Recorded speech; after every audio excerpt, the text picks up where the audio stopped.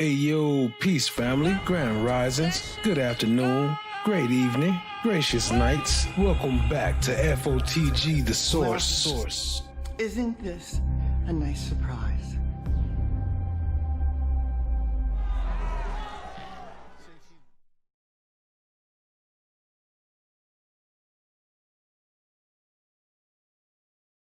Hey yo, peace stalker.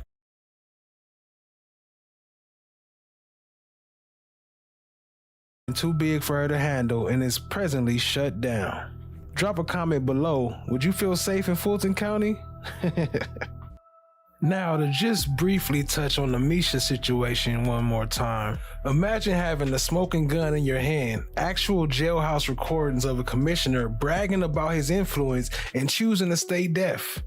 The Fulton County Ethics Board didn't just dismiss the case, they closed their eyes and plugged their ears. They threw out Misha Mainer's complaint without listening to the tapes. That's not an investigation, that's a protective detail. They hid behind attorney-client privilege like a shield. They claimed they couldn't listen to the calls because Arrington was working for his client, but as we mentioned before, his wife was on the call, which destroys his attorney-client privilege, which appears to be evidence of the board using a fake legal hurdle to keep the truth from coming out of the speakers. If they would have listened, they would have heard the voice of Arrington saying, "I went straight to the DA because I'm a commissioner." He admitted to skipping the small fish because he's the one who signs the checks for the big whales. The tapes prove he used his political seat to buy a lighter sentence for Corin Monson. The ethics board didn't want to hear it because once you hear it, you can't unhear the corruption. So instead of asking the judge to clear the air on the tapes, the board just walked away. They chose the abundance of caution for the commissioner over the safety of the victim. They could have sought a legal ruling to listen to the evidence, but in the deep dark, it's easier to close the file than open a can of worms that involves your own colleagues. After a year and a half of ducking the smoke, the clock finally hit zero. FANI WILLIS is scheduled to testify before the Senate Special Committee on Investigations on December 17, 2025. This follows a long legal battle where her lawyers argued the committee lacked the power to haul her in. Translation, she too fly and too high to get subpoenaed. The Georgia Supreme Court was just arguing about whether her old subpoena was still valid, but FANI realized that the walls was closing in. She's finally honoring the new subpoena because in the deep dark, you can only run until the law catches up with your ass. And now, they want to know about the appearance of impropriety that got her kicked off the Trump case. Yeah, that case is dismissed. The dream of the RICO is dead, but the bill is still due. You know they gonna grill her on the cash reimbursements, probably that Grey Goose, and whether the whole prosecution was just a vehicle for a fraud upon the taxpayers. But you know what we are wondering, will we see that same fiery, I'm not on trial energy? Or does she hide behind privilege? The world is watching the live stream to see if the hunter becomes the hunted. Could she possibly explain to the Senate why a state representative like Misha Maynor couldn't get a phone call while Nathan Wade was getting a first-class ticket to Belize? Is this really just another waste of taxpayer dollars? The committee meeting will be live streamed. While the committee cannot fire Willis, its findings will be included in a final report to the General Assembly that could possibly lead to new laws or changes to the DA's office, budget, and oversight. Real quick, before we go any further, let me say what up to the fam. What up, everybody? I see y'all, appreciate you joining. This is just a little introduction. We actually gonna be getting into her testimony. I was gonna air it a while back, but I didn't, so now we here. Appreciate y'all being here. What up? Let me see, start from the top. No one in the building. What up, no one? I see you. Ali, what up? Shout out to Ali. Appreciate you joining. Joni 4 in the building. What's good, Joni? Daniel Berry Sports Highlights in the building. What up? Jersey Girl Trey in the building. What up? I see y'all. Appreciate y'all joining. Just want to send some shout outs to our first responders. Appreciate y'all. Much love. Let's keep it rolling. They claim it started after the contract was signed in 2022, but these YouTube streets and the cell towers say different. We're talking about 2,000 calls and 12,000 texts before the ink was even dry. A former friend went on the stand and dropped a dime saying the romance was rocking back in 2019. In the deep dark, a private life usually has a public paper trail. So while Wade is swiping that credit card for lavish trips to Napa, Belize, and Aruba, Fanny has no choice but to say she paid him back. And how does she say she paid him back? From the good old Nike box under the bed. Cash Money FANI WILLIS says there's no receipts, no Zelle, no Venmo. Just trust me. The defense is looking at it like this is a magic trick where the money just disappears like a ghost. For Fanny, it's not just taking the stand, she's stepping into the ring. She told the defense attorney, "You're confused. I'm not on trial." While they were asking about wine, she told them she prefers Grey Goose. It was a high-stakes theater. She was fighting for her career while the world was watching, her personal business swinging and aired out like laundry in the yard. The judge, officially calling it an appearance of impropriety, gave Fanny a choice. Either she goes or her boyfriend goes. Wade took the bullet and resigned that same day. He went from the $650,000 lead man to the man walking out the back door with his box. I guess that's the price of mixing business with pleasure in the Fulton County circus. After over a year of ducking, diving, and legal hurdles, the clock has finally ran out. December 17th, FANI WILLIS is stepping into the lion's den at the Georgia State Capitol. She has officially been subpoenaed by the Senate Special Committee of Investigations. And her lawyer, Roy Barnes, finally had to admit, "We're showing up. In the deep dark, when you can't run anymore, you gotta prepare to fight." Her team is calling this a charade and a political hit job, pointing out that half the people on the committee are running for higher office. But the committee says they aren't looking for a show, they're looking for the receipts. They want to know exactly how much of that $650,000 taxpayer money was used for the prosecuting and how much was used for Napa Valley wine tours. State Senator Greg Dolezal sent shots. He said Lady Justice had her blindfold removed for her personal ambition. The committee wants to peel back the layers of the Trump case, which has already been dismissed. Is it possible this whole Trump thing was part of a bigger business plan? This ain't about jail time for Fanny, it's about the report. Whatever she says tomorrow gets baked into a final report for the General Assembly and locked down in history. They can't fire her, but they can change the law, cut the budget, and make life in Fulton County very uncomfortable. At 10 a.m., we see if she brings the same Grey Goose energy, or will the system finally get the last word? Fanny is stepping into the spotlight, but we can't forget how we got here. The only reason this committee has any teeth is because the evidence they saw was ignored by others. The deep, dark takeaway. The Board of Ethics exists to keep things clean, but in this case, it looks like they were the ones holding the broom to sweep the dirt under the rug. This is why the subpoena for tomorrow, December 17th, is such a big deal. The system had every chance to handle this, even behind the scenes, but instead they chose to go silent. We shall see if the Senate committee is ready to turn up the volume on everything the Ethics Board tried to mute. The system tried to bury the Misha Maynard tapes, and it tried to keep the Fanny and Nathan situationship in the dark, but now the lights are on. Will we see justice or just another political circus? The deep, dark truth is going to be on the record. The system will soon find out. Don't play with the source, but we here to watch it. So hit that subscribe, stay locked in, tap in, share with a friend. Let's get it, family. And don't forget to hit that like button too. Let's get it! Wade in the water. What up though, family? I see y'all in the building. Let's see, I thought I heard a little echo. Let me cut that down some.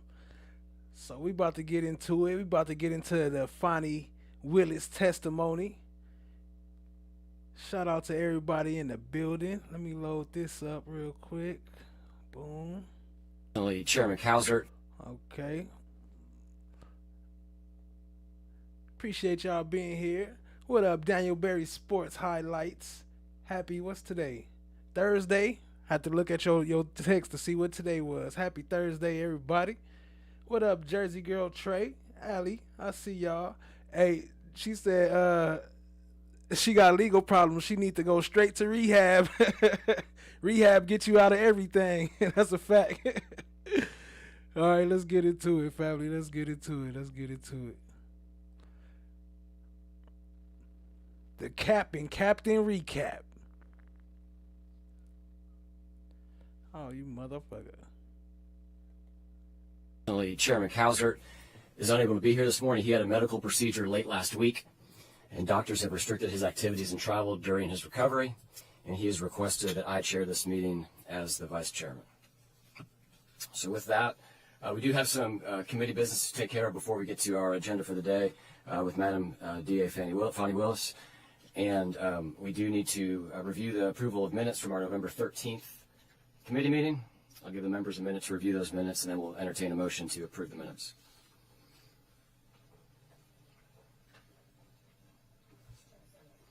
We have a motion to approve by Senator Jackson, second by Senator Gooch. All those approved, please signify by saying aye. Aye. All those opposed, like sign.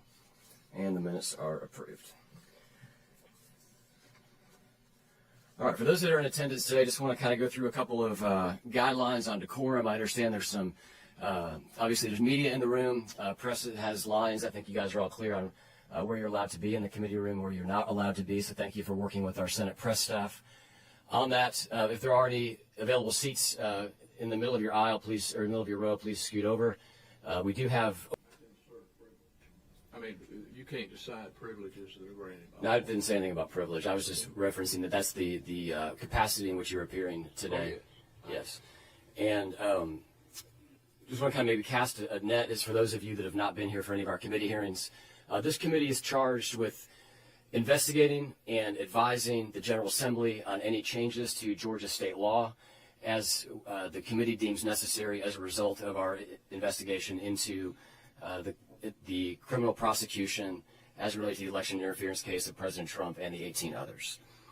We've had a series of meetings and have been working with the District Attorney Willis to appear today. We had a state law that passed, and it is my understanding you were appearing under the second subpoena that was issued, and there's still a Supreme Court case relative to the 2024 subpoena and the General Assembly that issued that, or the Senate that issued that at that time.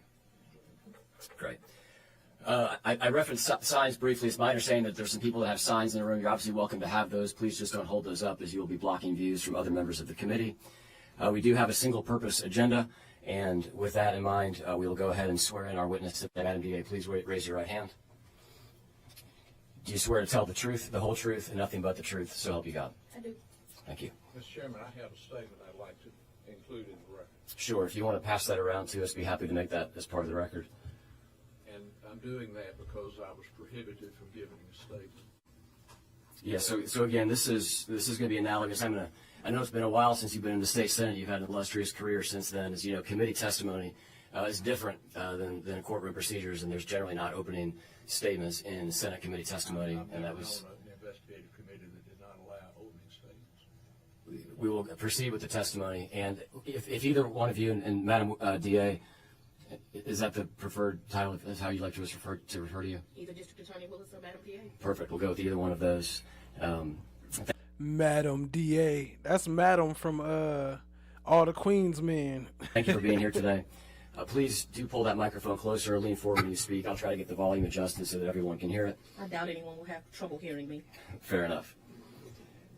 Just love if you could take a minute and walk us through your career history. I know that you have a 30-year legal history. If you could just tell the committee your path to becoming the district attorney in Fulton County. Well, I went to the best university in the nation, Howard University, matriculated through there in 3.5 years and graduated December of '92, although I walked in May of 1993. I then came down to Georgia because I was admitted to one of the top 25 law schools in the country, Emory University School of Law.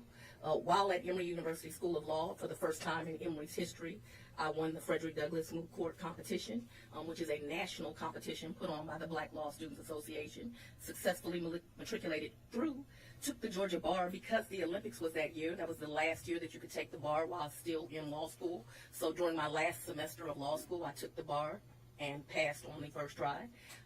Then became a lawyer. I worked for a small law firm with Alvin Kendall.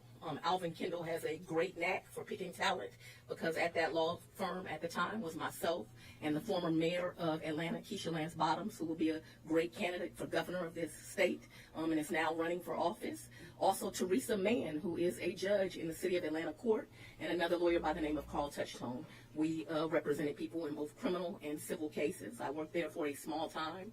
I then left that law firm and opened up my own law practice where I practiced both juvenile law, criminal law, did some family stuff. Young practitioner, I did that out of Douglas County, Georgia, but I represented people in the entire metro area during that time. Got married, had 2 children, became a solicitor, needed a kind of a more calm life, so I went to work for Raines Carter, who's been the longest standing solicitor, I think, in the country at this point.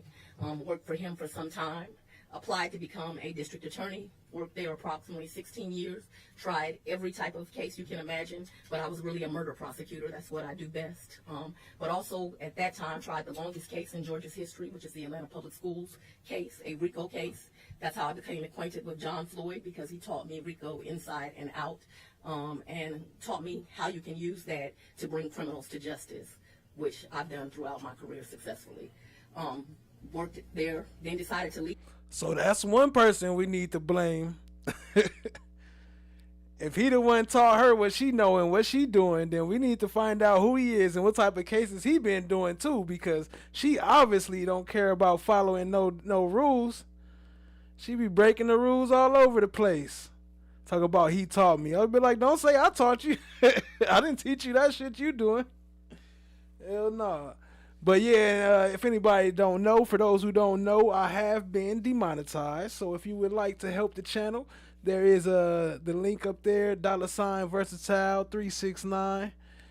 If you need a QR code, you could pause it right here. Pause. And then take a screenshot, and that's how you get to it from the PayPal and the Cash App. Appreciate y'all, family.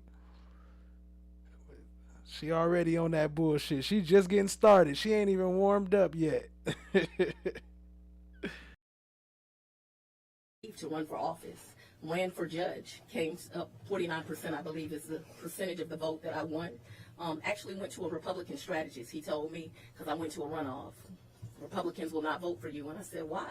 I've had a history of representing this state. I've done so successfully. I'm known as a prosecutor. He said, you're black and female. I said, I don't believe that to be true. I don't think that's the state of the nation. Who knew? He was right and I was wrong. I lost that election, but that was God's plan. Because after that, I had the honor of representing the Judicial Qualifications Commission. I'm one of the only black lawyers to ever be able to do that in the state of Georgia, where I prosecuted judges who had done something wrong. And so that was a great honor of mine.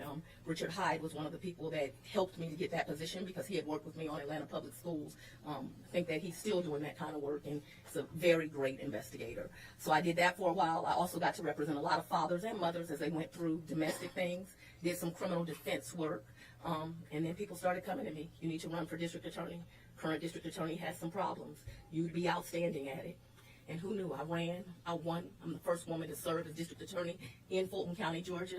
Best to ever do it. I sit here with a 92% conviction rate. That's my history.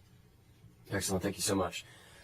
For those of us on the committee, it'd be helpful to kind of get a scope of what your office structure is like and kind of the makeup of your office. So how many employees are within the Fulton County DA's office? A little over 300 approximately. All numbers that I give today, which should be approximations, you should not hold me to exacts. Certainly will do so on these questions for sure. Of those employees, about how many of those are attorneys? Half. About 150 attorneys. How many investigators? 65. Okay. And how many paralegals?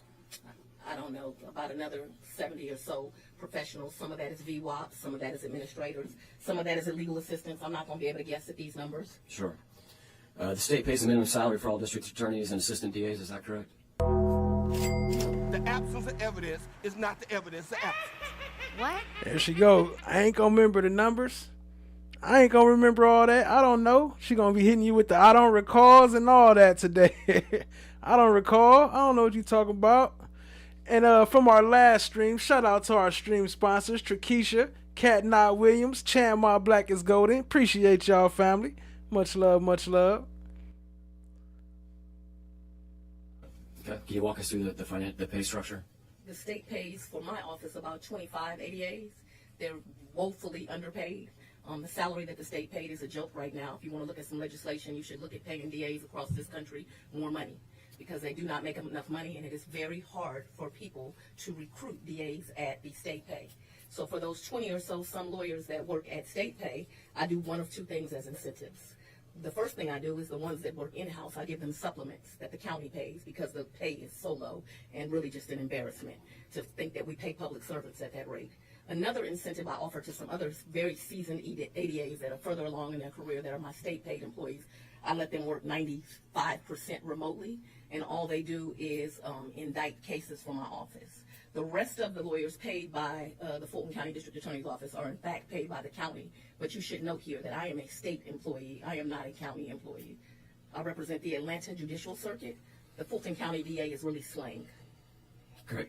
So give me a range then of those ADAs, including the supplement. What's the salary range of those Probably the ADAs? lowest salary of any DA that works for me is 85, and the highest might be around 200. Again, don't hold me to exacts. Sure. Okay. You were elected in 2020. We talked about that. You had a transition process in between the election and when you were sworn in. Can you walk us through what that process looked like? It was not a very good one. Myself and the former district attorney never had a conversation. We still have never had a conversation. But while I was still on my personal time, not yet being paid by the state of Georgia, I interviewed every attorney and investigator of the office and some of the other staff, because I wanted to decide who I was going to keep and who I was not going to keep. So I did that during that time period. I also had some committee members where I got some advice on things that needed to be priorities for the office as I took office. So I got very esteemed members of the Fulton County and the greater community to kind of advise me. I believe in diversity, so it was a diverse group. If you do studies on diversity, although some of you are against it, you will realize that the companies that do the best employ diversity. And so I employed diversity in that committee, and I've employed diversity in my staff because I represent a diverse community. Who was a part of that committee? I don't remember all the names, and I'm not going to guess at it. What names do you remember? Oh, my goodness. Lee Dupree's husband, William Dupree, was on that committee. There was another anchor, and I'm embarrassed to say that that was an African-American female. I'm not sure. I want to say Mayor Franklin may have been on the committee, but I can't remember exactly. There were about 15 to 20 people. That's been some time ago now. The interviews that you referenced with the existing staff as you were kind of determining whether they would stay, who participated in those interviews with you? It would be different people each day. Attorney Gabe Banks was one of the attorneys that did some of the interviews. He wasn't able to do all, of course, because he had an active and thriving law practice at the time. Jeff DeSantis did some of the interviews with me. Daisha Young did some of the interviews with me. People would come in and out based on their schedules. My deputy of operations now, Dexter Bond, did some of those interviews with me. Mr. Nathan Wade had a thriving practice at the time as well. He would come in and out and do some of the interviews. I was at every interview, but other people could only commit, so much of their time. They each did as much as they could. And that should not be the total list. That's what I can recall quickly right offhand. So don't take that as that was every person. I may have missed somebody that assisted me in that, and they'll have to blame it on my head, not my heart. Okay. She stole that from what's his name? Brian Steele, Young Thug lawyer. Remember he used to always say, "Blame it on my head, not my heart." Well, I don't know if she stole it from him, but I say she did because that's the first person I heard say it. Who was a part of the team that made the decisions on who you would keep and who you would go? What was the consultation process after the interview, and how many approximately, if I can ask you this question a second time, if you want to answer the first one, but I'm trying to get to how many people did you retain from the former DA's team, and then how many people were brought in that were new? I don't remember. I might have fired 50 or 60 people, but I don't remember exactly. Okay. It's the AJC did an article on she fired people, to which I told Fulton County I was going to only bring the best and the brightest. So I was always confused as to why that was a surprise. Was there a lead on your transition team? I was the lead. I was the DA. Okay. Was there another person that you consulted with more than the others? No. I believe Mr. Wade said under testimony that he was a part of over 90% of these meetings or decisions. Do you recall that being an approximate, accurate statement as to his involvement? I can't speak to any other person's testimony, so I'm not going to ever comment on someone's testimony. If he testified to such, you're going to need to show it to me. You'll have to forgive me. I don't really trust you. So I'll have to see that particular testimony. Do you recall Mr. Wade being... Well, wait just a minute. She's got a right to finish her answer. You don't have a right to cut her off. That's incorrect, Governor. Thank you. Talking about she has a right to finish her answer being done. Now she over here talking about me. She don't have a right to keep on going with her outside of that. That ain't part of her freaking answer. She has a right to finish her. No, she don't. Shut up. I'll be completing. So I'll have to testimony. So I'm not going to ever comment on someone's testimony. If he testified to such, you're going to need to show it to me. You'll have to forgive me. I don't really trust you. So I'll have to see that particular testimony. Do you recall Mr. Wade being... Well, wait just a minute. She's got a right to finish her answer. You don't have a right to cut her off. That's incorrect, Governor. Thank you. I'll be completing answers, so sir. Sure. So Incorrect, Governor. Was Mr. Wade part of, would you say, more than half of the interviews that you conducted? Yes. Would you say it was more than 75% of the I'm interviews not you going to guess conducted? the numbers. He was definitely more than half. And what percentage of decisions, was the same percentage of decisions that he was a part of? I ultimately made every decision. I take wise counsel from a group of people. So I took wise counsel from him. I took wise counsel from Deputy Bond. Ultimately, I made the decision on who stayed and who went. Was Mr. Wade paid for this transition work? None of them were paid. It was all volunteer work. It was wanting to make sure that the region was safe. So people volunteered their time to make sure that we had the best and the brightest representing Fulton County and that this community stayed safe. And every person who did it for free. Thank you. Part of one of the things you did when you came into office was you formed this new anti-corruption unit. Is that correct? Absolutely. Can you walk us through the decision process to stand that unit up, if that replaced any other units, and who was a part of that unit once it was stood up? And I'm actually not sure we called it the anti-corruption unit when we first took over. So when I became the district attorney, Paul Howard had 101 police brutality cases, many that went back to years, maybe to 2009. People in the community were very upset. It was both unfair to the law enforcement officers and to the community that decisions were not made. And so I knew that one of the things that I was going to have to do was to make sure that every case got looked at and was evaluated. And so I was looking for attorneys to do that. I'm not sure if that's what we called it at first, because I think we called it the Civil Rights Unit, in fact. When we first opened it, I think it was the Civil Rights Unit. At some point, I go to visit other huge district attorneys' offices that have kind of the same kind of struggles that I have as a major metro area. I went to visit the Houston District Attorney's office at that time, and in that office they had divided cases, and I thought it was a brilliant way to do business. And so I think that's the point that I then formed a civil rights unit, which would only deal with police brutality, and an anti-corruption unit. So I think when we first started that it was called the Civil Rights Unit. Okay, how many people were part of that unit once you got it fully operational? Well, it depends. You know, the county has, in my opinion, stolen people from me, so we can't do the job as effectively as needs to be done. I've had as many as... She got a real problem with answering questions. That's one thing that they do. If y'all notice, they always do that too. Like, they did that with the cops too. Once they come to putting them on the line, they are great at evading questions. I said that before too. Like, if you want to know how to get out of this court stuff, you got to practice your question evasion. You got to be able to reflect whatever they saying and turn it back on them. Whatever the question is, it don't matter. I don't answer questions. I just make statements. It varies. It has varied because we had an anti-corruption unit and a civil rights unit. So it's varied. Can you give us a range? It really depends on who you're calling the anti-corruption unit. I've probably not had more than 2 lawyers in that unit, maybe 3 at any given time, an investigator or 2, and a legal assistant. They may have been doing double duty somewhere else. And you entered into a contract with Chris Campbell to do some taint work as a part of that unit, is that correct? That would be the civil rights unit. Well, it sounds like they were somewhat interchangeable from what you just said. You said it was called the Civil Rights Unit when it started. the civil rights unit may have encompassed everything at first, and then it ultimately becomes police brutality cases. And so what Mr. Campbell was, when the police take a statement, I know you're not an attorney, but there's an issue called garrity. And what happens is government employees, mostly we're talking about law enforcement officers, they will make a statement to the police, but that statement won't be Mirandized. There's all kinds of legal rules around it. I can't be privy to those statements. I shouldn't have them.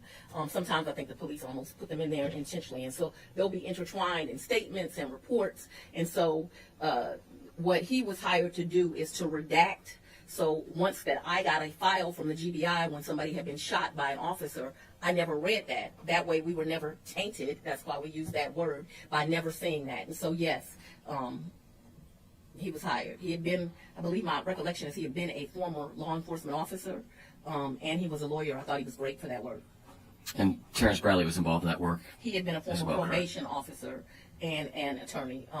That's one of the reasons that I thought that they would do outstanding at it, because they had long histories in the law enforcement community and lawyers.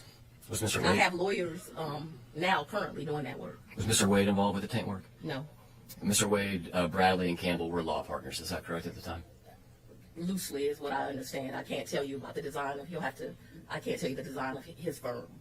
I think more so what happened is they shared office space and cost or something, but I don't know. I shouldn't speak to that or speculate to it. Did you place anyone in charge of the anti-corruption unit, or did everyone that worked for there report directly to you? I mean, ultimately everyone reports directly to me, but the anti-corruption unit, so when it was a civil rights unit, yes, it had a lawyer that was over it. His name is Brian Watkins. He is a lawyer that's been practicing law longer than I, and at first he had everything until we realized there was so much volume of work, because he doesn't just do this kind of work. It's not just police brutality now, right? Now it's police lied, or it's an elected official did something wrong, and it just became too much. Once we stood up these units and my county understood we were doing these kind of things, fortunately or unfortunately, the office started to get referrals, and so it just grew. Ellie said the first thing she do is make sure they are shady and disingenuous and crooked like herself before she hire people.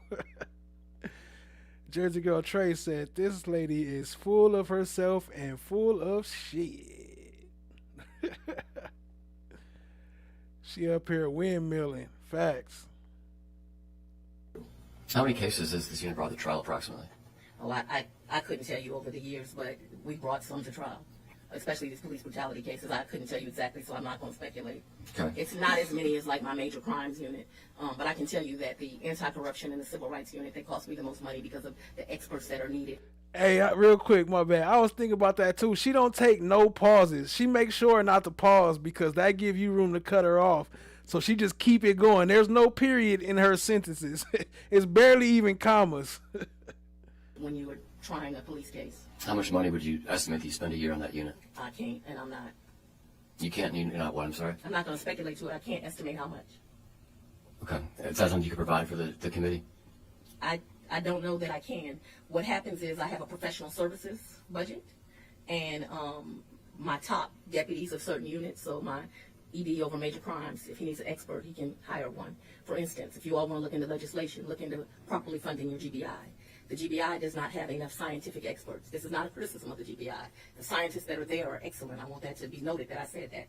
The scientists that are there are excellent, but they do not have enough experts. So in year one, when I become the DA, they tell me, and I have an email that proves it, we can't test all your ballistics evidence. We don't have enough. So I have to go into my budget, more than $100,000, I can tell you that. I think it's been about that annually, and hire private scientists to do that ballistics work. Now, I got the names of those scientists from the GBI, but also my deputy, Mr. Watkins, over civil rights. If he needs an expert, he knows that he can get one. If my ED over major crimes needs an expert, they can get one. My domestic violence expert, if they need a domestic violence expert, they can get one. And so it all comes out of this professional services budget that I both pay attorneys that come in and work as special prosecutors, and that I pay professional witnesses that we have to hire to do our work. So, Mr. Watkins, That I pay. You hear? She pay him out the pocket. That I pay. Jersey girl say she usually supports sisters, but this mess right here give me a secondhand embarrassment. Hey, that's a fact though, cause like more power to the black queens. I love to see black queens in powers of, and positions of power, and everybody be like, well, she up there doing her thing. Don't be hating, cause we don't get black girls up there that often. And that's true, and I agree with that. Like we gotta support our black women that's raising up there to the top. But if they get up there pulling some bullshit and making everybody else look bad, then it don't work out. Like shit, you doing wrong, you need to be put on blast just like everybody else. Was in charge by title, or was it more so by function that he was in charge of the unit? I don't understand your question. Did he have a title of director of the anti-corruption unit, or was he just a person that everyone knew would make the calls he was within the the deputy of the civil rights unit. Okay. He remains the deputy of the civil rights unit. At some point, the civil rights unit became civil rights and anti-corruption. Do you use those terms interchangeably now? I do not use them interchangeably. I have one deputy over anti-corruption and one deputy over civil rights. Who's the current deputy over anti-corruption? Tanya Boykin. Who was the first one? Sonia Allen. She is now the district attorney of Cobb County. She had a great DA from Fulton endorse her, and she won. What was Mr. Wade's role in the anti-corruption unit? He didn't have a role in the anti-corruption unit. The election interference case, what unit did it fall under? I called it the election team. Okay. Verbal diarrhea. When Mr. Wade was he hired solely to focus on this election, to work on this election team, or did he do other work within your office? I don't remember. I think there were times where I'd bring in some of my senior personnel and ask them, what's your thought on this case or these facts? I always involve wise counsel. I'm sure he was in some of those meetings. Would you classify Mr. Wade as senior personnel as being part of your team? Would I classify him as senior? So he was a special prosecutor. He never worked for me as an employee. What I would call him is a seasoned lawyer. 25 years, first African-American lawyer to ever serve Cobb County as a municipal court judge. What I would call him is a lawyer with a distinguished resume. Okay. When did you begin to consider whether to bring charges in response to the 2020 presidential election in Georgia? Don't answer that. That's a deliberative privilege. Don't answer that. I instruct you not to answer. Is it true that... That's a good question. See, what he's trying to lead to is, did it have something to do with Biden and Kamala Harris? Was they one of the ones that convinced you to go after Trump and try to lock him up so he won't win the presidential election? That's where he's trying to get to, but he got to phrase it a certain way so it don't be so obvious. Part of your transition team was involved in the process of interviewing people before you entered office to lead the investigation into the 2020 presidential election. I'd like to answer that. Go right ahead. You only take my advice sometimes. Anyway, go ahead. That's really an ignorant question. And if you understand what the word ignorant means, it means the lack of knowledge. If you recall the facts, I was already district attorney. Hey, who remember when they used to say nigga mean ignorant? Did she just call him a nigga? Remember they used to say nigga mean ignorant, ignorant mean nigga? Did anybody ever find out if that was true or not? When this all came to light. So it's factually impossible. You were district attorney when what came to light? When Raffensperger went on Good Morning America or whatever show he went on. I was already district attorney, so what you ask is a factual impossibility. Now, I know they've gotten black folks confused and said I was running for office, saying I was going to prosecute the President of the United States, but that's what we call a lie. Okay. I would like to... from here on out, okay? Yeah.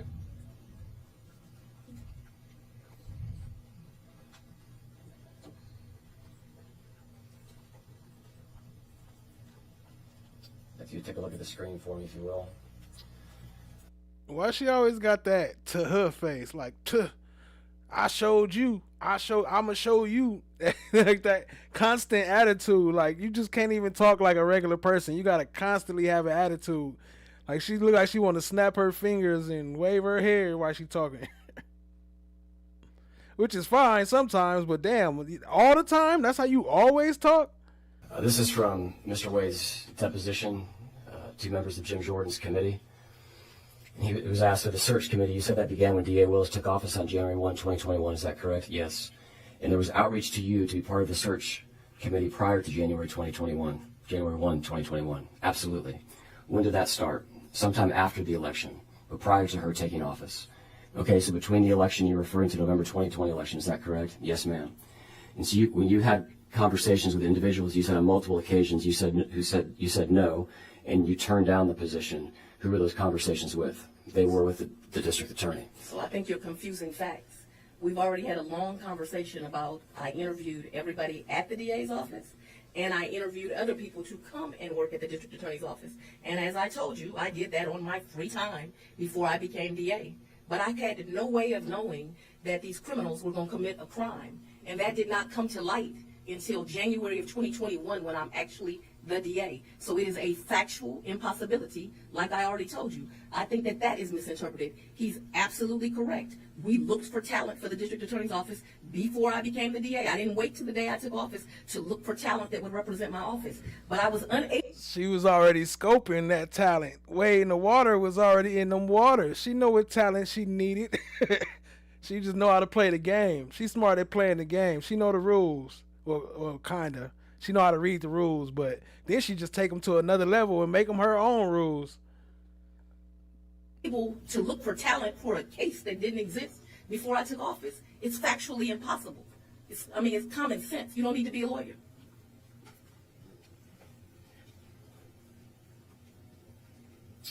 I'm going to read you some additional testimony. I'll try to put it on the screen. You can read me as much as you want, but and I will. Thank you, Madam DA.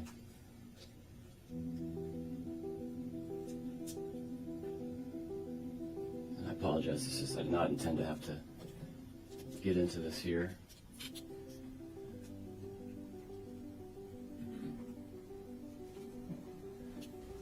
What was the... Hey, hold on real quick. That's a fact right there, too. I was wondering that, too. Like, this must be different than regular courtrooms, because she just in there talking all types of shit. Could you imagine her in front of Glanville? Like, them going head to head? It would not be the same as this right here. It seemed like you know, in the movies, when they go and they be like, here, I need you to get these pictures. Go and drug this dude and take these pictures with him, and then, you know, that way we got something to hold against him so he can't go against us. It seemed like one of them situations. Like, they got some dirt on him, and he got to just act cool the whole time, knowing damn well that ain't no other judge gonna take this from nobody. Mr. Wade says that there was an interview on line 13, as you'll see here. This is prior to you entering office. What were you interviewing him for? I didn't interview him prior to him entering office. He had a thriving law practice. Even when he ends up being offered the position, he doesn't want it. No.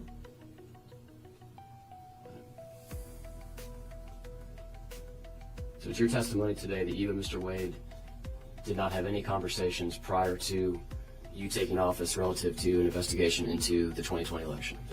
Don't answer that. That is a deliberative privilege of what goes on in a district attorney's mind in the process of doing. She wasn't district attorney. She was. Prior to being sworn in, she was district attorney? The evidence is going to show anything that I may have said, they exacerbated it. Shut the fuck up! My question. Prior to you being sworn in as district attorney, is it your testimony today that you did not have any conversation with Mr. Wade about investigating the 2020 election? Do you want to answer? It's a dumbass question. I know it is, but go ahead and tell it because it occurred after. Do you want to answer? It's a dumbass question. I know it is, but go ahead and tell it because it occurred after. It's a dumbass question. And I bet she heard her homegirls was clapping. Girl, did you see that? Did you see the way I told him? I told him that's a dumbass question. She took office, but I didn't know that he was going to commit a crime prior to me taking office. Like, factually, it's impossible. Okay, thank you. Would you agree with the statement? Should I skip that question? When did you decide to hire outside of your office a special assistant district attorney for this election case? Oh, Lord. So when I became the district attorney of Fulton County, the office was in absolute chaos.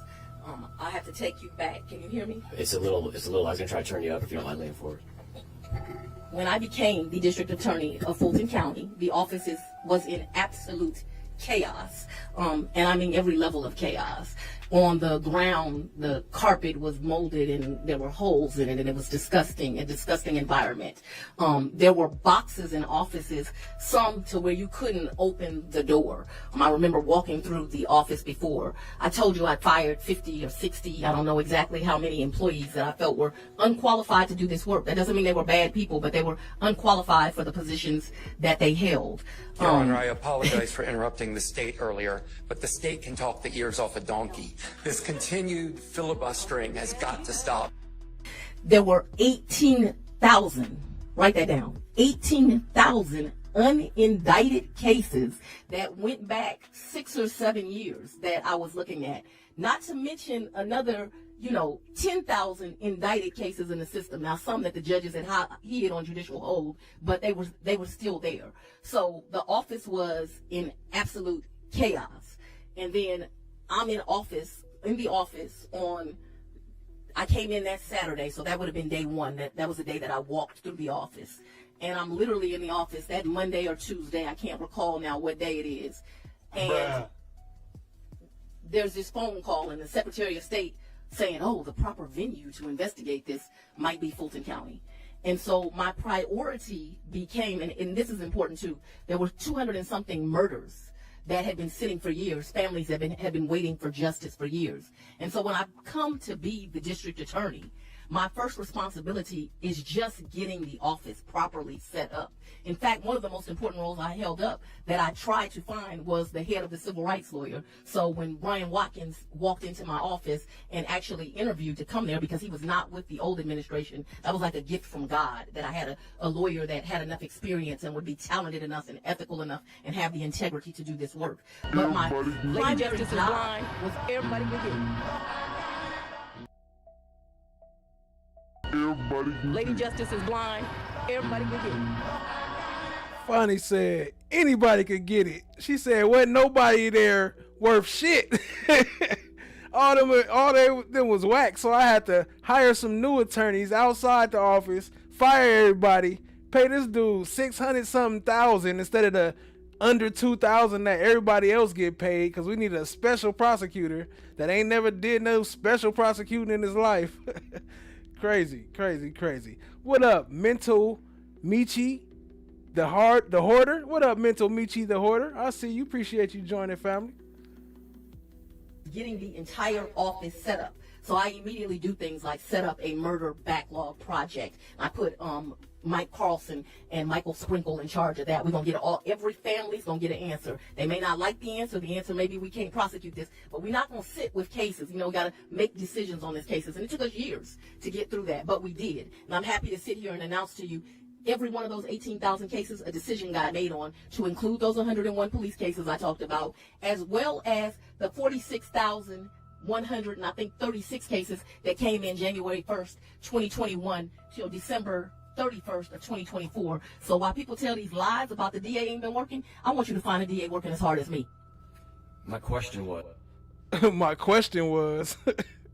thank you for all that information, but that didn't have shit to do with what I asked you.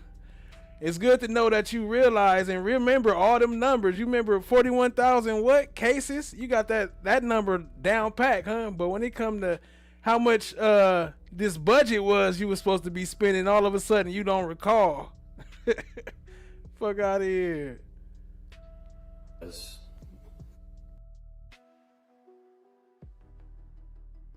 Look at it, look. Is that correct? Yes. And there was outreach to you to be part of the search committee prior to January 1, 2021. Absolutely. When did that start? Sometime after the election, but prior to her taking office. Okay, so between the election, you're referring to November 2020 election, is that correct? Yes, ma'am.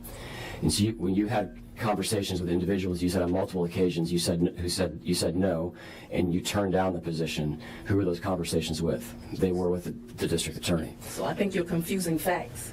We've already had a long conversation about, I interviewed everybody at the DA's office, and I interviewed other people to come and work at the district attorney's office. And as I told you, I did that on my free time before I became DA. But I had no way of knowing that these criminals were going to commit a crime. And that did not come to light until January of 2021 when I'm actually the DA. So it is a factual impossibility, like I already told you. I think that that is misinterpreted. He's absolutely correct. We looked for talent for the district attorney's office before I became the DA. I didn't wait till the day I took office to look for talent that would represent my office. But I was unable to look for talent for a case that didn't exist before I took office. It's factually impossible. It's common sense. You don't need to be a lawyer.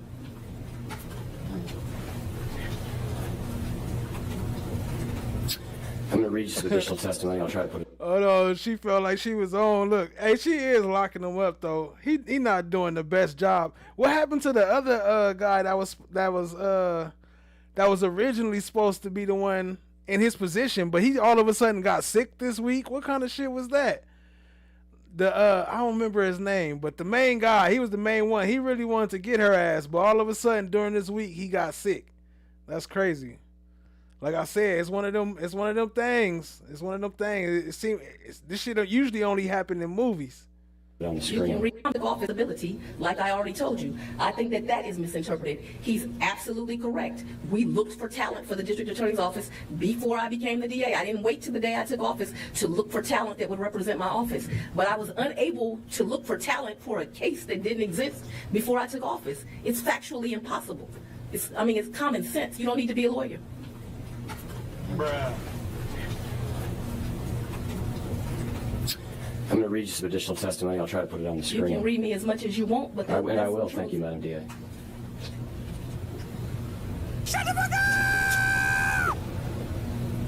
And I apologize. I did not intend to have to get into this here.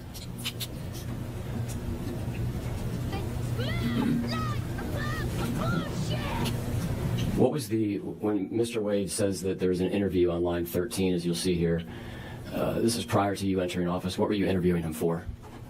I didn't interview him prior to him entering office. He had a thriving law practice. Even when he ends up being offered the position, he doesn't want it. Okay, now.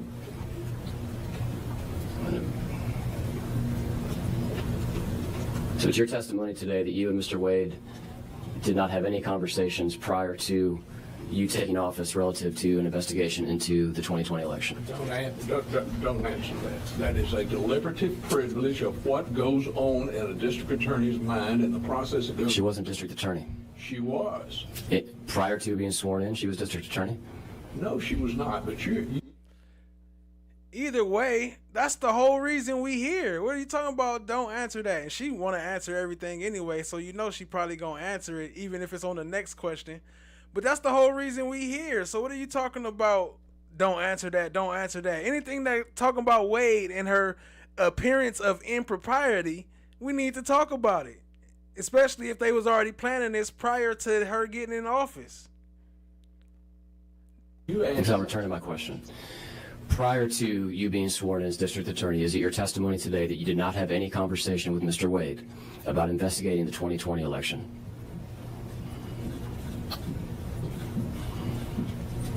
But that still kind of don't make sense though, because she wasn't in office yet. So the investigation wasn't important yet because it hadn't happened yet. It didn't happen until 2020, I believe.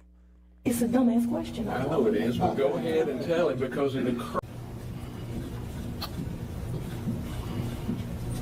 Do you want to answer?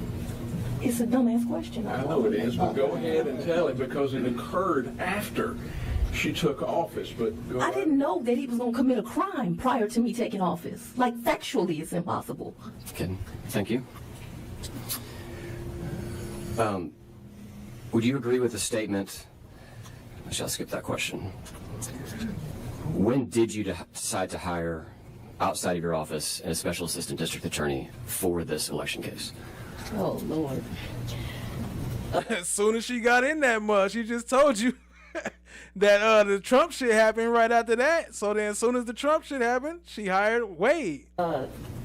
So when I became the district attorney of Fulton County, the office was in absolute chaos. I have to take you back. Can you hear me? It's a little. I was gonna try to turn you up if you don't mind leaning forward. When I became the district attorney of Fulton County, the office was in absolute chaos, and I mean every level of chaos. On the ground, the carpet was molded and there were holes in it, and it was disgusting, a disgusting environment. There were boxes in offices, some to where you couldn't open the door. I remember walking through the office before. I told you I'd fired 50 or 60, I don't know exactly how many employees that I felt were unqualified to do this work. That doesn't mean they were bad people, but they were unqualified for the positions that they held. There were 18,000, write that down, 18,000 unindicted cases that went back 6 or 7 years that I was looking at.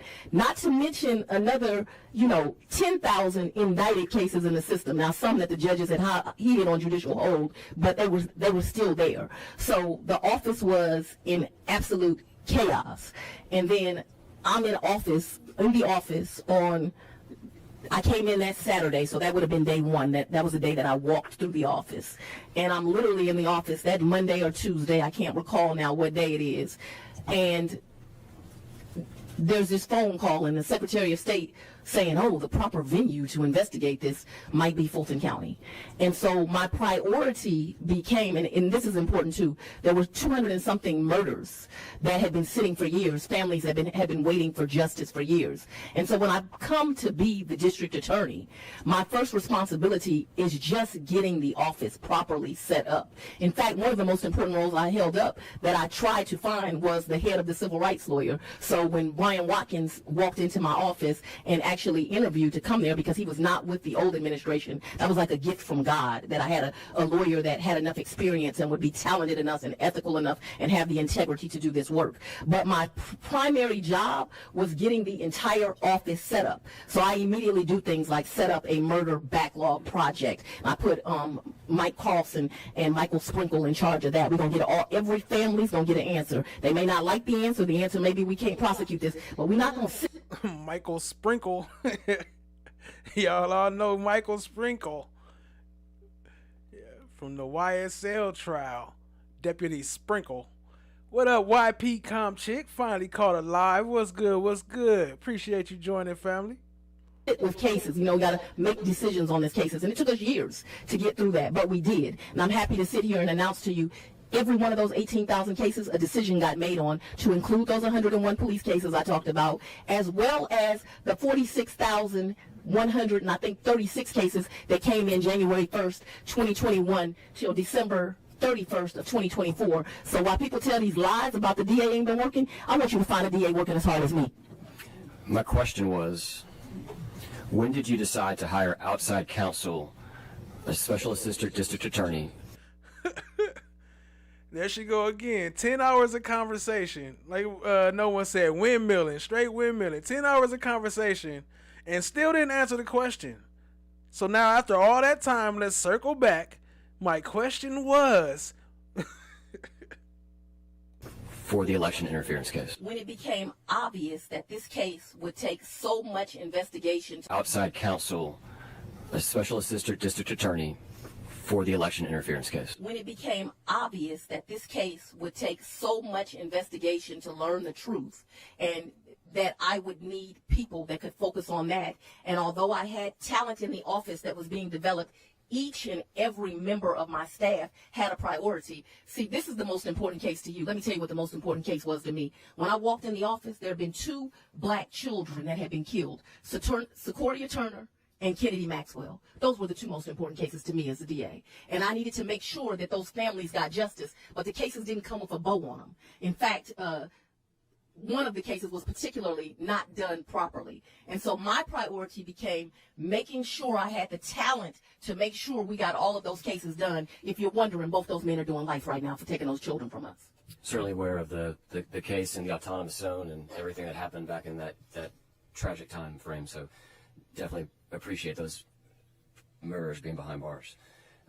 So you didn't really give me a date range, but we'll just move on here. But you did consider Governor Barnes for this role. He's testified to that previously. And let me tell you what Governor Look, he had to move on. She still didn't answer the question. Barnes told me. Governor Barnes told me when he was the governor, he changed the state flag from the Confederate flag, and that as a result of him changing the Confederate flag to a shape. Wait, hold on. Where you going, Fanny? Hold on. We over here. Hold on. Where's she going with this conversation? Hold on. It's all right. If things need to be talked about them. But where's you going? That's not what we talk about right now. Changing the flag to make it more inclusive to all Georgians, that the Ku Klux Klan sat outside his house and that he lived under threat during that time period. He told me that him and his beautiful wife had survived that, but that he was an older gentleman now. I'm going to say that nicely. He was an older gentleman, and due to the nuts that would come out of the woodwork if I was doing this type of work, that he was not at a juncture in his life where he could take those kind of security risks. He also refused to work for $250 an hour.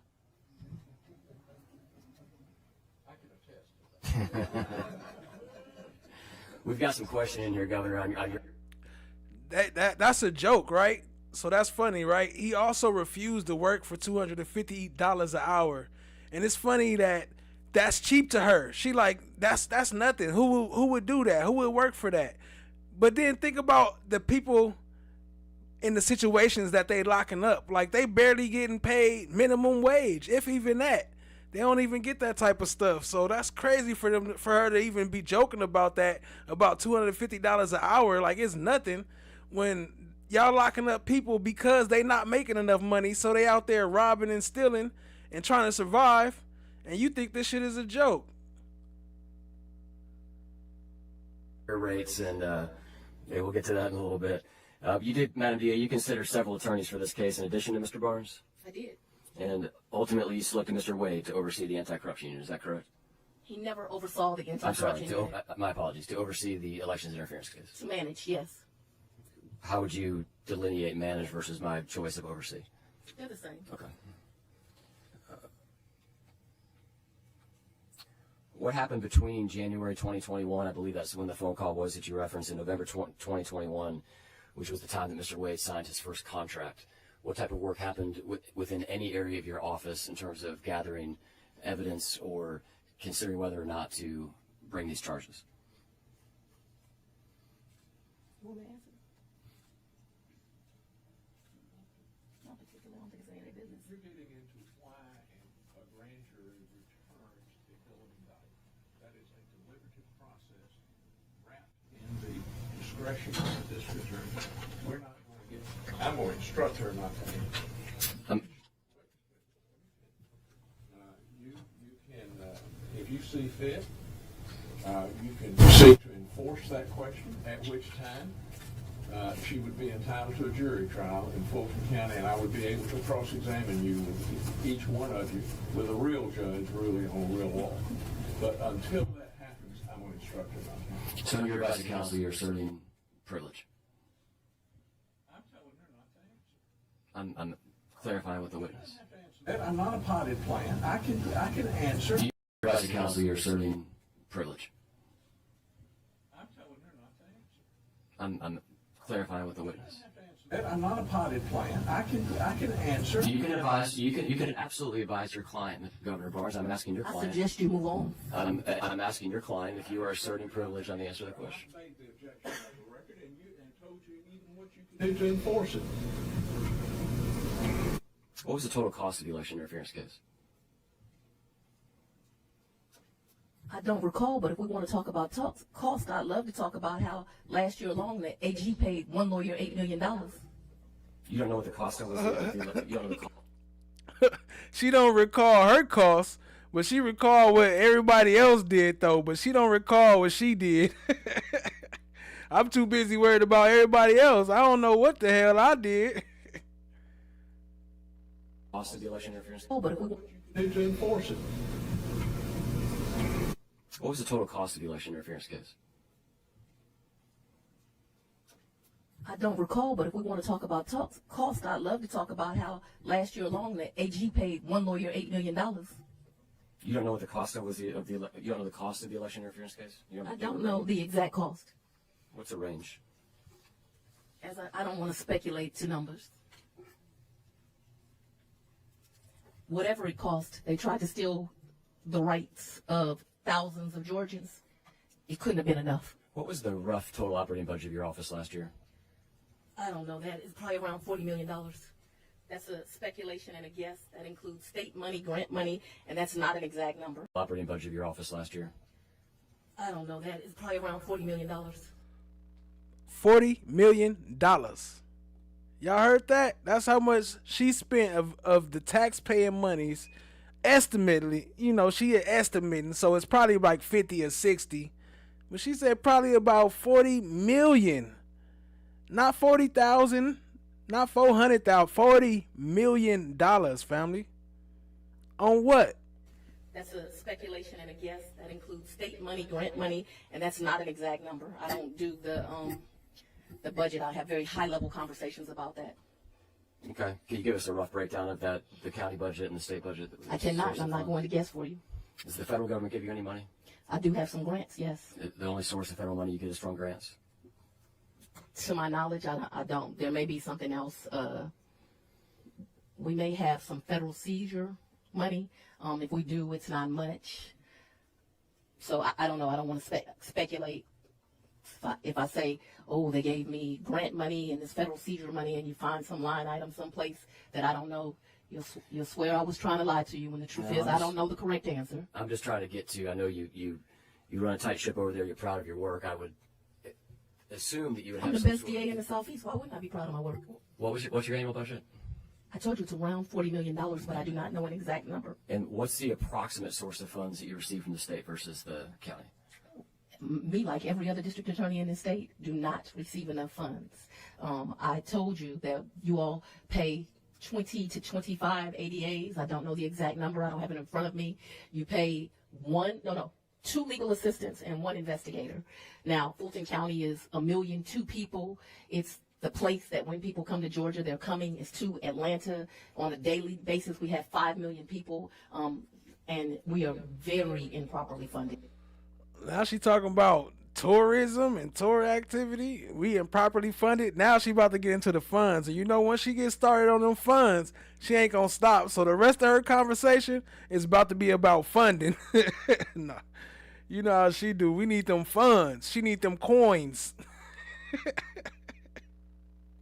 If this committee wants to do some real work, it'll get serious about crime fighting among this state. From every rural community to I'm answering my question. That's not the answer to the question. Okay, well, if this committee wants to get serious about legislation to make the communities in the state of Georgia safer, they will invest more money in every district attorney's office across this state. That's the rural DAs need more, the middle size, the residentials, and the big cities like Atlanta. All of us need more resources to be able to do our job appropriately. And it is a joke the way that these people are funded, that are dedicating their lives to public service. Also, I want to go back to, because this is extremely important and you have the power to do it, the Georgia Bureau of Investigations cannot take rape kids. For advice on what the legislature you asked can do. And we will get to that time. And if she would answer the question, Governor, I would not be saying it. She's pontificating on everything from rape kits, which was what she was about to get into. The question was the amount of money that came from state funds and county funds, and she doesn't know the answer to that question. The answer is I don't know. The question isn't let me talk. The answer is let me talk about rape kits.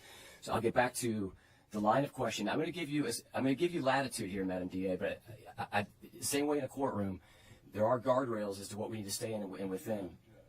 Indeed, Governor, and this is not a courtroom. You don't have the power. I can't do it, Captain. I don't have the power. How is he letting them just debo him like this? Who is this guy? How did he get to where he is at? Because he definitely not acting the same as the other dude. I might have to play one of his commercials or something. I mean commercials. One of his news clips or something, so y'all can see who I'm talking about. But he definitely wouldn't have been taking all that. I have plenary power, Governor, to conduct the meeting. Absolutely. You do not have plenary time. I know you think you do and that you're above the law, but you are not. If you want to cite her for contempt, Governor. she is entitled to a jury trial, and I can examine you on your actions, and I can examine you on your motives, then I will be glad to take that. As Clint Eastwood said, night day. We know the motives. He's on the ballot. Governor, this is This a is a witch hunt. this is a hearing of the Senate Special Committee on Investigations. You're not worried about those that you convicted illegally and locked up. Why is it that you run ads? We're going to go on to our next question. How are the funds? You say that we give you the money. I know that's a loose term, and See that? Look, got away with another question. That's another one she didn't have to answer. They moved on again. that flows into the Fulton County coffers, so to speak. And when you remit payment, you do that through the Fulton County accounting system. Is that correct? Your question was compound. I didn't understand. Sure. I'll try to break that down. When checks are written as a result of a check request made by your office, those checks are paid by Fulton County. Is that correct? I don't know how every check is written and if that's going to be 100% accurate. So I'm going to refrain from asking that question. What I can tell you is that, and probably happens in every other circuit, the district attorney has control over their budget and they don't have to go to the county. But I understood I was a woman DA coming in the office. I also understood that I was African American. And so therefore there would always be a target on my back. And so I did two things financially. One is I've never, so people can stop requesting, had a credit card associated with that office. Never. So I've never had a credit card, will never have a credit card. The other thing I did is that there is a CFO of Fulton County, a white female. Her name is Sharon Whitmore. I believe you've heard from her. And so I made it so that the procedures of my office, although I did not have to do it, that it has to go through her for clearance. That way nobody would say the district attorney stole any money. Okay, that gets to the core of my question. So when you're paying vendors, when you're paying contractors, that's going through. I think you said her name was Ms. Whitmore, and she did testify before the committee. What I'm getting to, and I'm trying to figure out, is whether when the state funds come in, the federal funds come in, the county funds come in, are those paid for out of separate accounts, or those funds kind of commingled into a general budget, if you will, that gets allocated? I really couldn't answer the question. There's many different pots of money from the county. The state directly pays those state employees. Then they get another check from the county, the ones that don't make enough from the state. I really can't fully answer your question of all the ways.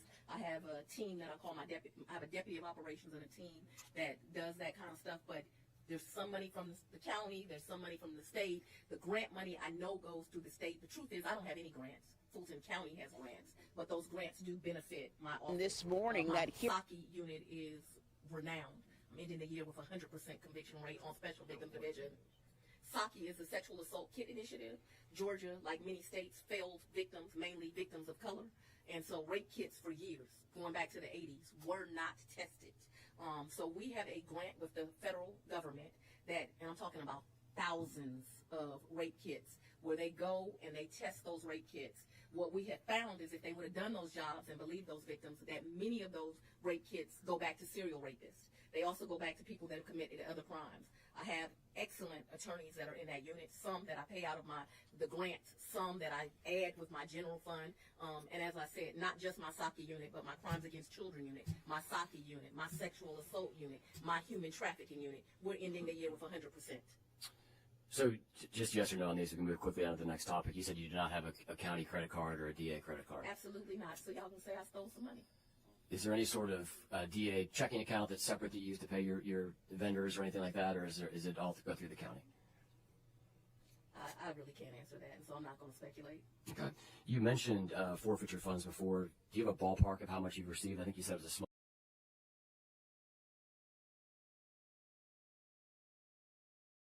Yeah, I believe he is the Attorney General. Let me see. He in this clip right here. I'm not sure what he gonna say, but this is just a clip so y'all can at least see who he is. Let me see. Which screen should I go to? This one? All right. Oh, nope. This one. hearing underway at the state capitol, and as it wound to a close, we did learn that attorneys have been negotiating behind the scenes, apparently, with the committee chairman announcing that DA FANI WILLIS has agreed to appear before the panel and answer their questions next month. We need her The committee chairman. input. We need her to tell us what does she think is appropriate behavior by a prosecutor so that we can build it into the law. Senator Bill Cowser chairs the Senate committee investigating Fulton County DA FANI Willis's alleged misconduct in connection with the Georgia elections interference case. After months of back and forth and legal challenges, the committee announced during Friday's hearing that Willis is scheduled to appear before them on November 13th. Attorneys are still working out the terms. She has agreed to testify in front of our committee to honor our subpoena, and she wants to limit the scope of the questions. I'm negotiating that with her attorney now. Willis came under fire after she was accused by one of the defendants in the elections interference case of having an inappropriate relationship with former special prosecutor Nathan Wade and having financially benefited from that relationship. Both Wade and Willis denied the accusations, but following multiple hearings and appeals, Wade stepped down. In September, the state Supreme Court held up a lower court ruling disqualifying DA Willis from the case. I keep repeating, we're not on some witch hunt against FANI Willis here. You know, that's been left up to the judicial system, and essentially the courts have removed her from prosecution for a variety of reasons. The Senate committee doesn't have the power to prosecute Willis or remove her from office, but can make recommendations as to whether new laws or ethical guidelines are needed for DAs in Georgia. Come on back, come on back. We back, we back. All right, we back, we back. You know how they do, man. They get to shut me down, man. They be like, shut him down. Let me see. Let me make sure we back. Make sure we back. Everybody here? Let me see. Check on this side. Okay, we back. Yeah, they be like, shut him down. Nah, I don't know. I don't know what it is. Maybe it was me. Maybe I did something that I don't know I did. But anyway, we get back to it. Y'all pretty much see that was him that I was talking about, though. Anybody still here? Y'all still here? Let me see. Let me refresh this. Make sure I can see y'all. Refresh your browsers. Load back up. Wi-Fi sucks past few days. What up, YP? I shared on X. How do we get monetized again? I gotta apply again. I gotta wait till February, so I won't be monetized until at least after February, and then I have to apply for it again. So hopefully that goes well. But it looks like we back up and rolling. Appreciate y'all. Let's keep it going. All number of state forfeiture funds? No, I said federal. Okay. I don't think there's much in the federal forfeiture account. Do you receive state forfeiture funds? I do. Approximately how much a year is that in an average year? I don't know the number to that. I can tell you I have sitting in abeyance. I just did a huge forfeiture, but it's not money we can touch yet, and it's a couple $1 million. Okay. What's your understanding of the allowed uses of state forfeiture funds? Oh, if I don't know the use of a forfeiture money, I talk to lawyers in the office. I'll go to PAC. I don't touch forfeiture money unless I get some approval. And real quick, yeah, she did. She do got a daughter. She got 2 daughters, and actually, we covered one of her daughters, on this video getting arrested, and she showed up with Nathan Wade as her daughter was getting arrested. And then, after she got arrested, she showed up to pick up the car after her daughter got arrested. But she showed up with Nathan Wade during the time that they said they was no longer together and no longer talking. Do you know of any delineation between the allowance of uses between state forfeiture funds and federal? There's definitely rules. I was asking about the difference between federal and state, if there's any rules there. There are rules to both, and I don't know I can't tell you the rules for each. Anytime we were going to make an expenditure, we would look at it, I'm sure. Do you know if those funds are commingled at all within your system? I don't know it, but I would believe not. Okay. Who is it? You mentioned that you got people. Who is it that oversees the use of forfeiture funds in the office? It's going to be the county that goes with this. Some stuff is going to go back to the county. Okay. And do you know whether or not any forfeiture funds were used to pay Mr. Wade? I'm not aware of that. We would have submitted the invoices to the county. The county would have used one of those mini line items. They would have paid them. Can you think of a reason why forfeiture funds would be used to pay Mr. Wade? I guess they. She just told you that she doesn't know. So Yeah, you were asking me to speculate. You do not know whether Mr. Wade was paid with state forfeiture funds or not? You're asking me to speculate. No, I'm asking if you know whether or not state forfeiture, any forfeiture funds were used. I'm unaware of that. I'm unaware if the answer is yes. And the lie detector determined that was a lie, because we already know she did, because we seen it before. Hey, I do got a clip of me saying that, but anyway, we seen it before. They already been said that he got paid out of the forfeiture funds. I'm unaware if the answer is no. What I'm aware of is the process was turn in a bill and they would do it. You and Jim Jordan working together? I've never talked to Mr. Jordan. That's probably why they didn't want to pay that Young Thug money back so soon, because she gave a lot of that money to Nathan Wade. That was his cut. And she took it from Young Thug. Just I don't know one about point. that. Anybody who doesn't report people that get raped in college, I'm gonna have to disagree Just with want you to there, point this Governor. out here. This is, you recognize the bottom form here? Fulton County Court Payment Voucher. I don't. Is this you've never seen any document in this format before? Never. Okay. Well, this shows a number of things here. It shows what fund it was paid from here, which is 440, which is your the forfeiture fund account. You can see at the top the unit name, confiscated funds for this invoice, and then here you can see that this was a payment made, and I apologize, you can't see my mouse. On the left side there, right in the middle, you can see that this was a payment made to the law office of Nathan Wade. In reviewing for your testimony today, we just did review the bills and look through different sources of funds that were used to pay Mr. Wade. I know you weren't, your testimony is you were not aware that forfeiture funds were used. We saw Mr. Wade was paid from forfeiture funds and from the county general fund, which is Fund 100. And that's why I was getting to the uses of forfeiture funds to pay independent contractors.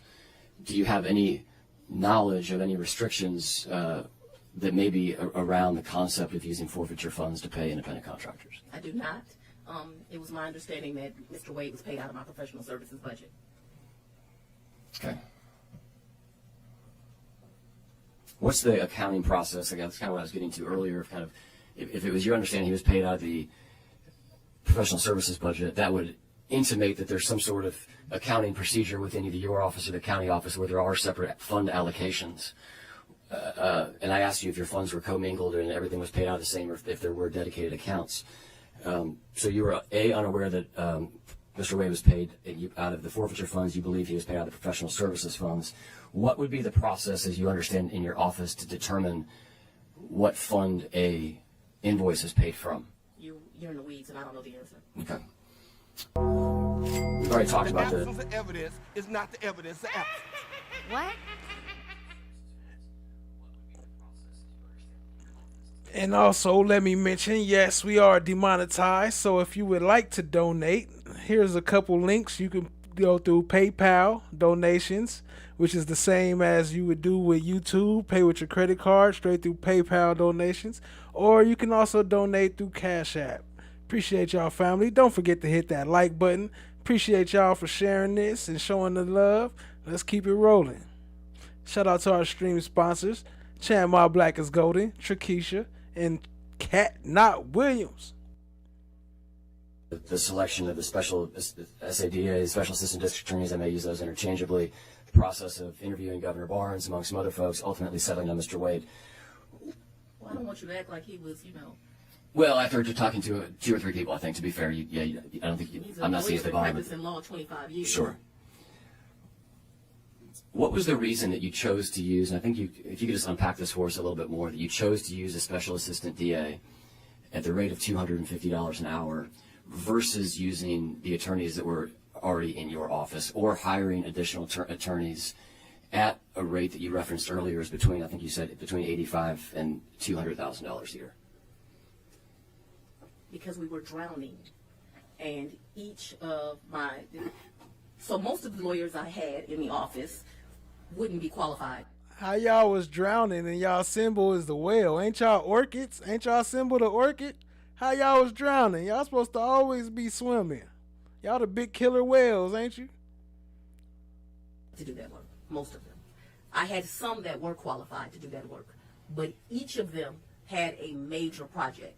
Let me use those two cases that mattered most to me: Kennedy Maxey and Sequoia Turner. I was determined. Shout out to Keisha. All right, family, I appreciate you.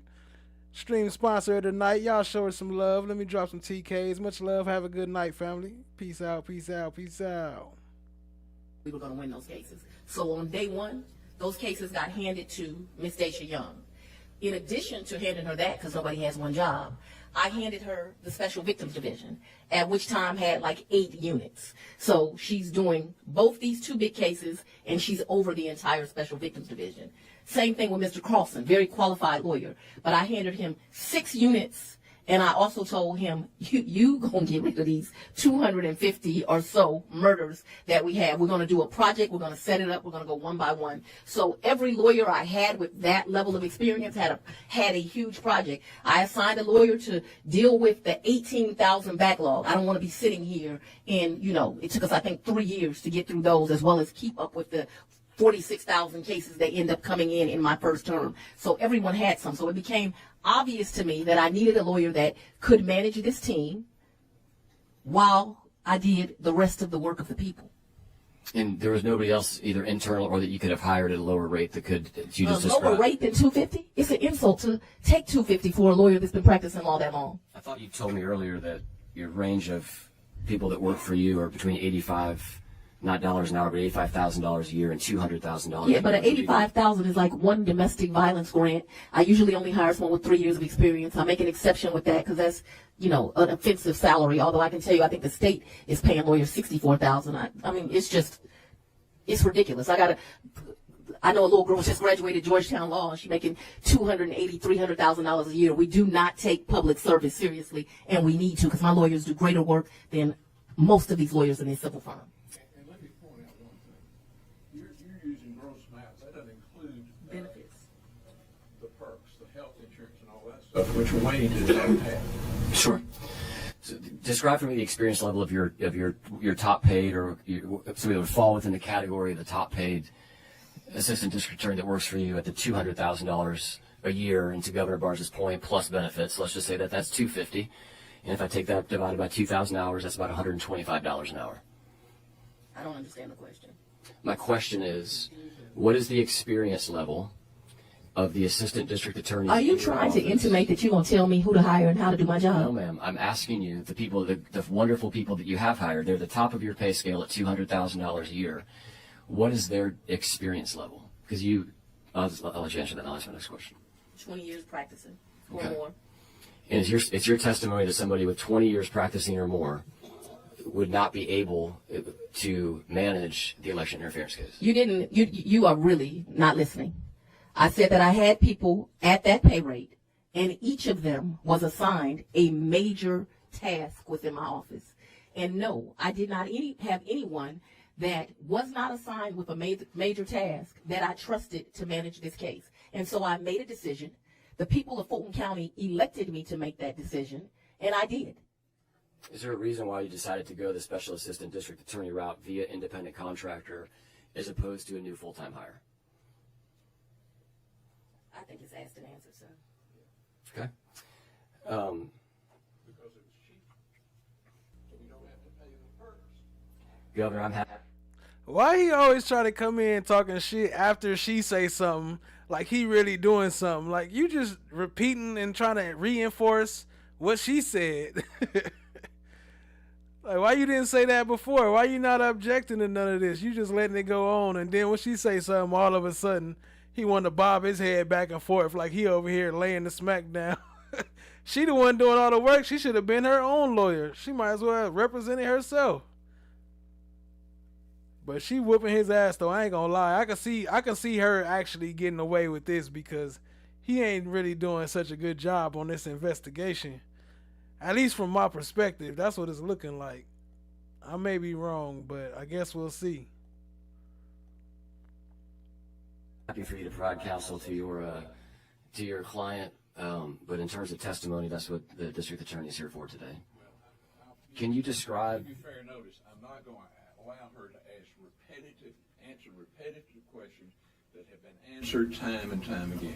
Were there any internal policies that you had that kind of drew a line between you when you would use your internal staff versus hiring a special assistant district attorney, or was it more so based on workload like you described?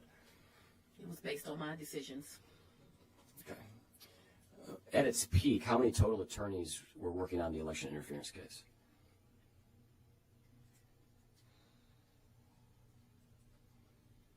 Maybe 9, approximately.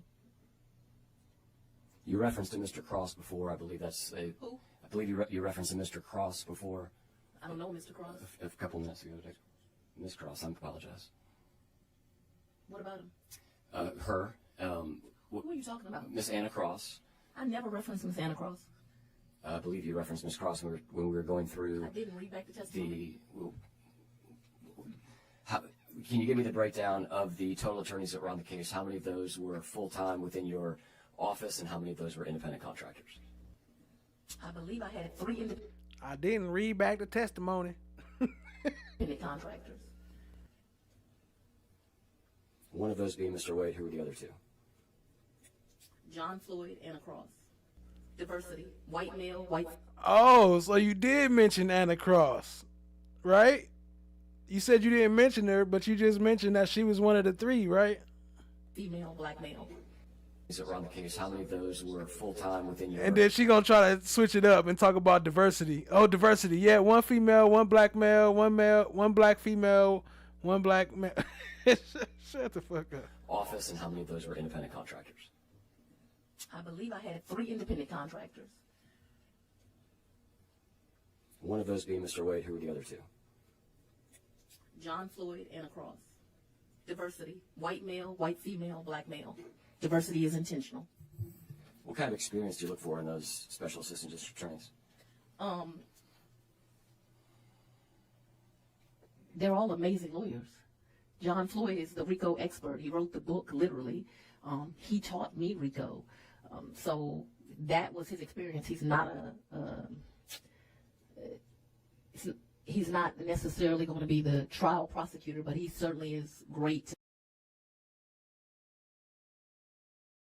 My bad, I'm on mute. There she go again with that. He taught me this, he taught me that. Don't say I taught you shit. They gonna be coming and looking at me and discovering all the dirty shit I do. If you tell them I taught you, don't tell them I taught you. She used to be in a gang in California. Yeah, allegedly. She might have used to claim one or grew up in a gang neighborhood. She probably used to bang a little bit, but she wasn't no gang member. Help you put together an indictment, and he is certainly capable of questioning a witness. But suspicion she got fake credentials. Open up the crates. She might be lying about some shit. That was not his forte. Miss Cross is a brilliant mind. She writes beautifully, and is very well versed in the law. I worked for a prosecutor in the past, so I looked for smart people with integrity that could do the work. And I got 3 lawyers, each that God put in different skin, that could do the work. Thank you for giving us Ms. Cross's background, the rest of those as well. Has Mr. Wade ever prosecuted a RICO case prior to the election interference case? Mr. Wade certainly was served as a prosecutor before this. He also has worked as a criminal defense attorney, and I believe he has defended RICO cases. But as far as you know, he had not prosecuted. I didn't need him for that. That's why I get to make this election and not you. Has he ever prosecuted any felonies? You've referenced him prosecuting cases. My understanding is this is the first felony case that he was on the prosecutor side for. Is that accurate? I'm not sure if that's accurate. I know I believe he did some work for the Attorney General, although the Attorney General never tries as many cases as my office. But different people are needed for different things. And the people of Fulton County elected me to make those decisions. And I know y'all want to come in and be daddy and create QAnon committees that will judge prosecutors and have these committees. But unfortunately for you, I won this vote by 68% this time, 87% in the Democratic 68, the general, 72% last time. So the people of Fulton County have selected me to make these choices, and I make them. And my city and county are safer because I make them. In the in your prior testimony with Ms. Ashley Merchant, there was conversation around what she referred to as block billing. How would you describe block billing? Oh, let's talk about Ms. Merchant. Let's just talk about block billing, please. We're not. Let's talk about Miss Merchant. Fuck the block building or whatever you trying to talk about. You said her name. Let's talk about Miss Merchant. What up, Indigo Kepra? That's the fam right there. Said I didn't unsubscribe, but it said I couldn't chat. Oh, I had to resubscribe.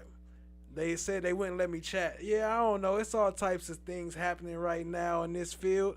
Apparently, yeah. Anyway, appreciate you being here. Much love, family. Let's keep it rolling. Now, I've opened the question to block billing.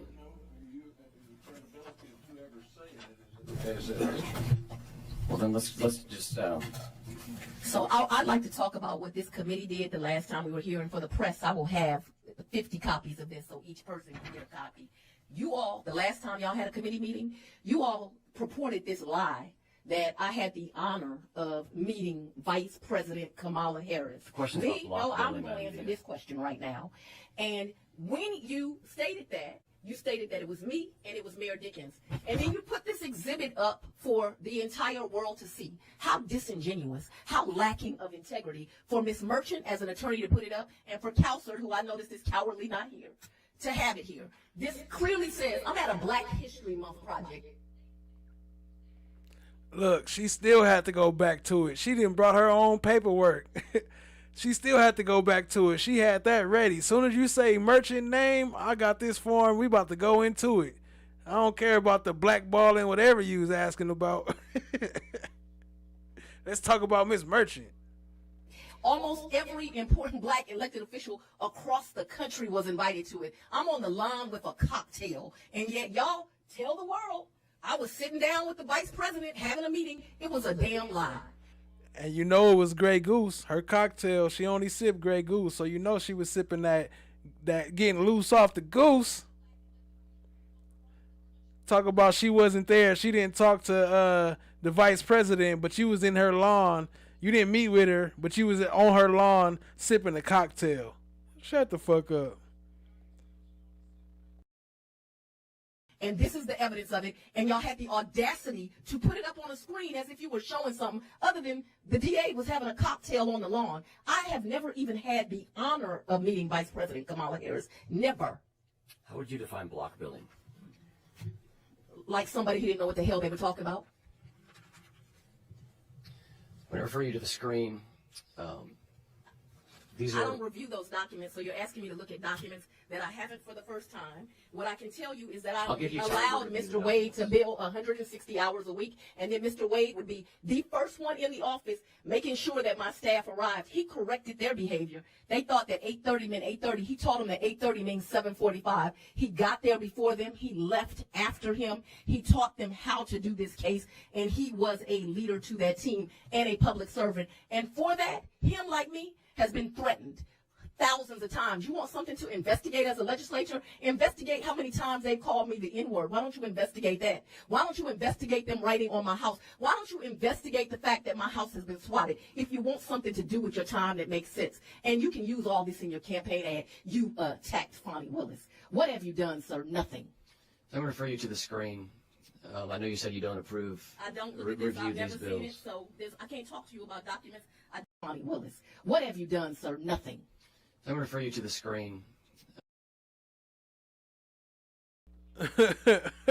What have you done, sir? Nothing. Then she gonna look at the camera like, make sure you got that clip. What have you done, sir? Nothing. It's personal now. It's not even about her trial. It's personal. Said you don't approve. I don't look at this. I've never seen it, so I can't talk to you about documents I don't approve and don't review. Can't talk to you about it. Who does approve the documents in your office when invoices come in? I thought we'd been through this. I don't believe you said who reviews the invoices and approves the invoices in your First of all, I have no first-hand knowledge of it. You You want me to testify about something I don't have any first-hand knowledge of? I'm asking. Are you asking me to speculate? Because I've clearly told you I don't have any first-hand knowledge of it, and I'm not going to speculate. Fucking nuts. The question is, when an invoice comes into your office from a specialist. You want me to speculate? Because I've clearly told you I don't have any first-hand knowledge of it, and I'm not going to speculate. The question is, when an invoice comes into your office from a special assistant district attorney, what is the review process for that invoice before it's paid? She's answered this. She said she has a deputy of operations, and he reviews or she reviews, and then it goes through the county. So it's a repetitive question. What's the name of the deputy of operations? The question has been asked and answered, and I believe it goes straight to the county, so I'm not sure. Dexter Bond. Okay. Do you know who ATG? Hold on.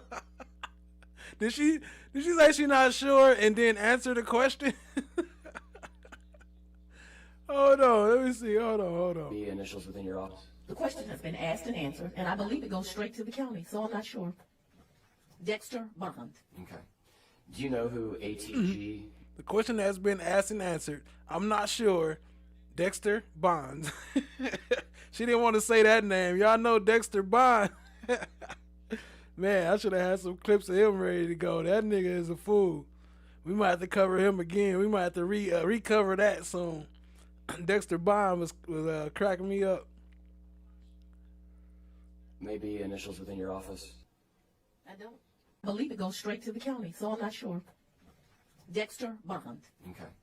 Do you know who ATG may be initials within your office? I don't. I would assume it's accurate to say it's probably not Dexter Bond. I don't. It may be somebody at the county. What we're looking at here are two bills that were paid by and approved by your department. The one on the left is from the Cross firm, which refers to Anna Cross that we referenced earlier. The one on the right is invoice number 11 from Nathan Wade. And the first thing that Let me tell you why this is such a damn joke. The first thing that jumps out to me as a non-lawyer, but as someone who has paid lawyer bills before, and I believe this gets to the question, the question which was around block billing. And here's my question for you, Madam DA. Are there rules in your contracts or otherwise when you hire independent contractors that gets to the billing methodology for your attorneys? In other words, are they allowed to always bill to the even hour, or is there a professional expectation that they would bill to the 10th? Let me tell you something. I had 3 attorneys working with me that had integrity. For you to insinuate that a judge that sat for 10 years and was the head of the magistrate court judges, that they did something illegal. They were underpaid. I have here documents where in one annual year, because I want you to remember his bills were over the course of 3 years, in one annual year made $8 million, made $5 million. And I'm going to make sure that the press has that so that when you're asking me about this great service to the state of Georgia, that it is understood that these are more than reasonable, actually bargain basement amounts. Ms. Cross would insist that I wrote government rate in her contract because she didn't want anyone to get confused that she would actually work for this rate, but for the fact that it was service to her community. So I don't know what we're talking about here, but to insinuate these 3 lawyers that have great integrity, have served this community well, did something unethical, I don't know why we're having this conversation. I don't know anything about the pot, whatever you're talking about. The state of Georgia allocates funding to your community well, did something unethical, I don't know why we're having this conversation. I don't know anything about the pot, whatever you're talking about. I don't know anything about the pot, whatever you talking about. Hey, y'all remember old boy out on the back right here? Let me see. If I click this, you might can see it. Yeah, there you go. You can see it. This dude right here, remember he was on the YSL trial too. He over here supporting this, friend. I think he was like a investigator or I don't know. I think he worked for the prosecution office. Something. I don't know. I remember he testified in the YSL trial, though. The state of Georgia allocates funding to your office. They hire those 25 lawyers, yes. And we are the questioning here is relative to the approval process of invoices that are paid by your office. You testified that is done by Dexter Bond, that you're unaware of who this ATG is that signed off on this. So we'll move on to this further line of questioning here. You know, old men have to go. Just 1 second. Are you on 2 there? I testified that I had capped Mr. Wade, or Attorney Wade, or Judge Wade, at 160 a week. What I meant to speak is 160 a month. Also, I have referred several times to the rates of the AG. I would like you to know that in 2020, the Attorney General of this state paid $52,000 in attorney's fees. I've done initial $52 million in attorney's fees, with the top recipient in that year, initials AF. 52,000. No, wait, 52 million? What? What? You pay how much? Didn't she say she only spent 40-something million? How you get the 52 million over here? I've referred several times to the rates of the AG. I would like you to know that in 2020, the Attorney General of this state paid $52,000 in attorney's fees. I've done initial $52 million in attorney's fees, with the top recipient in that year, initials AF. I've taken off their name at $3,593,000. That was for 2020. In 2021, again, in excess of $52 million, with the top one in that year being AD as the initials, $2,673,000. I should note the great Josh Belafonte was one of the recipients that year, and he made $1.3 million in 2021. In 2022, the AG's office spent on special prosecutors $55 million. DS being the top recipient for that year, $2 million, $200,000. Josh Belafonte made $911,000. In 2023, the AG's office spent $65 million, with the top recipient making $5 million, initials MR, and I'm going to finish. And 20... Hold on, and I'm gonna finish. He said, not on this mic, you not. And I'm gonna finish. Hold on. 2023, the AG's office spent $65 million, with the top recipient making $5 million, initials MR, and I'm gonna finish. And 20... Shut the fuck up!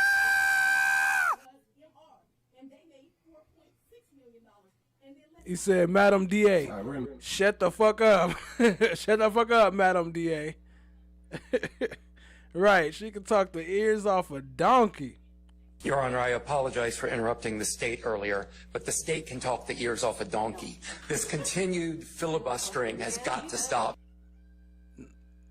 It would probably benefit her not to talk with that attitude. I guess not, because she over here running the court.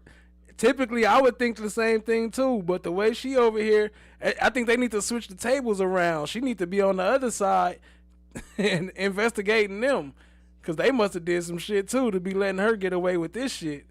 It's 10 of them sitting there too. Move on to the next question here.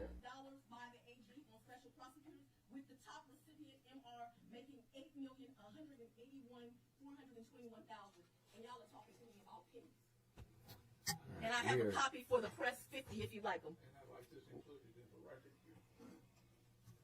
All right, we're going to move on to our next question here. She's still going. Look at her adjusting her seat. I don't give a damn. I don't give a damn. Do what the hell I want to do. For the press. All right, I want to refer your attention to the screen.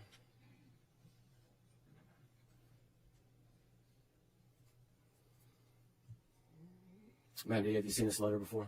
It's got my signature on it. You have seen this letter before? Yes, that's how it got signed.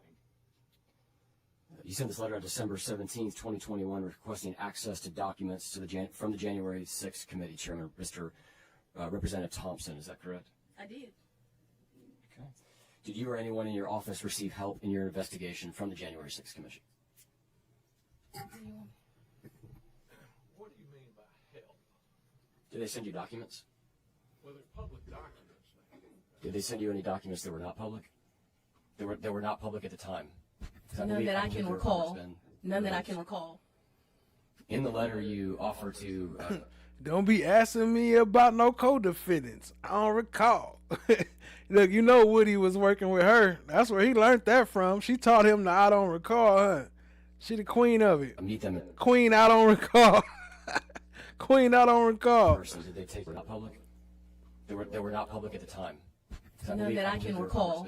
None that I can recall. In the letter, you offer to meet them in person. Did they take you up on the offer to meet in person? I've never met Thompson. Have you ever met anyone that was doing work with the January 6th Commission? Not to my knowledge. I may have met them and not known they were doing that work. Mr. Wade traveled to D.C. with members of your staff, is that correct? That is correct. And Mr. Wade billed for conference calls with the January 6th committee, is that correct? Haven't looked at the bills.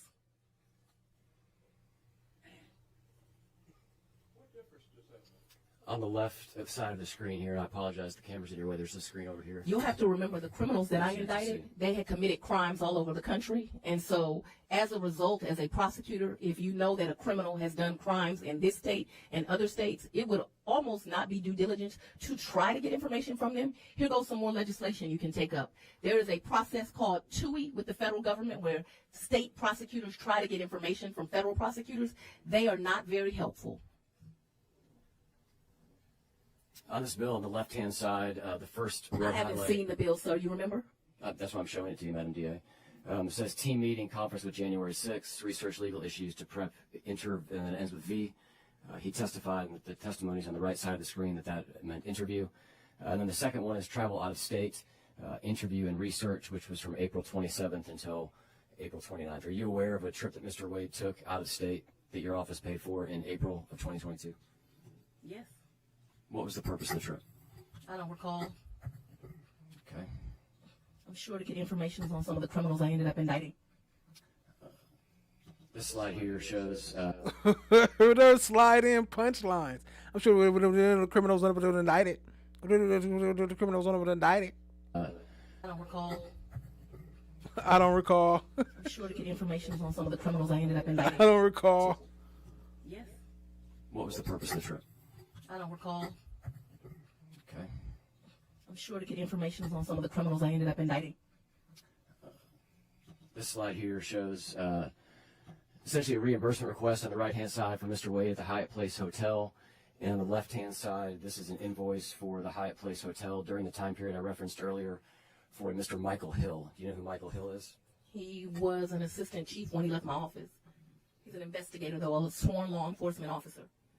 And he was on your staff during April of 2022? You said when he left your office. When did he leave the office? I don't remember. But yes. Yes to the first question. He was on my staff at that time. I don't remember to the second question of when did he leave. Not long ago. I don't supposed to be here. I don't recall none of that.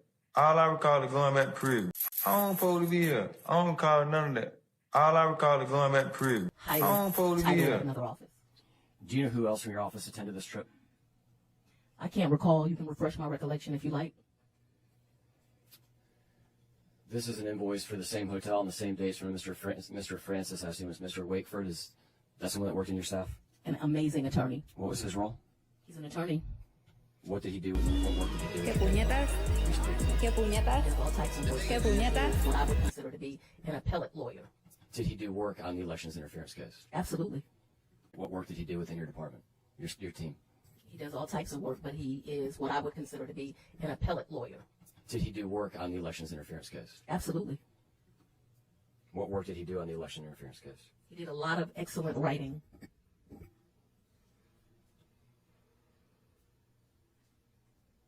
This slide here is for Mr. John Wooten. Same hotel, same dates, same trip to D.C.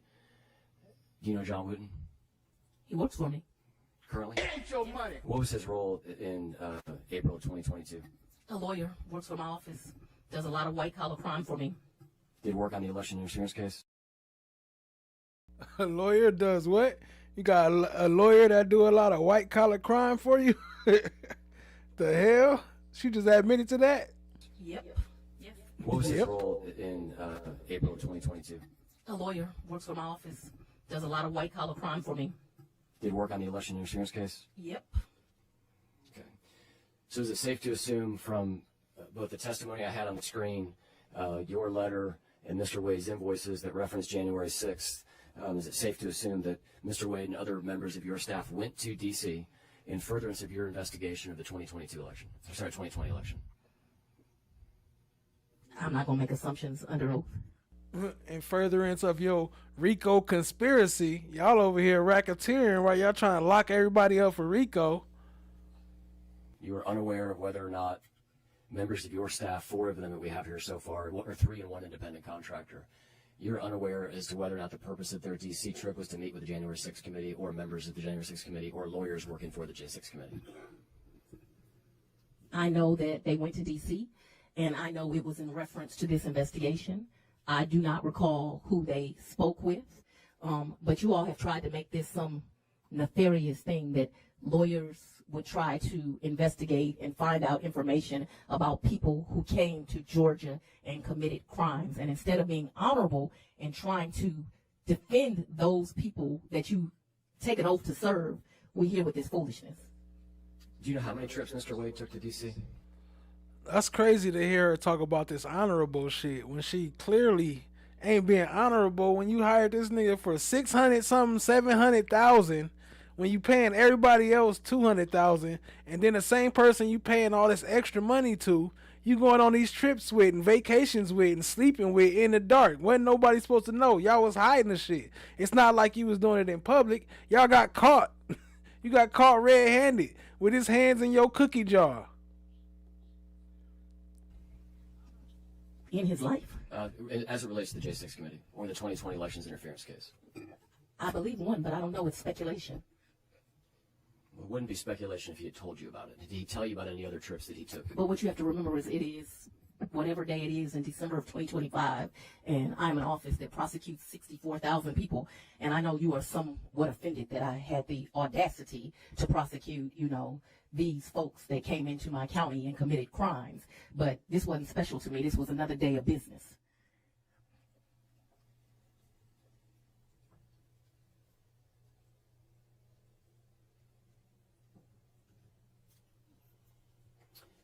On the screen is another invoice from Mr. Wade, the highlighted section. I'll just read it out loud. It says January 6th meeting and at ATTY Conf. That's from November 16th of 2022. And then there's a second entry immediately below that, interview at DC/White House, November 18, 2022. Have you seen this bill? From the law offices of Nathan Wade. You can't tell me that they wasn't plotting together. Her, Biden, Kamala, all them was trying to get rid of Trump. They was all working together. He the one told them, yeah, go ahead, give him a little extra money. Go ahead. That was Biden and Kamala idea. Well, not their idea, but they the ones who passed the message. They approved it. They don't got no ideas Are you themselves. aware of phone calls or conferences that Mr. Wade either attended or was a part in that relates to the J6 committee or the election interference case, working with the J6 committee that is separate from the April trip that we just discussed? We didn't do much work with a J6 committee, so I've never seen this bill before. And I believe the only thing that we called the White House about was, did we have to go through the TUI process with that White House like we have to do with the Department of Justice? That's my recollection. That could be right or wrong, but we were trying to speak to people in the Trump administration, the first one. So I don't believe we had a lot of contact with the White House. So I'm not aware. You said you were trying to speak with people that are part of the first Trump administration in these travels to D.C., or are you saying that more generally? More generally. Okay. And just to clarify, I want to make sure that I have the record correct here. You're unaware of who Mr. Wade... I can't recall those level of details. I know you want to take me back to 1948 where... Here she go with her racist shit again, which is true. Like, all the facts she pointed out about the racist shit is true, so I don't want to downplay that. But that's not why we here right now. Stay focused on the mission. That's good she's sliding some of that in, but don't just do it just to push away from your stuff. Don't be trying to use that to cover up for y'all. Like, shit, we got our own fight over here. Don't be trying to use that to make that as an excuse for you doing fucked up shit. An African-American prosecutor can only prosecute certain types of people, but I prosecute and... Aware of who Mr. Wade... I can't recall those level of details. I know you want to take me back to 1948 where an African-American prosecutor can only prosecute certain types of people, but I prosecute and stand up for all victims that come into my circuit. When was the special... Hold on. Was that a lie or no? Is that a lie? She do what? Hold on. 11630. Hold on. She do what? American prosecutor can only prosecute certain types of people, but I prosecute and stand up for all victims that come into my circuit. When She prosecute for all victims? Okay, hold on. Let's see if that's true. We get back to this. Let's see. 11630. 11630. I might need to write that down real quick. We almost about, well, nah, we about halfway done. But before we get to that, hold on. She do what? Hey yo, peace family, grand risings, good afternoon, great evening, gracious nights. Welcome back to FOTG, the source. All right. Before we get into the FANI Willis and the Wade in the Water Chronicles, as promised a while back, I would bring y'all the Misha Maynard files. So let's get a little bit into that. Now, normally, a representative is the one with the power, right? Wrong.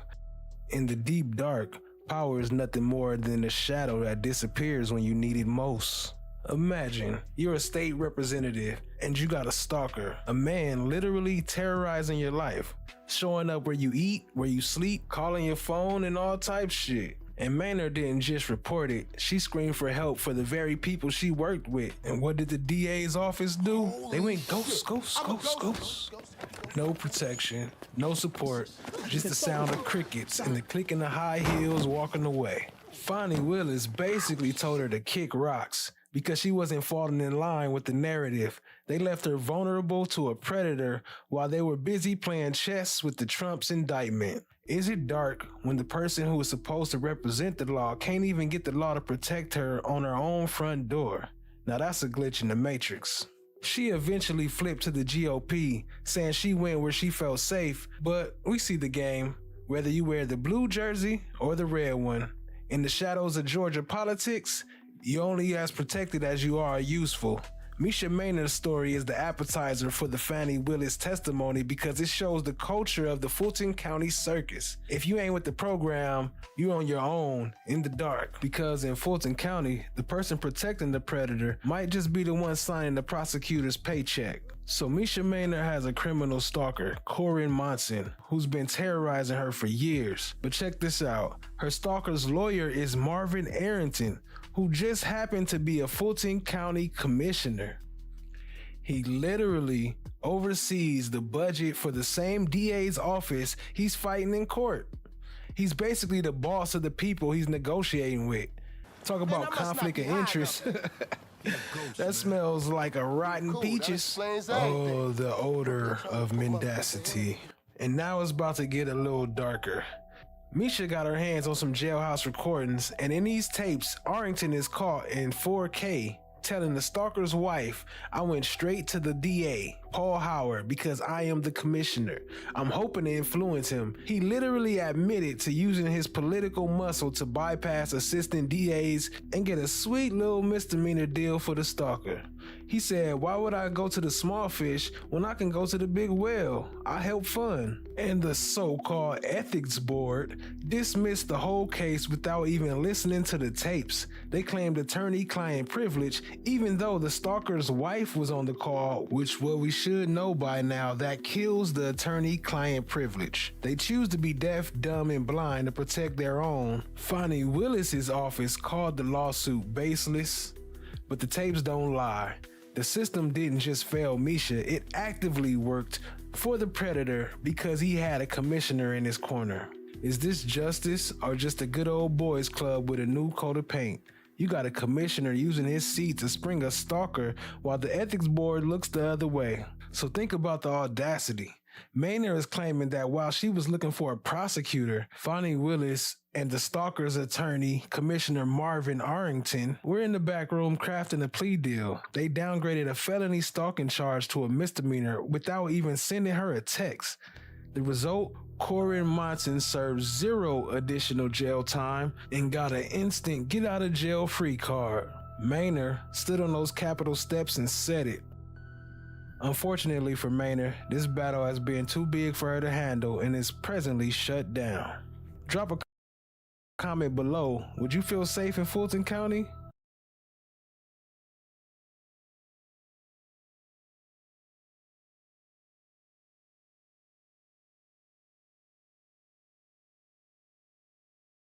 Chairman Cowsert is unable to be here. Traveled to Athens, Georgia. J6 committee or the election interference case, working with the J6 committee that is separate from the April trip that we just discussed. We didn't do much work with a J6 committee, so I've never seen this bill before.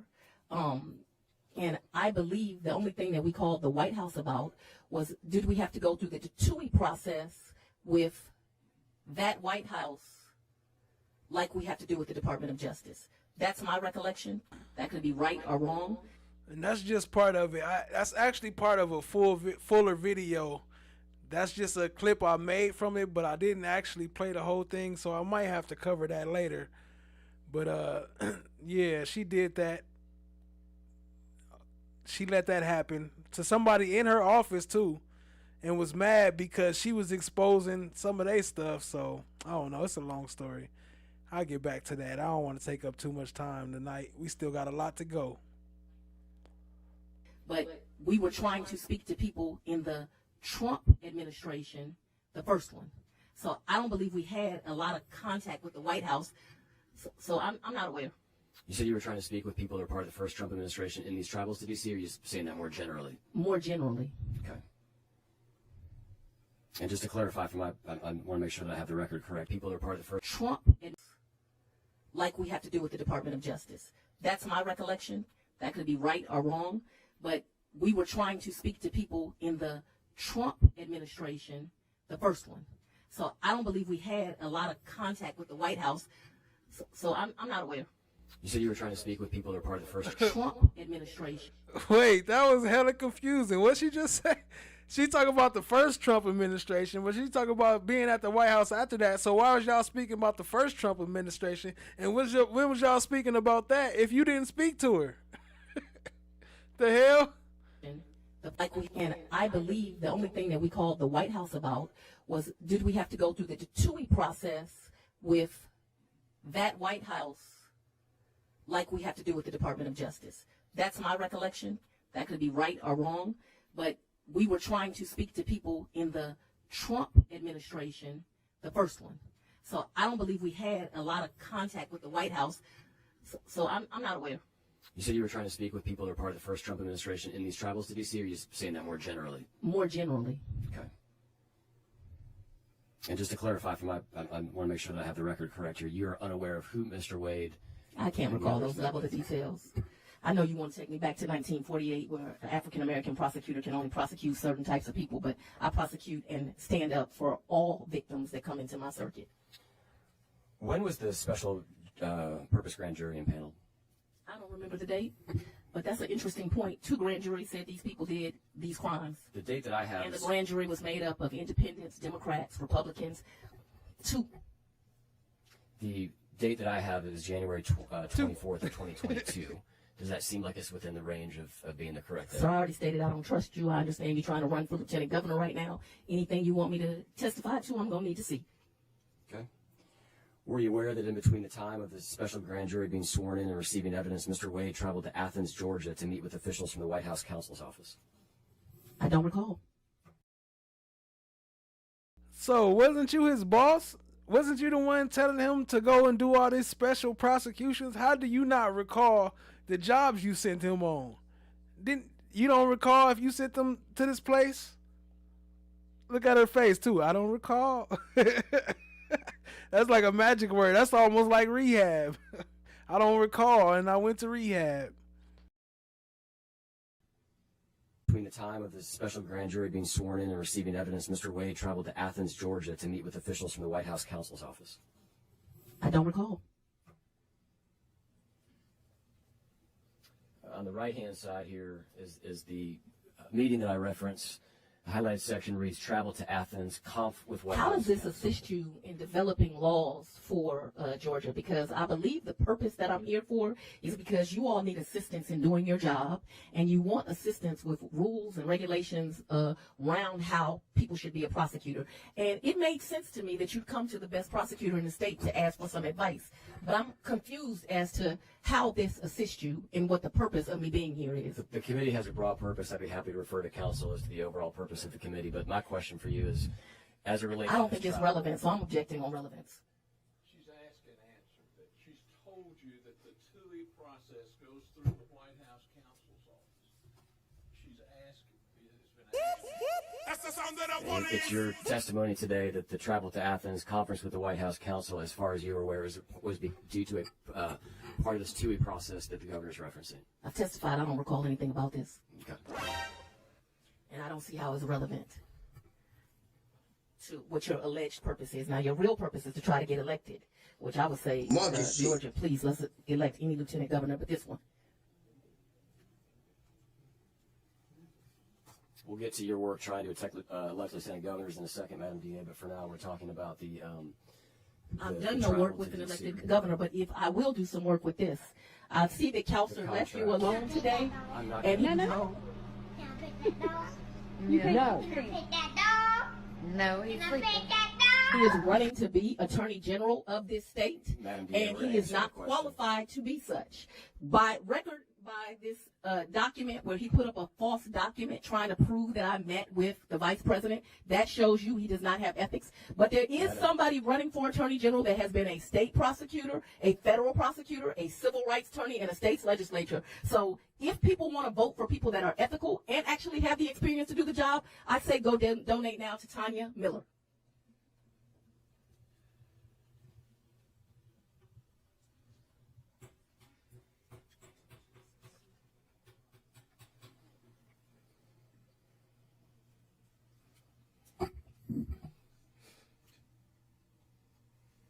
What you talking about, Willis?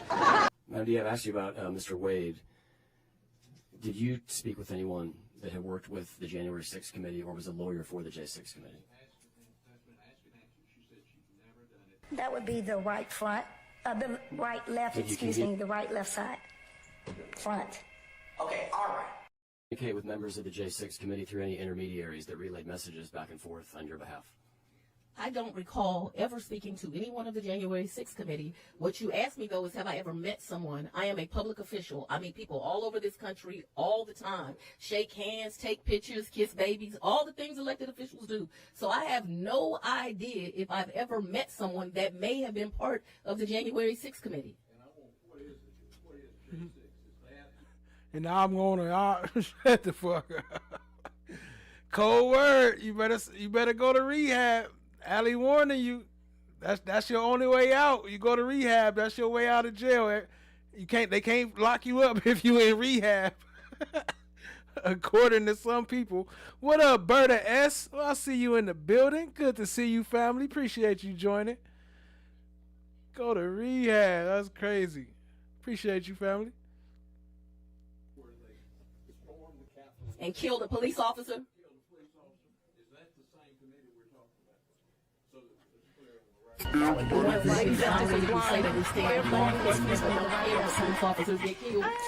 We're going to continue on to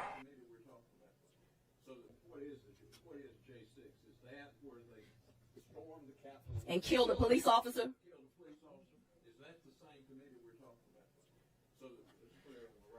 The ones that have been exonerated, we say that we stand with law enforcement but don't care when police officers get killed. We're going to continue on to the next question. Governor, you're here to advise your counsel. You're not here to pontificate. Absolutely.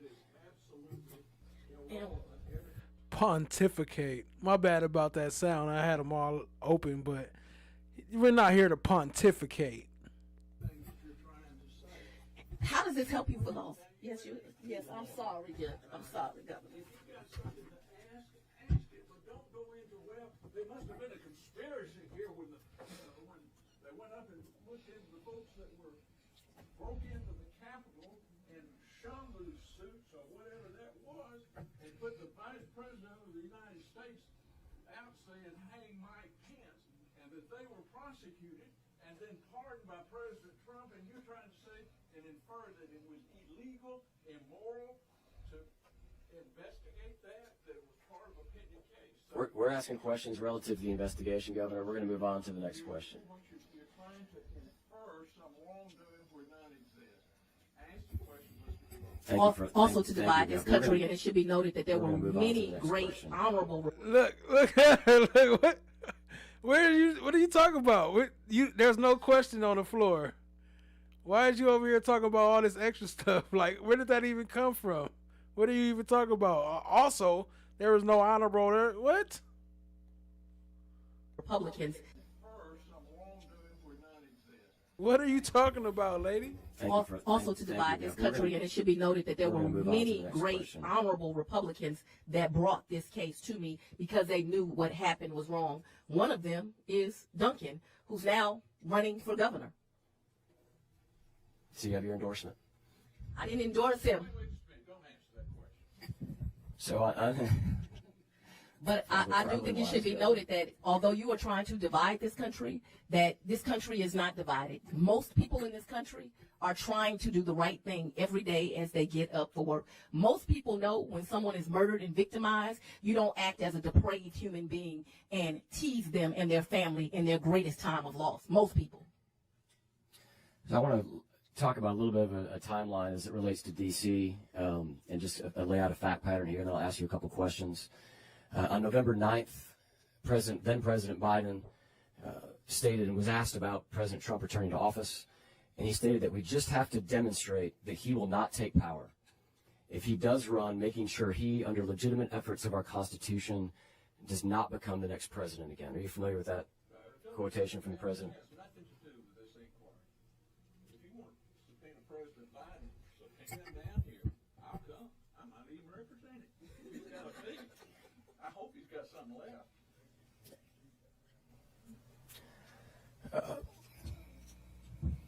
Her lawyer, he should just be a comedian because he's just cracking jokes all day. I ain't really heard him like objecting or nothing. I mean, I guess this ain't that type of court setting, so it's a little bit different than the average court setting. This is like I don't even know what it is, a committee hearing or some shit like that. I don't know. It's a little different.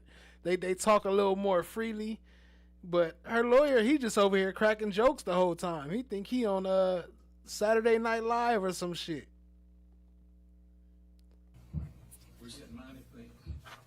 So, a couple of days after this, President Trump did indeed announce that he was running for president. As you can see on the date there, November 15th, 2022. And the very next day, and we've referenced this a second ago, we're going to go back to it.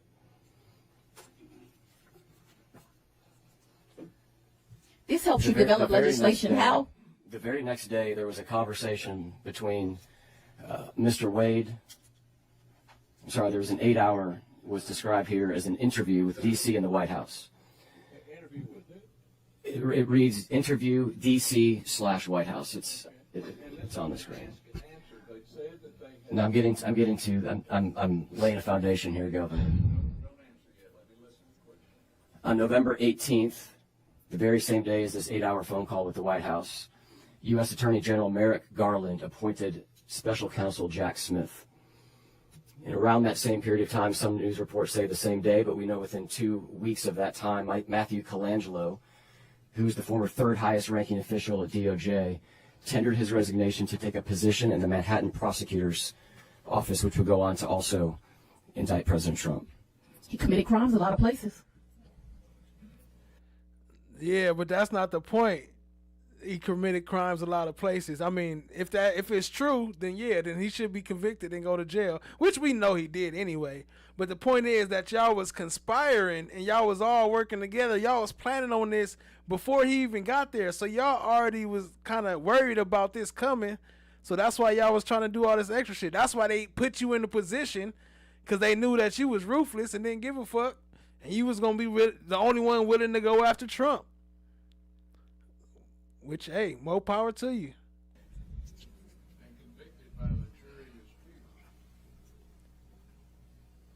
And you know, you all want to, no, this is very important. You all want to intimidate people from doing the right thing, and you think that you're going to intimidate me. You all have been trying to intimidate me for 5 years, which is why I have not been able to live in my house for 5 years, because the N-word has been written on my house. Thousands of threats have come to my office, and instead of doing some legislation, when someone when someone says something inflammatory that you know is going to cause them to be the victims of crime, you ought to do something about it. But you see, I'm not Marjorie Taylor Greene. I ain't gonna quit in a month because somebody threatens me. I took an oath to do the right thing. People came into my community and committed a crime, and I indicted them. And rest assured, if someone else comes in my community and commits a crime, I will indict them again. Special Purpose Grand Jury released its report. What about your kids, your family? You came to free her. You weren't about to indict her for that shit she did. I thought you said anybody can get it.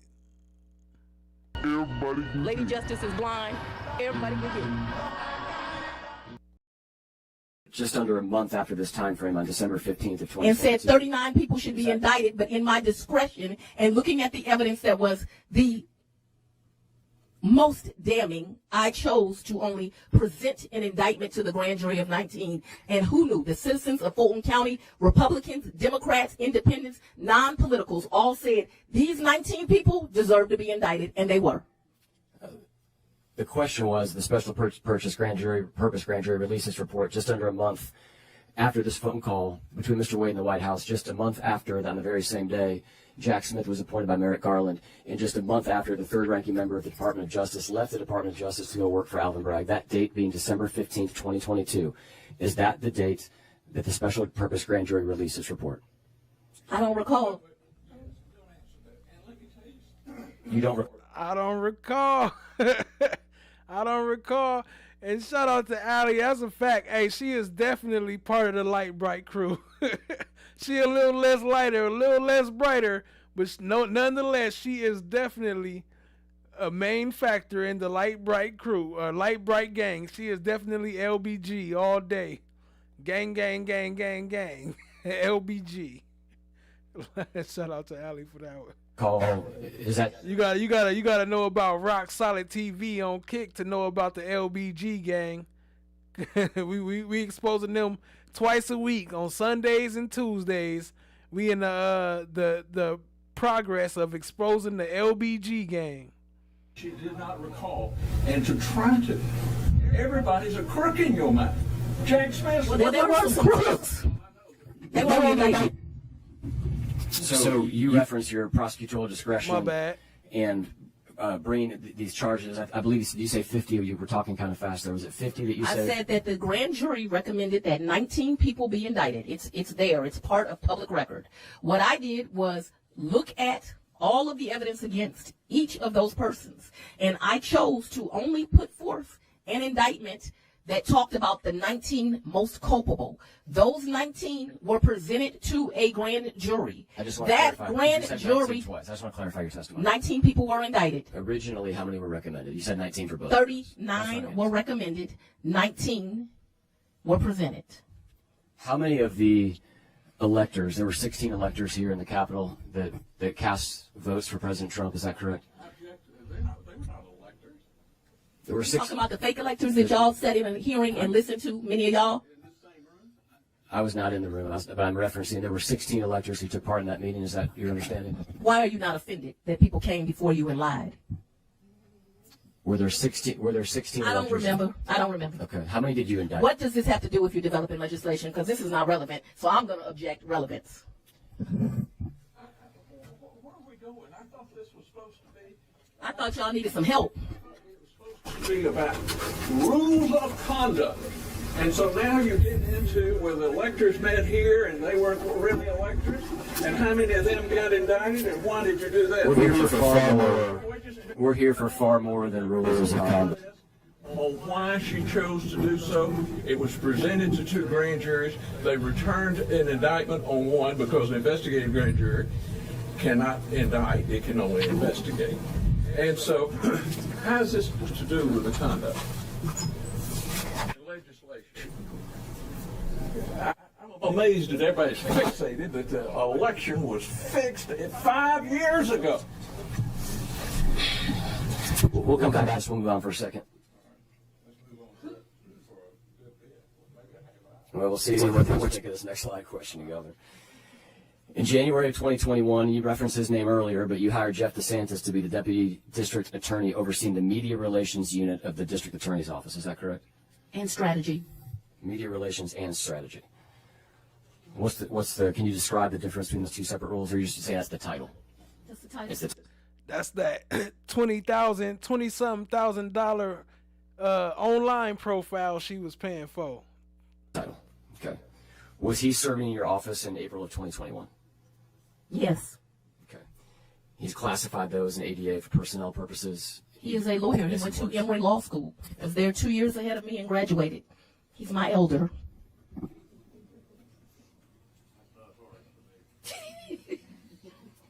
When you're referencing media relations, how would you describe the overall role of media relations? This has nothing. I don't read about media relations in any of these resolutions. It's beyond the scope. This is within the scope of the state's funding to that department. To that. Question about who's the director of media relations. I didn't ask you. I'm asking what the role of media relations is. Neither is that. Don't answer. I instruct you not to answer. Completely irrelevant. Your objection is relevance. My objection is the reason she hired and the reason that she hires and fires employees and the reason that she undertakes to run her office is a matter of employees, which is accepted and is privileged and is a deliberative process. So you're asserting that the role of a media relations director is privileged? So this is definitely like an unfair ass court process. Whatever type of court process this is, I know it's not like a regular court, but this ain't right. If this is the type of court that she go through, then and they could just act like this, it's completely different. Could you imagine if everybody else was able to deal with a court process like this and your lawyers just able to argue with the judges? Like, could you imagine Brian Steele during a YSL trial trying to talk to Glanville like this? Glanville would have been going crazy on him. It would have never happened. So this is like it's not the same judicial type of process. It's not equal. It's still not equal. You bitch you. You want clarity on that, counselor? The witness I'm not arguing with you. I'm just trying to understand what the objection is. My objection, where's the court report? Here's the court report. It would help if you, Governor, respectfully, it would help if the objections could be limited to like 5 to 10 seconds. I mean, I don't need a speaking objection. I talk slow. I'll give you 30 seconds, but it's counted by words, Governor. Country lawyer, it's real hard to get it is beyond the scope of the resolution, number one. All right, can we break and address that? I'm restate my objection. That's fine, we'll do it all together. I'm just trying to understand. I'm not trying to debate, Governor. Yeah, that's that bullshit. They over here like pleading with him, like, come on, please, man, like, don't do us like that. Like, we're gonna let you do whatever you want to do, but come on, please don't do us like that. Come on, man. Come on now, dog. Come on, dog. Just looking for clarity on your objection, Governor. It's beyond the scope. Irrelevant. Come on now, dog. Come on, man. Come on now, dog. Come on, all right, man. Beyond the scope. I'm sorry. I can do that, I guess. Does that make It's on. That's on? Yeah. Okay. Can you hear? I know I'm not going to convince you, but I just want to give you the chance. I certainly know. Daddy, I like when you scrambling and scraping and shit. I like that. 26 to 30 of Senate Resolution 5, whereas many have concluded that the conduct of District Attorney Willis has brought her and her office into disrepute. My office has brought myself into respect. I'm sorry. I'm not done, Governor. Undermine public confidence in fair, impartial, and The public voted me again by 68% respect. I don't think that it's. You continued. I mean, I've got my second fundraiser email from you while we're sitting here. Did you donate? Impartial. I did early on when you ran against Paul Howard. You know that. You selected the best DA in the country. I'm just here, Lord, man. Fair and impartial disinterest. So he did donate to her back when she was going against Paul Howard. So they do got enough history for him to have donated to her in the past. That could be the reason he's here now. That's probably when it all started, when she first got those pictures, those pictures of him in the dark room with two men behind him. It was like, if you don't want this exposed, I need you to be here. Don't worry about the other commissioner. He ain't gonna be there that day. He gonna be sick. I don't know how I know, but just trust me. He gonna be sick. He ain't gonna be there that day. And if you don't want this exposed, then you gonna let me run all over you like a railroad train, just like I do everybody else. Administration of justice by prosecutors across our state and cast significant doubt as to the purpose and validity of the charges of her office has brought in regards to the 2020 presidential election. Further, when you get to the language, the actionable language under powers and duties of the committee is hereby reauthorized to undertake legislative investigation into the issues mentioned above or related thereto. So I would submit it's broad. I presume that doesn't change it. ¿Qué puñetas? ¿Qué puñetas? You say that it's ¿Qué relevant. puñetas? You mentioned at the start of this that you were going to be able to object to privilege. Is it your position that relevance is a privilege that you're asserting? It is also on the scope, and what you've read me there is just confirmed that it's beyond the scope. Or related thereto when it speaks to refers to the 2020 election. Correct. And both you and Madam DA have said that her decision to bring the case and how it was brought and who it was brought against, the exact things that the Court of Appeals talked about as initial pretrial decisions, caused people to question the fairness of justice. And so if that is what the courts have said, not me, I'm not here to say one way or the other, but if that's what the courts have said, and that is in the language of the Senate resolution, your position is that it is limited to what? It certainly does not encompass who the press secretary is in the DA's. Okay, but the question that was on the floor was, what is the role of a media relations person? His role would be. I think the question was, and if you need, we can heat, I'm sure it could be asked this way, is what is the role of the person? My bad about the sound. He not talking on the mic, and it's like really complicating things. So my bad about the up and down, but we trying to get it together. And so to that question, which does not include any individual, but what is the role of the office? The objection is scope and privilege, or scope and relevance. And since you mentioned fundraising, I'd like to make sure that this is part of the record. Counselor believing he's going to go after FANI WILLIS and asking to donate at the last period. I also have 50 of these for the press because this is about folks sitting here trying to get elected. We do have a lot more, Governor. We'll take a lunch break just so you all are aware if you want to make arrangements at 12:30. We'll take a lunch break at 12:30. They gonna push Madam on DA, through. relative to your full-time employed staff, such as Mr. DeSantis, what rules, if any, exist relative to other work that they can do, either contract work or employment work, outside of your office? If it's an investigator and they're working a job, off-duty job, extra job, as most police officers do, the chief of investigations has to sign off on approving them for that work site, as well as the district attorney. So that is to the law enforcement that report to me because, I have a police department there, and so they have to get it signed off on that it's appropriate work. I don't like my investigators working in nightclubs, but they can certainly work at a store. They like to work at State Farm Arena and things of that nature. If it's a professional that's not an investigator and not a lawyer, they're pretty much able to do whatever. Of course, they can't do it on my hours, but they can work whatever. And if it's a lawyer, prosecutors are not able to practice law doing that. If, they were selling pies at Christmas, I probably don't care. Somewhere in between practicing law and selling pies, are there any restrictions besides that? None that come to mind. Okay. Are you aware of an entity called Critical Mention? I am. I'm aware that you all use it. What can you tell me about Critical Mention?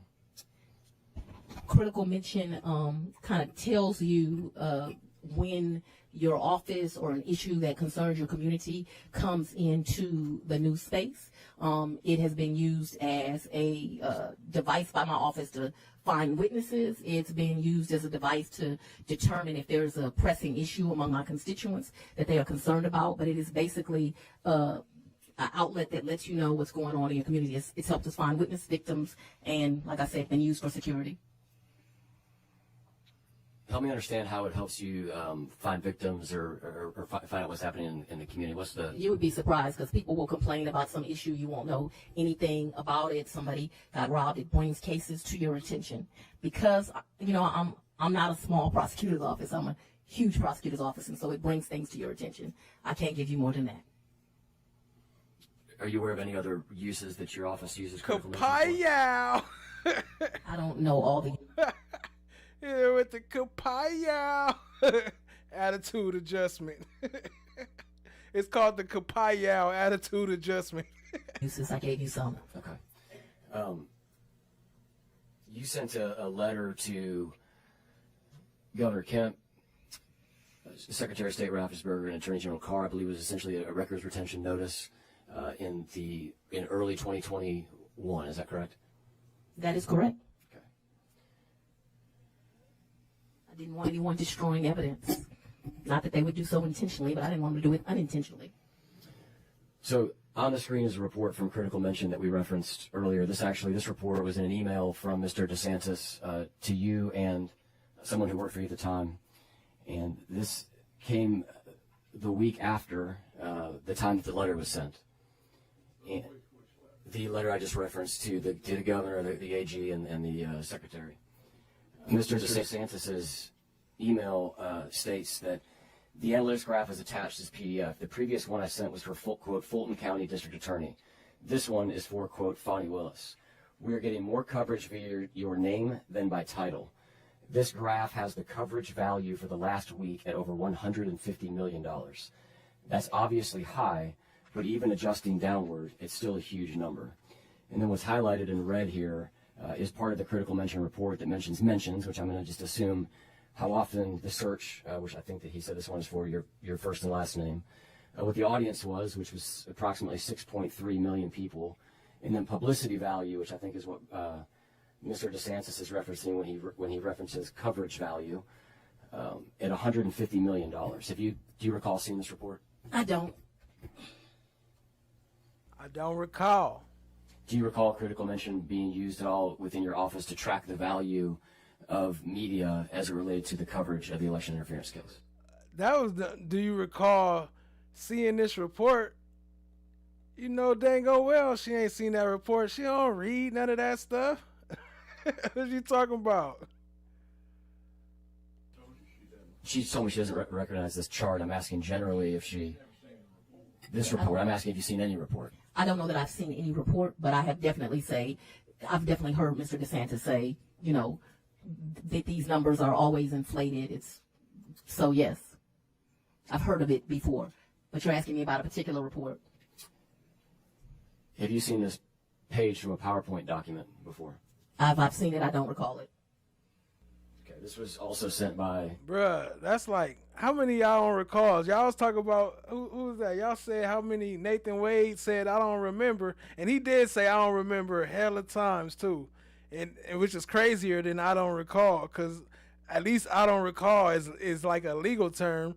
He was saying, I don't remember, which is not quite the same. For those who know, you know, but she said, I don't recall at least 20 times so far. Had to be at least 20 times. And he even opened the door. Do you recall? Nope. Mr. DeSantis, to your email, and here this captures a broader range of time. The first one, I believe, is for just a couple of weeks. This captures essentially the first 11 months of 2021, at which point in time those audience impressions have grown from the previous number of 6 million, if I recall correctly. The publicity value on the last one that we looked at was 150 million. This one is $637 million. Do you recall seeing any other report that was tracking the publicity value of your name, your work or your prosecutions? I can never recall seeing a report. Does not mean I have not seen one. I do not recall seeing a report. But so that we're clear, I've heard Mr. DeSantis mention that. How you gonna keep answering after you say I don't recall? You gonna say I don't recall and then answer the question? But I remember somebody saying such and such, but I don't read papers. I didn't read none of the paper. I don't know. I didn't see no reports. I don't recall that. But I remember him talking about it. Things that are along. I can never recall seeing a report. Does not mean I have not seen one. I do not recall seeing a report. But so that we're clear, I've heard Mr. DeSantis mention things that are along what you're talking about. This is an email from Mr. DeSantis dated around the same time frame as the first report, February 17th, and he's referencing now just the first search that he did, which was for Fulton County District Attorney. He lays out that name received $67 million, which he already said was more than your name. And he concludes his email by stating that even half of that value would be staggering. Right. He doesn't believe the numbers. He thinks they're inflated, and that's kind of what I reference him talking, that he doesn't believe the numbers.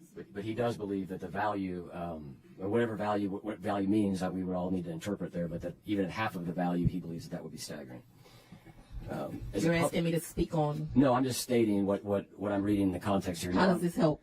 Well, now I'm going to ask you, as a public prosecutor, why would media coverage and the earned media value, either for your title or your name, be relevant to your job as a prosecutor? You'll have to ask somebody else, because I don't know the answer to what someone else is thinking. I do know that it has been very important to me, and it continues to be very important to me, that we are very transparent with our public about what we're doing, and that the media, when they're doing their job, it is important that they tell the public what the work is that we're doing, and that they tell them what the services are that we provide them, and that we are always here for them. So that is an important value. The first time, I don't want my constituency to see me, and this is something I say all the time, first time they get to know the Fulton County District Attorney shouldn't be when I'm locking up their nephew. That's not when it should happen. The first time they should see us is when we are out in the community doing service projects, whether that is I am in the schools. I am the only district attorney in the country that all year long I am in the schools with our children, making sure that we see them in the classrooms and not the courtroom. So that is me touching my students and their parents. The first time they see me is when I'm giving away book bags. The first time they see me is when we're doing Christmas them in the classrooms and not the courtroom. So that. Okay, I was just reading that. That sounds kind of crazy. I ran a report for mentions of Fulton County District Attorney worldwide for the last 7 days. Critical mention, the PR monitoring platform. I told you guys about that we contract for the last week. Gives a publicity value to the coverage, which is meant to reflect what it would cost to buy paid advertising equivalent to the penetration of the media coverage. While it can be exaggerated, it says the last week we've gotten media coverage equivalent to $67 million in advertising. $67 million in advertising. Even something blank of the that value would be staggering. To FANI WILLIS, $67 million in advertising. She getting paid off the advertising. She getting paid off YouTube. She don't need what you call it. I mean, well, she don't need it. She taking that money too. I ain't gonna say she don't need it, but shit. Besides that money, she getting paid off the YouTube ads and all that. She down there. She a content creator. She ain't just a prosecutor. They content creators over there. That's why they stuff only show what they want you to see. That's why it shut down on them cases they don't want you to see. Cause that ain't what they want you to see. It's they content. That's insane. $67 million. That is me touching my students and their parents. The first time they see me is when I'm giving away book bags. Touching her students and their parents. Giving away book bags. The first time they see me is when we're doing Christmas drives or Thanksgiving drives. The first time they see us is so that they know that they are coming to an office that is a judgment-free zone. And I think it's why, and I have this for the media too, I have a 92% conviction rate this year.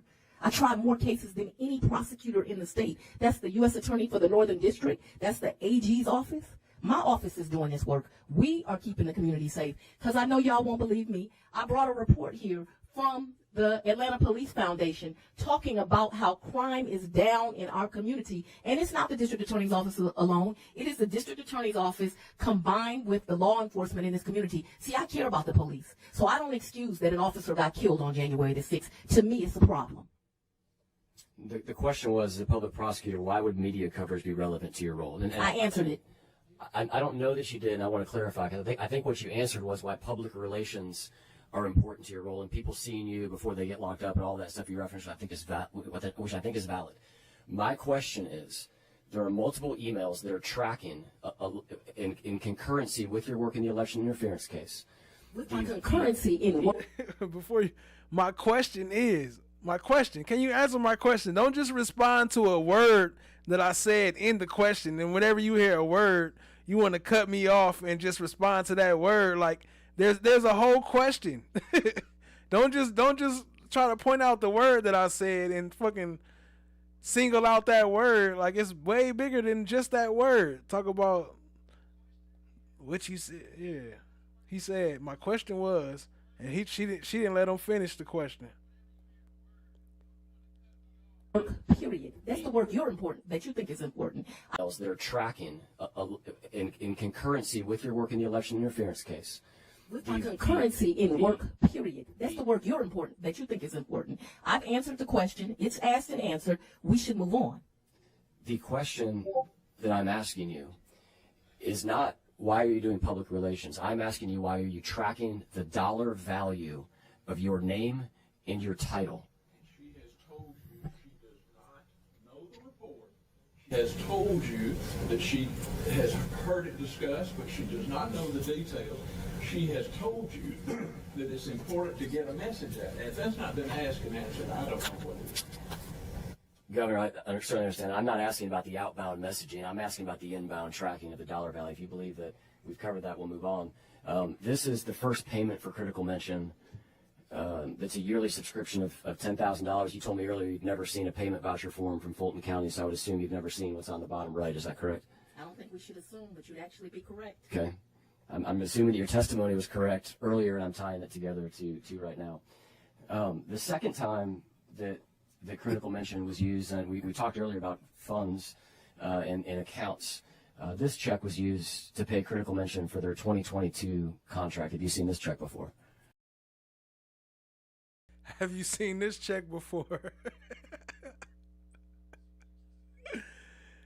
Have you seen this check with that big ass FANI WILLIS, DA of Fulton County on the top? Critical mention, $10,000. Have you seen this one?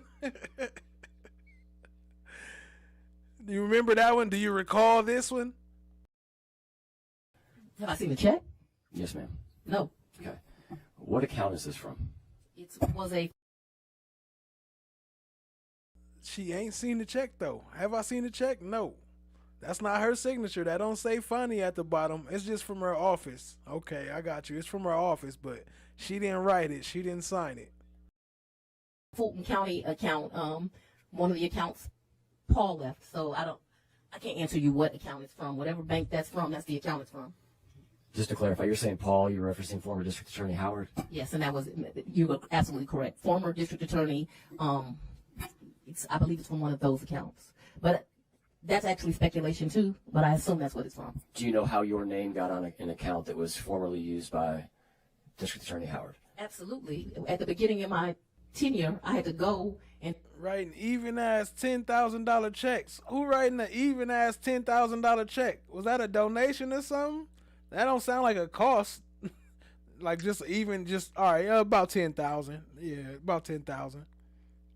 That's how much it's gonna cost. Switch names from that DA to this DA. And part of that changing of names was changing this bank account. Correct.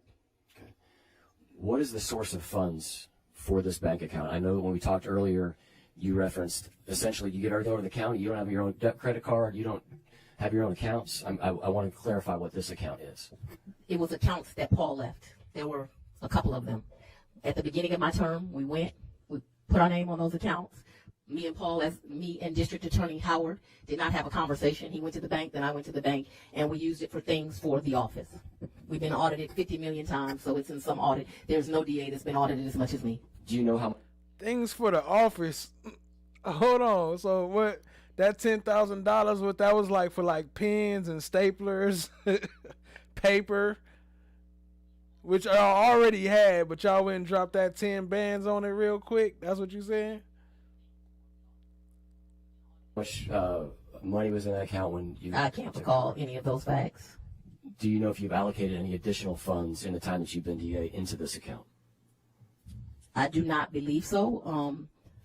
Brings me to an interesting point. We did not want to take in money, and I also wanted to have an office that was transparent. And so in my first 4 years, the only way that a district attorney would take in money would be from open records. Well, I had this great idea as the new DA.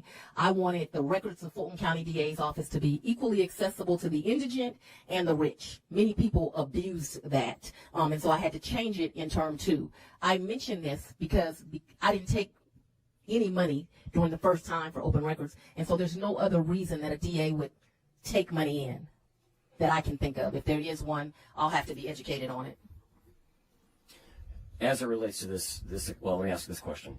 You referenced there was 2 or 3 other accounts? There was a couple of accounts. We've been auditing all my audits. You know, once y'all started attacking me, they audited me every other week. There is no DA. I just passed a DOJ audit. Do you recognize the signature on this check? Now, don't that sound guilty as hell?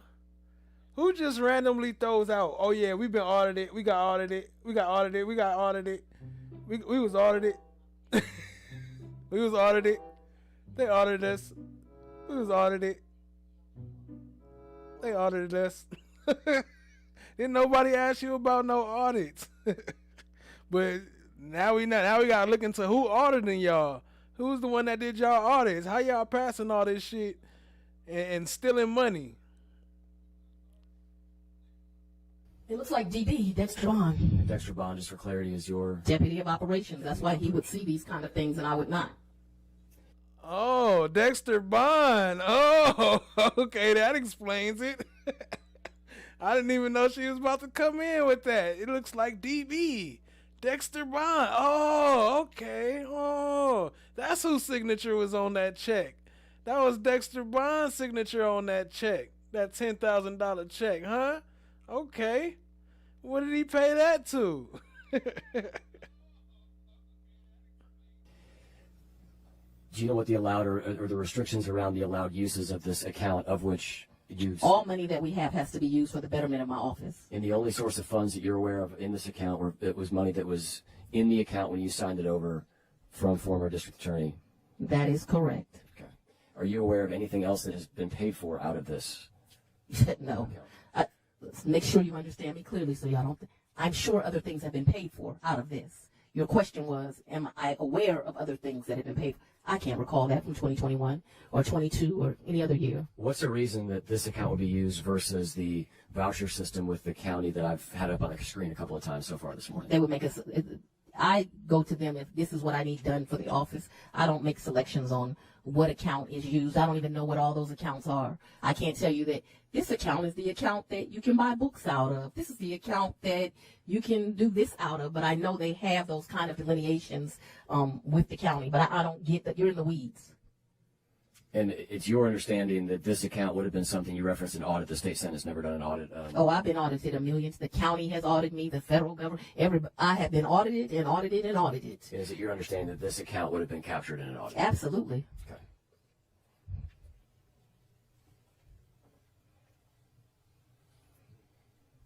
I was asking you earlier about essentially what I'm just going to colloquially refer to as side work that is done by full-time staff within your office.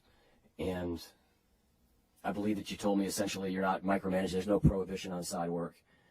Is that correct? Well, I told you specifically with my investigators, there is an absolute process. They cannot work as investigators or police officers because that is what they are. I think some people don't understand that in a district attorney's office, the investigators are sworn law enforcement officers with very great careers. It's something that a lot of them come to do after they've been police for many years. And we do have a sign-off process because I don't want my investigators to work at nightclubs. I know they pay a lot per hour, but I would prefer them not to do that kind of work, although I do allow them to do extra jobs. Most recently, as it relates to I will call it the larger story of the case recently, that was a ruling relative to an appearance of impropriety on this case. What are you talking about? I'm talking about the appearance of impropriety that resulted in your disqualification from the case. Prior to that, your office was investigating the now Lieutenant Governor Jones. Is that correct? I don't understand the question. Did your office ever conduct an investigation into the then Senator or Lieutenant Governor Burt Jones as it relates to the election? How does that help you with legislation? Yes, sir.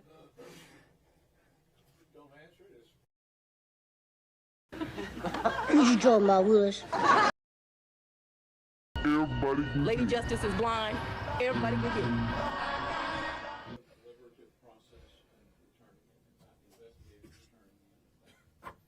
Is it not a matter of public record, Governor? I'm laying a foundation as you would call it. Well, we're getting there. You're objecting to it's deliberative as to whether or not Lieutenant Governor Jones is part of an investigation. It is deliberative because we know he was part of an investigation and he was indicted by two, or recommended by one and by a second one. But the reason he was indicted. I'm not asking for the reason he was indicted. I'm not asking. I believe that we can agree on the grounds that Lieutenant. The question is the degree to which Madam DA was aware that Jeff DeSantis, while he was serving in the office, was the registered agent for a business named Charlie Bailey for Georgia.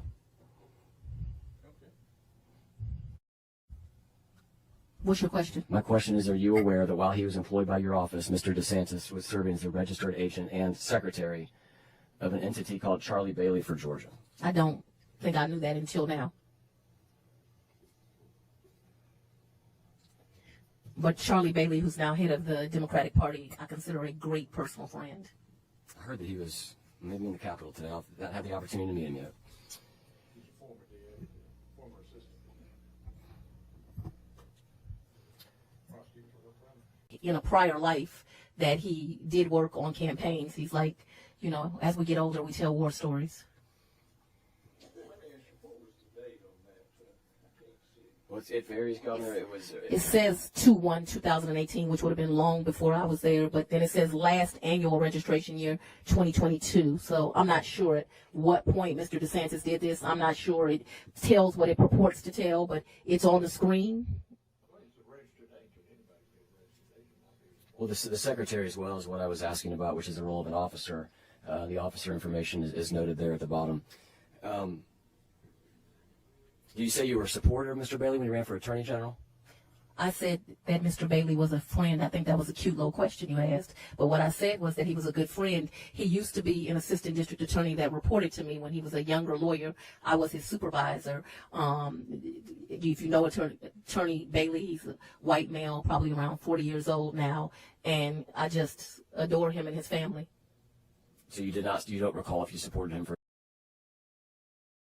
You know, I'm sure if somebody asked her what's her age, she would probably hit them with, it's rude to ask the woman her age, but why is she forever and always talking about somebody's age and somebody background information? Like, nobody asked you all this extra stuff.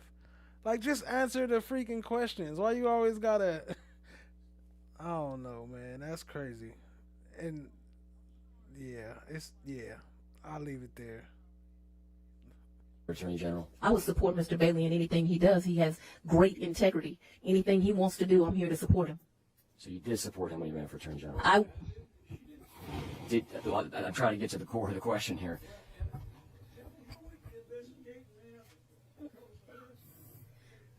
Beyond the scope. We know that Mr. Bailey there was a finding of conflict in this case, specifically relative to Mr. Bailey. I'm sure that part of that may have been to the campaign contributions that were made on behalf of the DA to Mr. Bailey, which is now on the screen. There was a fundraiser, I believe, that was the acute conflict that the judge recognized, and so that's what we're getting into. This is directly applicable to this case. I don't find it relevant, but he's a friend, and I gave him some money when he was running.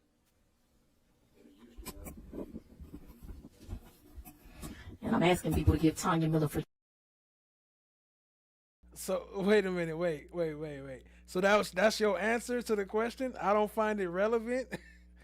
Like, now you see, that's what I'm saying. The tables need to just switch. She should just be interviewing them. Ain't no even point in interviewing her if you gonna let her run the whole damn interview. This ain't even court no more. This is just like question and answer type shit. Like, it really don't matter what I say. Y'all can't do shit to me. Y'all can't fire me. All I gotta do is, if it's something that's gonna implement me or whatever, shit, I'll just say I don't recall. Georgia some money so we can get a good attorney general in here. Not a corrupt one that puts false things on screens. So Mr. Jones was a candidate for lieutenant governor, is that correct? It should be noted at the time of that ruling, which I still find to be ridiculous. Mr. Bailey was not running against Mr. Jones. He was running against Kwanzaa, and I can't remember his name. It was a Democratic race. But the ruling was found. I take exception with many of that judge's actions. But, I'll leave that for another day. At the time of the fundraiser that you did, it was in a primary, and you knew that That's a great point. It was a primary. It was not a general. He was not running against Burt Jones. That was a fabrication of facts. He was running against Kwanzaa Hall. His name just came to me. You get older and you forget things, but he was running against Kwanzaa Hall, and I did a fundraiser for him. That is absolutely correct. It is a regular day, and tuck your belly in, nigga. Hey, no one said that watch is gonna be a bane in their little ring of power. That's a fact. That's a fact. Well, no, actually, because they got away with it in court, so they gonna be able to get away with. Oh no, but hold on. It was in the inventory, right? So that means they gotta return it because it was as part of the inventory. So yeah, that means they gotta come up with that watch. So yeah, it's gonna hurt them in the long run. That's at least one thing they could say that they didn't get returned, and that watch is worth a lot of money. She probably got it on right now. She wore it in with her fur coat. And I need to give me some money back, $2,500.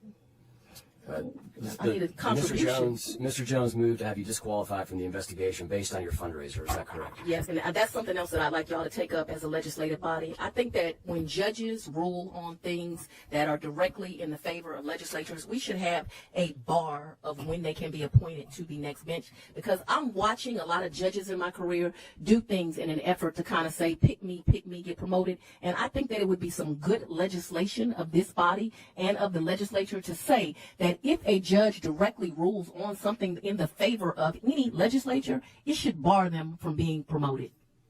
That'd be some legislation, since y'all want some help with legislation. And Judge McBurney granted the motion to Mr. Jones to have you disqualified. Is that correct?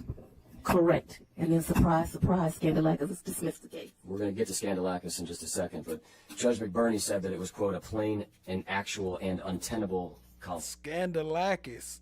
Is that correct? That's a real name too, Scandalakis. He did. Okay. He described it, I believe, in oral commentary and stated that he regarded the optics were horrific.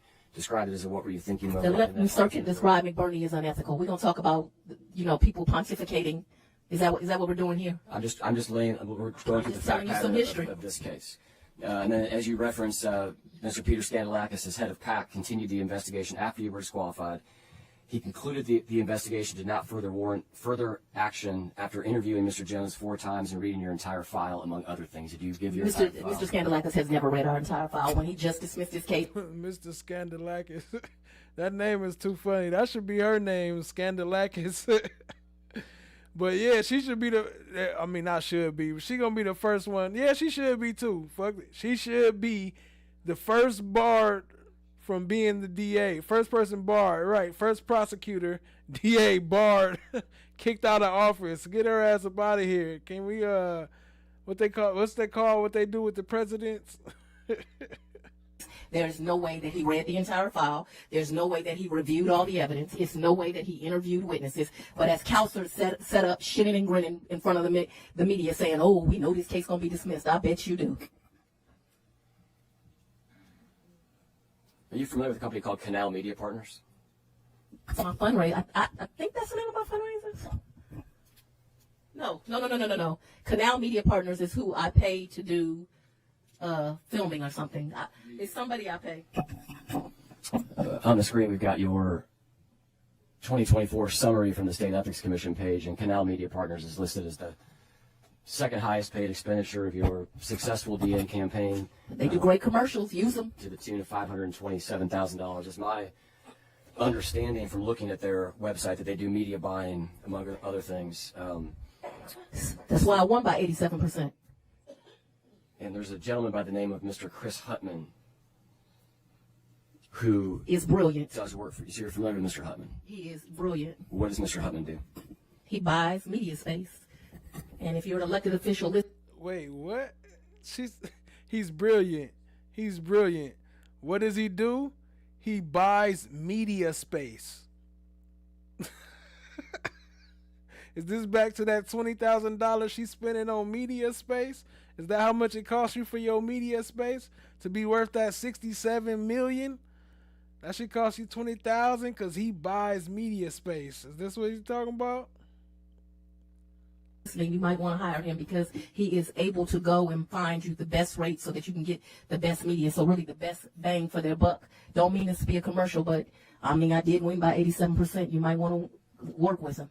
His LinkedIn shows, they don't say partnership here. She won. That's how she won by 87%. So he was already there. So she was probably like, yeah, I'll pay you once I win. And once she won, then she paid him with the DA office money, with the regular county. I mean, the tax money once she won. But she already had him booked. Like, yeah, I'll pay you later. Or she might have paid him then too. Like, shit, it's worth it. You're gonna be my full time. I'll hire you on. Just give me this win, and trust me, you're gonna have a full-time job. I'm about to have millions. But the state's under there, who are we? It lists Mr. Jeff DeSantis and Chris Hutman, Mr. DeSantis being the same one. Right, marketing in court. Like, that's the whole shit, is that now you can hire your team and you can pay them what you want to pay them, pay all these special prosecutors and shit. Like, that's what you doing there. That's what you doing with the money. That explains it. That explains how you hustling. You using this to your advantage. Almost like at the end of the year, like writing your car off on your taxes type shit. It's the same type of program, if you understand. If you know, you know. Serves in your office, and Mr. Hutman being the gentleman that we just talked about that you referenced. I don't know that he currently still works with him, but we could have got to that question 3 questions ago. I know at one point they worked with each other. The website for saying that Mr. DeSantis is there is current, but it's your testimony today that you don't know whether he does work with 2020 Insight before. I don't know that he actually continues to work with them, but I certainly know that in the past that he worked with him. Is it your understanding that Mr. DeSantis and Mr. Hutman were business partners? I really don't know what their professional relationship was, so I don't want to speculate. I will tell you this: the governor talked about old men having to go to the bathroom. 54-year-old women do as well, so we don't have to get me to a bathroom break. We'll take 5. Thank you. For any of y'all. Any questions? 54-year-old women do as well, so we don't have to get me to a bathroom break. We'll take 5. Thank you. Any of y'all gotta take a bathroom break, go ahead and get it in. We still rocking and rolling. We almost up out of here. I say about, 45 minutes or so. Appreciate y'all being here. Don't forget to hit that like button, hit that subscribe, tap in, share with a friend. Let's keep it rolling. Many questions from the minority party would go through the minority leader or an individual designated by the minority leader. And Leader Jones is here. You've indicated you will be asking those questions on behalf of the minority party. And with that, I'm going to turn it over to Leader Jones. And that should be pretty brief. Hopefully we're near the end here. Madam DA. This our homeboy right here. You know, this her friend. Look, he happy to see her, Madam DA. That's my friend right there. You know what I'm talking about? So yeah, we about to get into this. I don't even know his name, but they call him as the speaker for the minority. That's what we refer to, the minority speaker. He speaks for the blacks.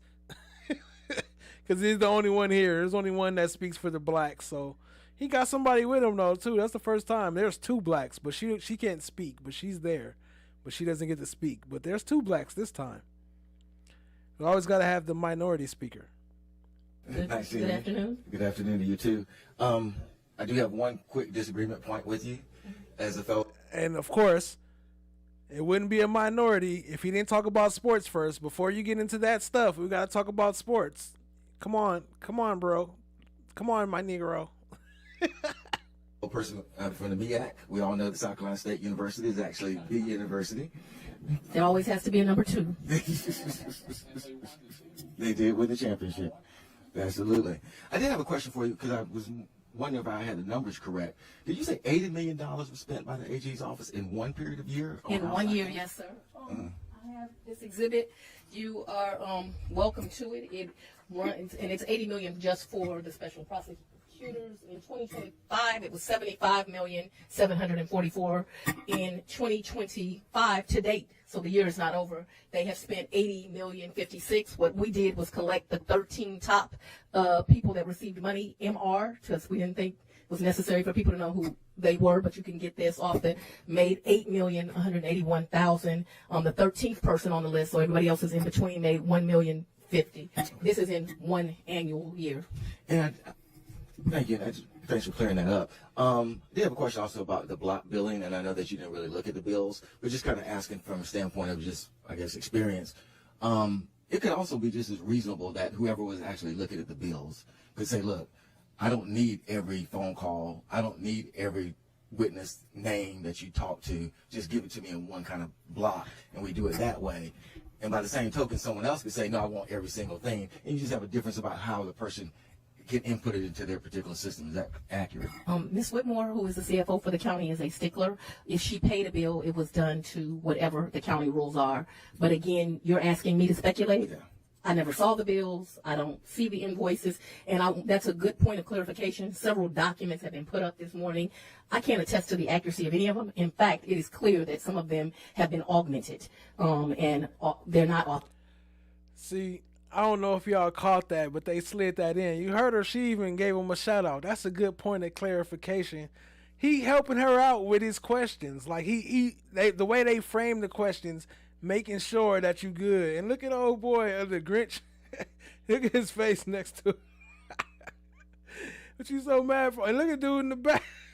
Yeah, all right, my bad. Anyway, all right, come on, we gonna keep it rolling. But it's a complete setup. You could tell they worked on this prior to. They might not worked on it together, but they had people to ask the exact questions that they was gonna ask each other and play it out. Like it's straight setup. You could tell. Look at the Grinch though. And authenticated documents. So no document that's been shown here today has been authenticated, and it's clear that some of them have been altered. But whether they've been altered or haven't been altered, it was my first time seeing them. Right. In any event, however a person wants to get the billing or not, would you think that this is actually a good way for us to come up with a recommendation on how local DAs or solicitors should actually try to do their billing for outside counsel? That the Georgia General Assembly should decide this is how we should do our billing. What I think is that the voters should elect ethical district attorneys, and that those district attorneys should do the things that are needed to make their communities safer. And that I always like the idea of, for me, I don't think it's necessary for every DA, but I liked that the county looked at our documents. I didn't have to do that. But I knew I was a black DA. I knew I was the first woman DA. And so I took extra precautions because I understand what that means. Absolutely. And you also. Here they go with all this again, both of them. What happened to all the questions like, did Nathan Wade take you on vacation with the money that you paid him as a prosecutor? Did you use any of the money outside of the scope that you were supposed to use it? What happened to the old girl? Did you buy laptops and computers that you was not supposed to be buying with that money? Did you do anything outside? Where's all those questions? Like, what are y'all even asking them about? I think kind of clarify on this White House trip where you're saying you were actually on the lawn. I didn't know if you wanted to. I was not at the White House, right. And so that has been a lie that has been purported by members of this committee. Look, I want to give you a chance to clarify that bullshit you said about the White House. Now I'm going to let you clear it up again. But remember, she never met her, the vice president, but she was in her yard drinking drink. And, man, get out of here. What happened is kind of clarify on this. What happened was actually on the lawn. Did you go ahead? What happened was I didn't know if you wanted to. I was not at the White House, right. And so that has been a lie that has been purported by members of this committee. What happened is, I know we don't like to talk about Black history, right? We want to get rid of Black history museums. We want to get rid of, and I want to say this, we want to get rid of free admissions to parks on Juneteenth and on Martin Luther King's birthday. But I'll let you know something. I appreciate our president because he made free admissions to parks on my birthday. So I do appreciate that. Hopefully King Petty don't get rid of that day. But right now you can get into a federal park on my birthday for free. Now, with that being said, that was a party celebrating Black History Month. And I was so excited to get the invitation. And leaders from all across the country literally came to not the White House, because I never went to the White House on that trip, and I think I was there like 24 hours. It was at the vice president's house, but not actually at her house. It was in a tent on the lawn. Quite frankly, while we were there, I never got a chance even to meet the vice president, which was disappointing. I thought, you have all these people from all over the country. At the vice president house, but y'all didn't have nothing to do with none of the other shit, but you over there at Kamala house. Talk about, oh, I didn't meet with her. Yeah, right. You full of shit. You full of shit. Talk about you didn't meet her. The truth is that you are a liar.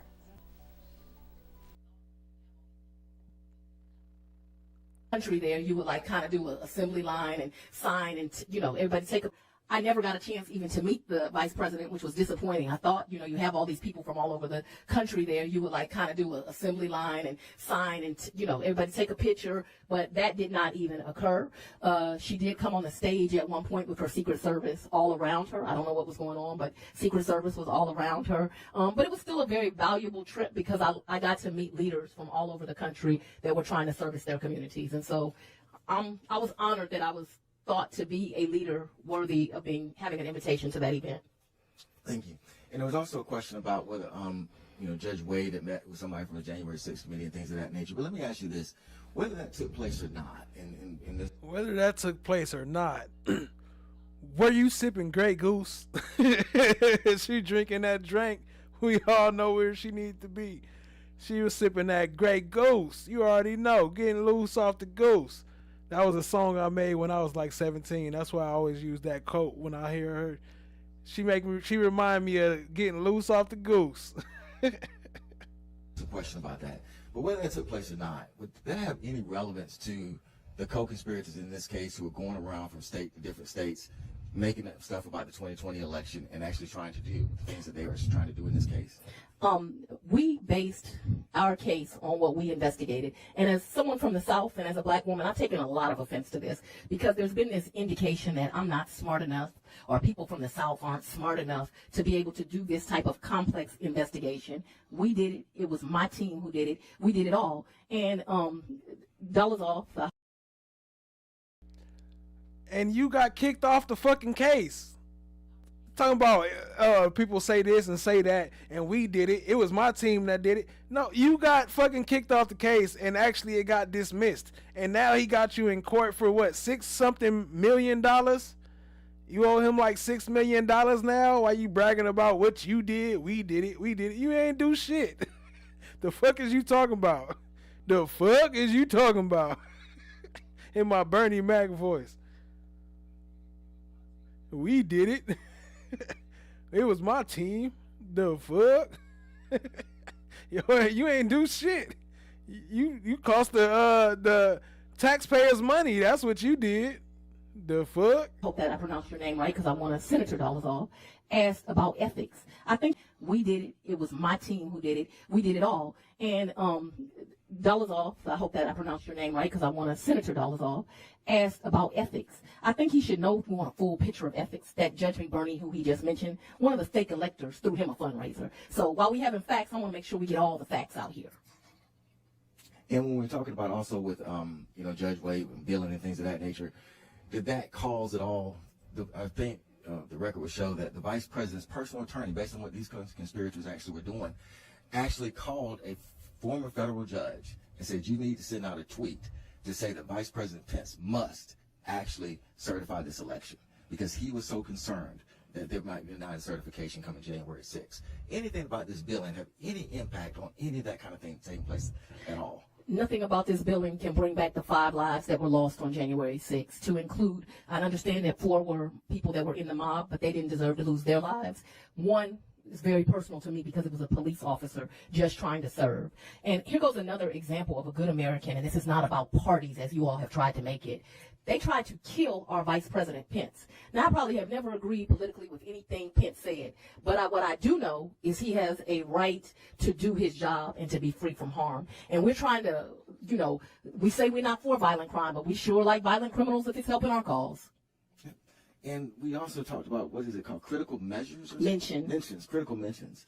So even discussing that, would critical mentions actually have anything to do with the fact that just yesterday, as a matter of fact, 2 former co-conspirators, because the case has been dismissed, I think Mr. Roman and Mr. Cheeseborough, just yesterday in Wisconsin, was held to answer charges, 4 felony charges, for actually creating a fake elector program that was similar to what was prosecuted right here in Georgia.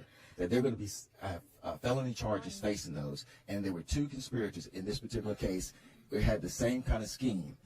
Anything about his billing or anything about critical mentions have anything to do with the fact that 2 persons that were indicted in your case, right now, just yesterday, a judge in Wisconsin said, you're going to face charges, 11 charges, based on similar scheme that took place in Georgia. No, and it should be noted that Roman was indicted in 3 separate states and that many of the co-defendants were indicted in separate states because, and let's be clear so the record is clear, in my indictment in Arizona, they indicted John Eastman, Gina Ellis, Ruben Giuliani, Mark Meadows, and Mike Roman. Mike Roman was represented by a merchant who came here and testified. In Wisconsin, they also indicted Cheeseborough and Roman. And so, we could go on and on about in the federal case had only 1 defendant, Donald Trump, but he was also indicted in my case. So these defendants committed crimes in our state and other states, and there's all this talk about political enemies. Not one of these defendants do I consider to be my political enemy. I'm sorry that they think of me as an enemy. I guess they don't know that their job is to serve me, to work for me.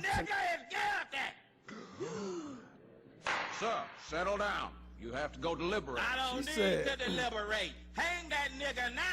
I got the rope right here. She said, I guess they don't know that their job is to serve me. I am the madam. Their job is to serve me. I am all the queen's men, madam. Make life better, do I consider to be guilty. So these defendants committed crimes in our state and other states, and there's all this talk about political enemies. Not one of these defendants do I consider to be my political enemy. I'm sorry that they think of me as an enemy. I guess they don't know that their job is to serve me, to work for me, to make life better for me and my family. But they are not my political enemy, and I actually pray for them because I see issues. Job is to serve me, to work for me, to make life better for me and my family. But they are not my political enemy, and I actually pray for them because I see issues.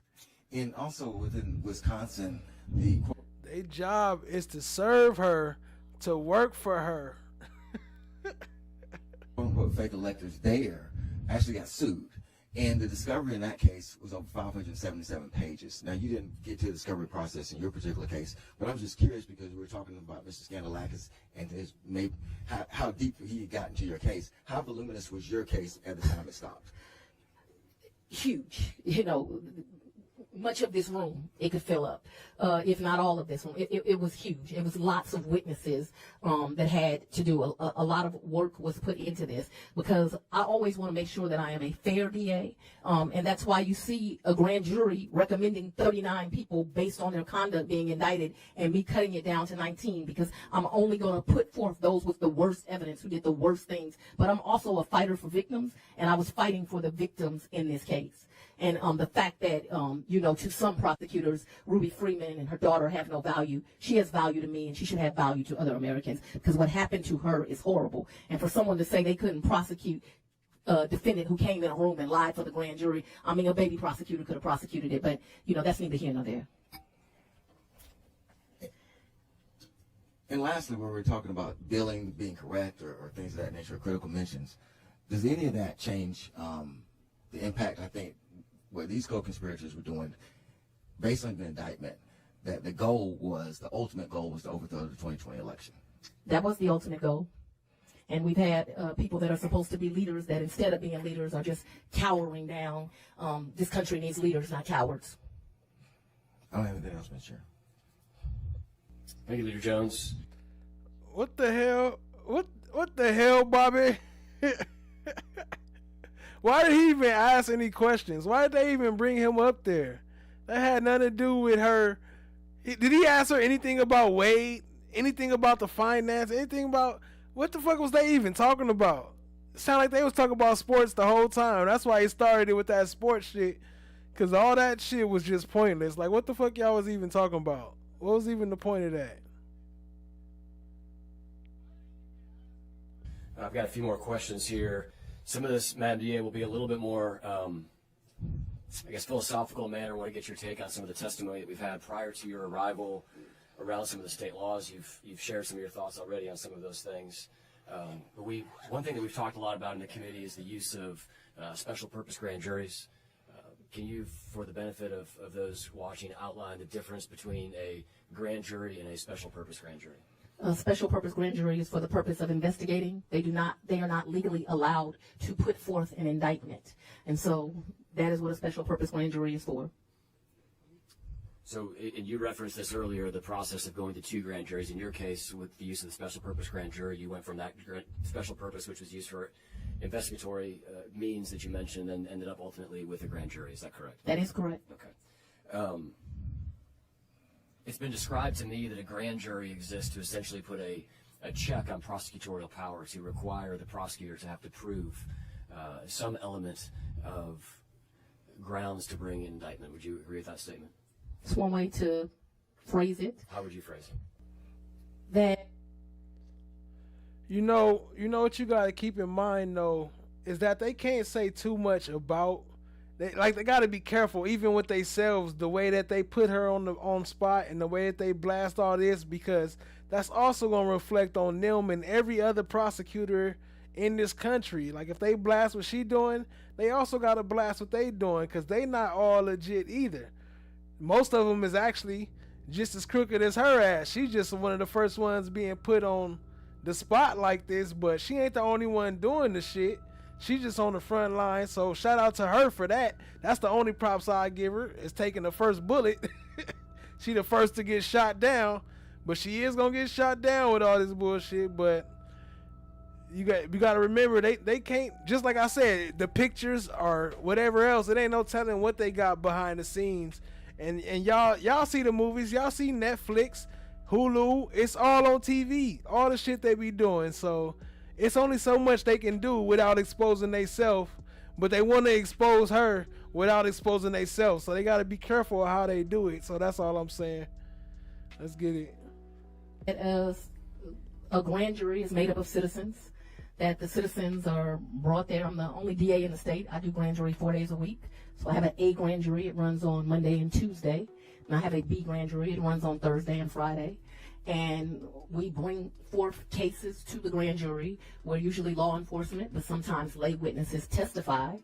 If the grand jury finds that there is adequate evidence, they will put forth an indictment. It should be known by the general public that not all felonies require an indictment. Some of your lower level felonies you can do by accusation, just like you could do a misdemeanor. But for any serious felony, you need to go to the grand jury. You may have touched on this, and I'm just going to ask you to, in the context of this conversation, outline it again if you don't mind. What was the reason for the use of a special purpose grand jury in this election case? To investigate, to make sure I took this matter very seriously. Was not just going to charge people with a crime before I found evidence. And sadly, a lot of people in government, the governor, and other officials refused to testify unless they had a subpoena. Well, I can't get a subpoena unless I have a special purpose grand jury. And so we served them with subpoenas, and they honored their subpoenas, and they came forward. So with a grand jury for out-of-state witnesses, there's no way to get, for a regular grand jury, to get a subpoena? For a regular grand jury, but by the time you're before a regular grand jury, you're indicting. And I didn't go into this case knowing that there would even be an indictment brought forth. Tell me about a material witness warrant, what the process is to get one, and when one would be used. When someone won't cooperate, you have to go get one. Do you have to get one for all out-of-state witnesses unless you're using a grand jury? I'm sorry, a special purpose grand jury? You can get a material witness warrant for a witness in a trial. We have had to get material witness warrants for someone in a trial. So I don't know that I understand your question, but basically when someone will not cooperate, it requires you to go get a warrant. Typically you have to send someone to that state. They have to testify as to why this person is material. Then the judge there makes a determination. Yes, they are material. They sign the warrant. They come down. That's very brief, but that gives you kind of the gist of what a material witness warrant has been used. I've used them many times in my career. My understanding is essentially you need two judges. What sounds like one's the out-of-state judge, one will be a Georgia judge to compel that testimony. Is that accurate? Because they have to make a determination that it's actually material. And with a special purpose grand jury, you have the ability to send essentially a letter and a warrant to whoever you wish and compel them to testify without the process of going through the material witness warrant. Is that accurate? Yeah, again, we're getting into the weeds. We needed a special purpose grand jury because I need to be able to issue subpoenas.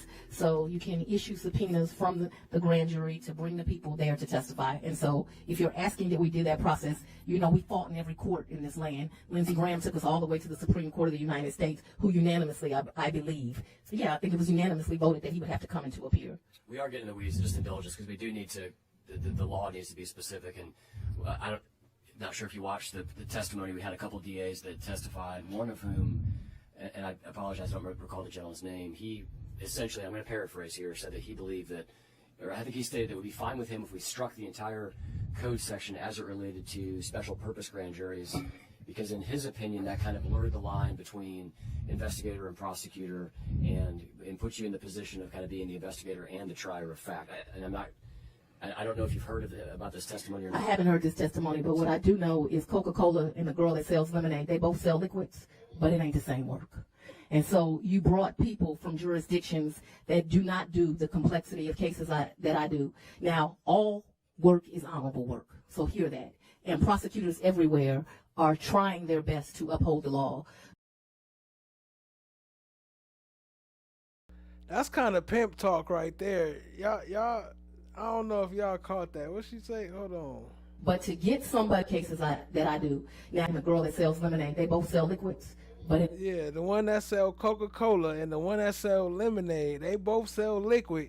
But that's pimp talk right there. Y'all, I don't know if y'all catching that. She got a little pimp swag in there. That might be where that madam coming from. I think I'm on to something with this All the Queen's Men thing. I think Eva played her in the movie. It ain't the same work. And so you brought people from jurisdictions that do not do the complexity of cases that I do. Now, all work is honorable work, so hear that. And prosecutors everywhere are trying their best to uphold the law. But to get somebody from a jurisdiction where they got 15 lawyers and, you know, they bring a grand jury once every 6 months, and to ask them to discuss my work where I'm running grand jury 4 times a year and 12,000 new felony cases. 4 times a week, and, 12,000 felonies a year is the most complex cases, that this state sees. I don't think you were talking to people that you should have been. So I disagree with him, and I don't even think he has the ability to comment on the work of the Fulton County DA.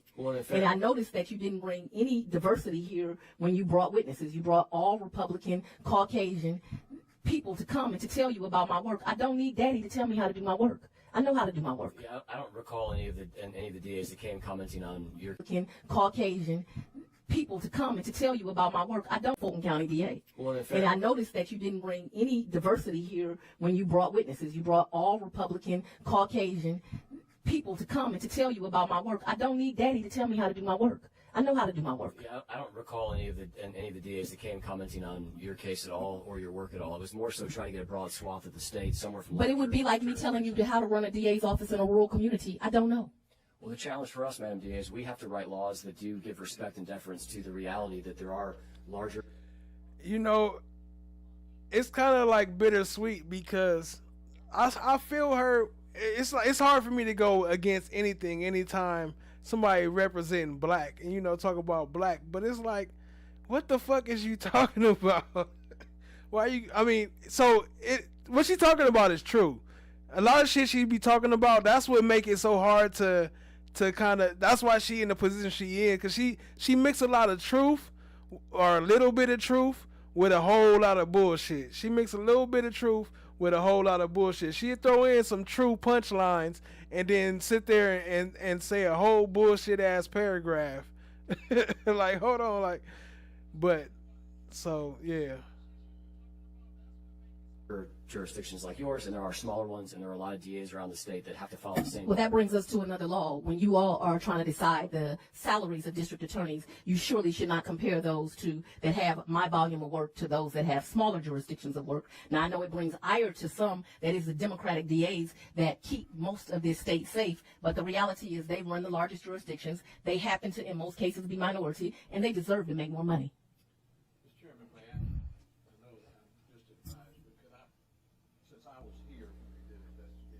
Shit, we all deserve to make more money. If we all made more money, it wouldn't be so much crime. Shit, but you arguing about $250 an hour, like that's too cheap. So what is you even talking about? The person at McDonald's needs to make more money. Walmart, all the shit. We all need to make more money. Y'all need to stop stealing from us and having all this debt shit, stealing everybody money and credit cards and all type of shit. Yeah, the way even police, fucking tickets and trafficking, y'all always stealing people money, but then want to talk about y'all need to make more money. That's crazy. That's a good point. Like I said, she throw in some truth, but she mix it with a whole lot of bullshit. Like, yeah, we do need to make more money, but what the fuck are you talking about? Y'all make more money than most people.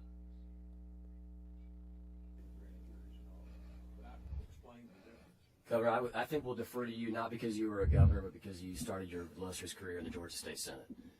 So, well, your first elected role is changed. With a grand jury, and there are lawyers everywhere that do not understand this.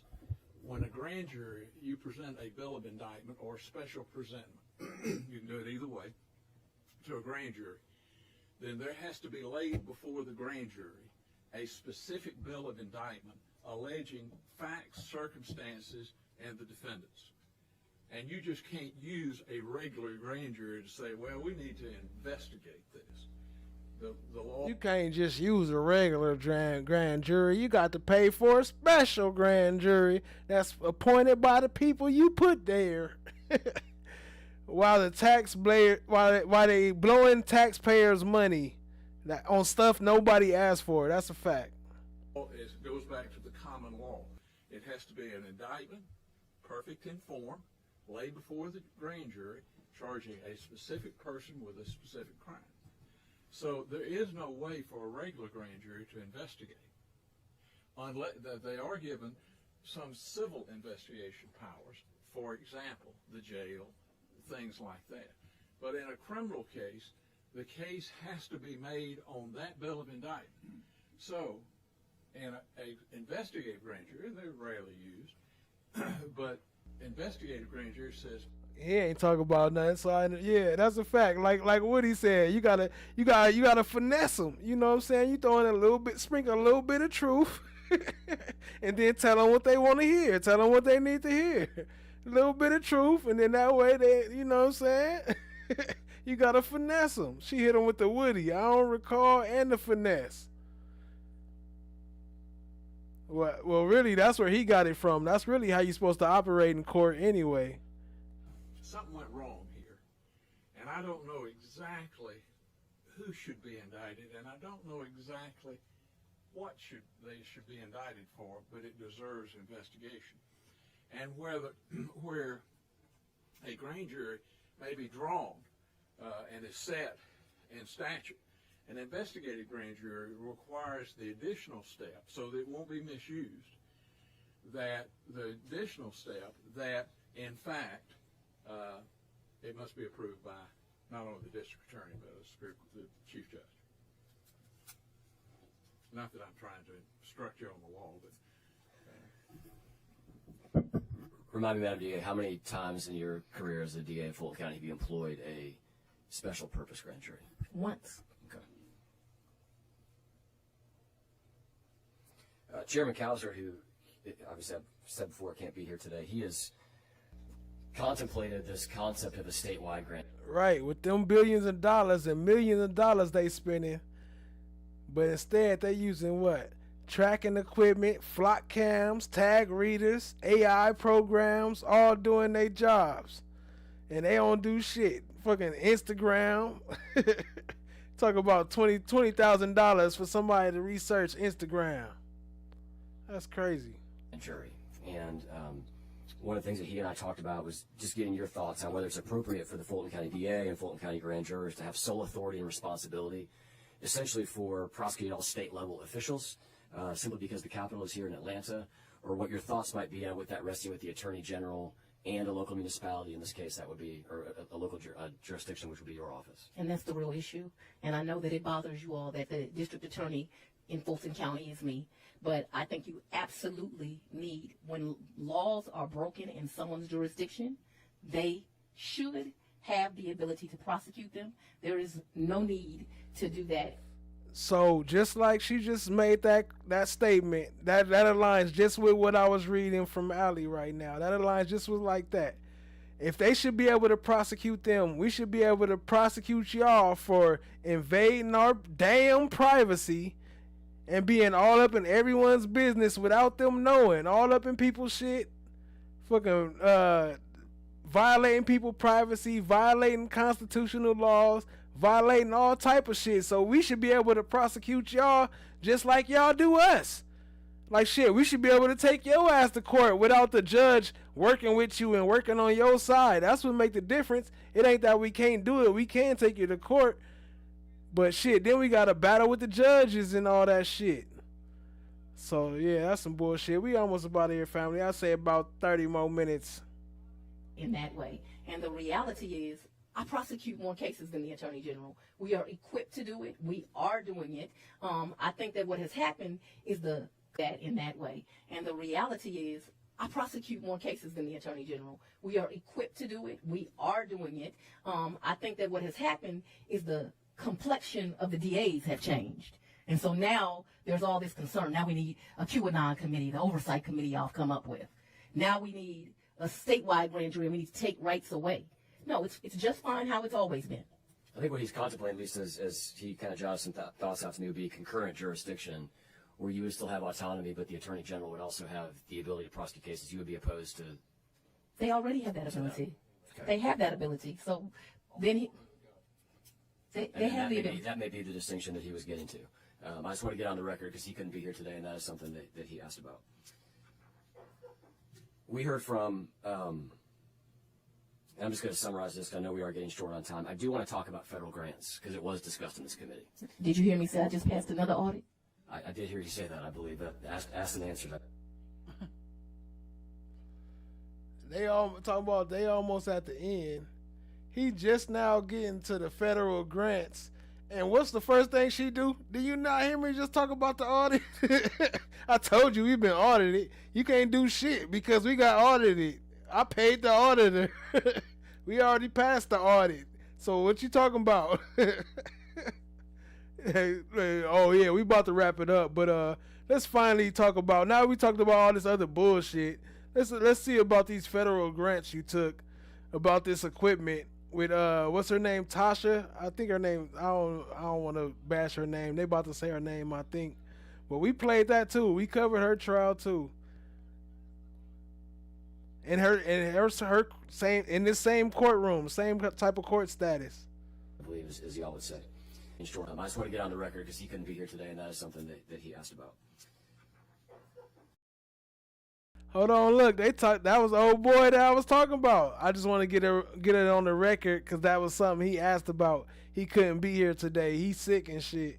Whatever y'all did, they didn't poison this nigga. He's sick. He can't be here today. But I just want to get it on the record. We heard from, and I'm just going to summarize this because I know we are getting short on time. I do want to talk about federal grants because it was discussed in this committee. Did you hear me say I just passed another audit? I did hear you say that, I believe. Asked and answered, I believe, as y'all would say. And I don't think you gave us this number, but... Hold on, did you catch that? He said asked and answered. So her answer was asked and answered. That was her answer to the question. Asked and answered, as I believe y'all said. That was the answer. Asked and answered. I don't know if y'all caught that. I'll rewind it a little bit. What's a ball? I'm just going to summarize this because I know we are getting short on time. I do want to talk about federal grants because it was discussed in this committee. Did you hear me say I just passed another audit? I did hear you say that, I believe. Asked and answered, I believe, as y'all would say. And I don't think you gave us this number, but what's a ballpark number of federal grants in an average year of what y'all receive? Is it hundreds of thousands? Is it a couple $1 million? Is it? I don't know an exact answer. I can tell you we do excellent work with our grants, and because of the current administration, not just in my office, but all over the country, people are losing valuable grant money to do the work of the people. And that is going to require some work of the legislature because the state's going to have to kick in more. This year alone, I lost 14 employees as of September 30th because not as many grants are being given. Grant work that just does excellent things for community. And the grants, so that we're clear, they're actually not the Fulton County District Attorney's grants. They're not the Atlanta Judicial Circuit's grants. They are the grants of the county. So they are not my grants. So that's a misnomer slang.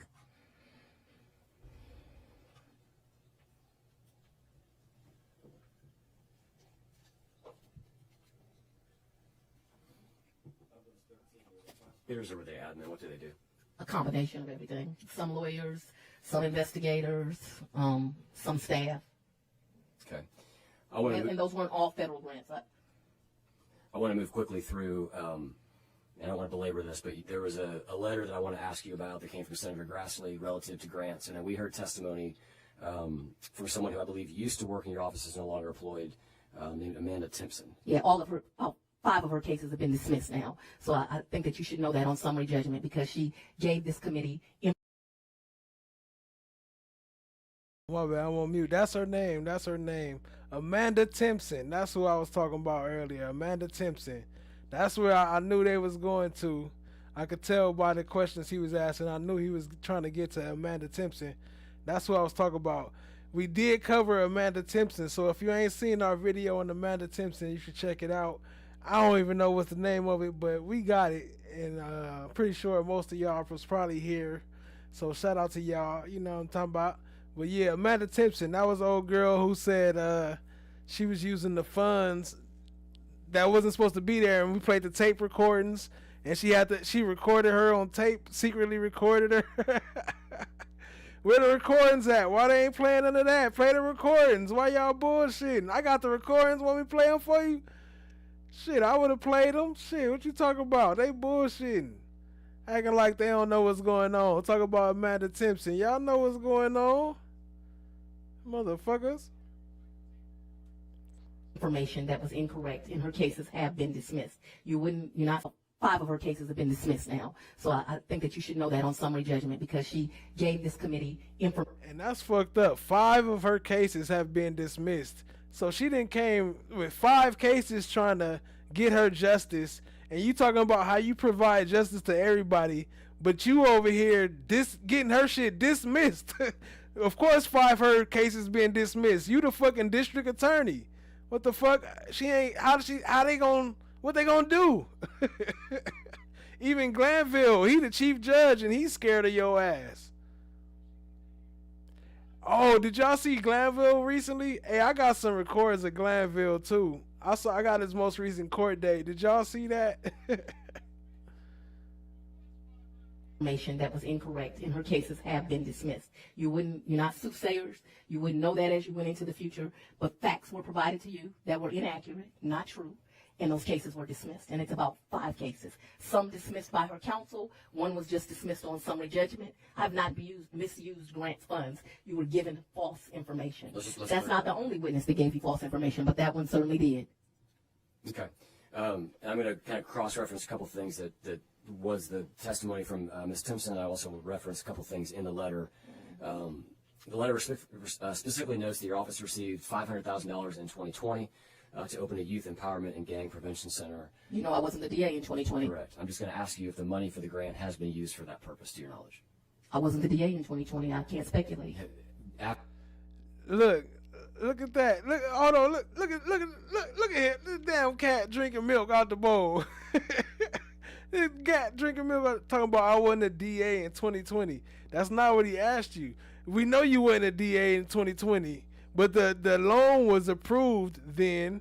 And then what did you use that loan money for? Did you use that loan money what it was approved for? We didn't ask you when you was the DA. How did you use that money is the question. That bullshit.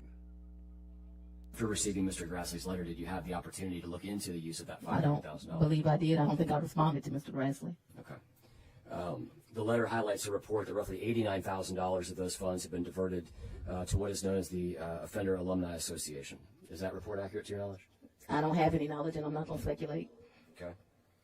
When Ms. Timpson was here, she previously testified that she discovered the office was using these grants and expenses that were not eligible for the grant. Specifically, she mentioned swag, computers, and travel. And didn't know what she was talking about, which is why her cases were dismissed. Swag, computers, and travel. You know what it was talking about. Y'all know damn well y'all spent shit on the swag. She had the receipts. How'd y'all get that dismissed? That's the question. That's why I thought we was here, to find out how did y'all get all that shit dismissed. That's the question. Swag, computers, and travel. What the fuck? So is it your testimony that the funds were not used for swag, travel, or computers? Let me speak specifically to the one that I know about. Okay. I bought a computer for a grant employee. I did not use grant funds to buy it. Which I do with all my grants. You see how she avoid that?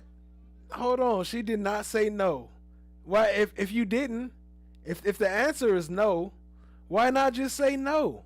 I didn't use it for that. She said, hold on, let me speak about what I know about. Let me tell you about you like, you want to hear, I got a story, you like to hear it, here it go. No, we don't want to hear your story. The question was, did you use the money for some bullshit? Yes or no? What up, Rock Solid TV? I see you, family. Appreciate you joining. Shout out to Rock Solid TV. Y'all go sub up. We'll be live Sundays and Tuesdays. Rock Solid TV on Kick. It's never enough. So you always do things to support the people. I did not use grant funds to buy it. Which I do with all my grants. It's never enough. So you always do things to support the people working on the grants. But what I can tell you is her cases were dismissed because they had no merit. One was just dismissed on summary judgment. She testified that she had brought this to your attention in late 2021. Do you recall that conversation? I do not recall it. What I recall is Ms. Timpson being a troubled employee that did not do well at the office, that I moved her. I remember she was one of those people I interviewed. I remember feeling terribly sorry for her because she's got a tragic story. So I was proud of that she had kind of lifted herself up by her bootstraps. But she ended up being an employee that was a holdover employee and not very good at her job. We tried to work with her. Ultimately, she put some of my employees in fear, and she was let go. And that's what I recall. And she was let go in January 2022. So. I don't remember. I've had up to 400 employees. So why they not talking about the tapes, though? What about the tapes? What are you talking about? She was let go because of this and that. But you let her go after that recording, that secret recording of her telling you that y'all using the funds for some shit y'all not supposed to be using it for. But that's another reason why they got her here, or why it's hard to just have her without her actually being on a trial, because They can't call witnesses or nothing. They can't call all the other people. Like, let's call all those people that's saying you did them wrong. Like, let's have them come and speak too. Why is it just you just talking to this nigga that's giving like half-ass questions and shit?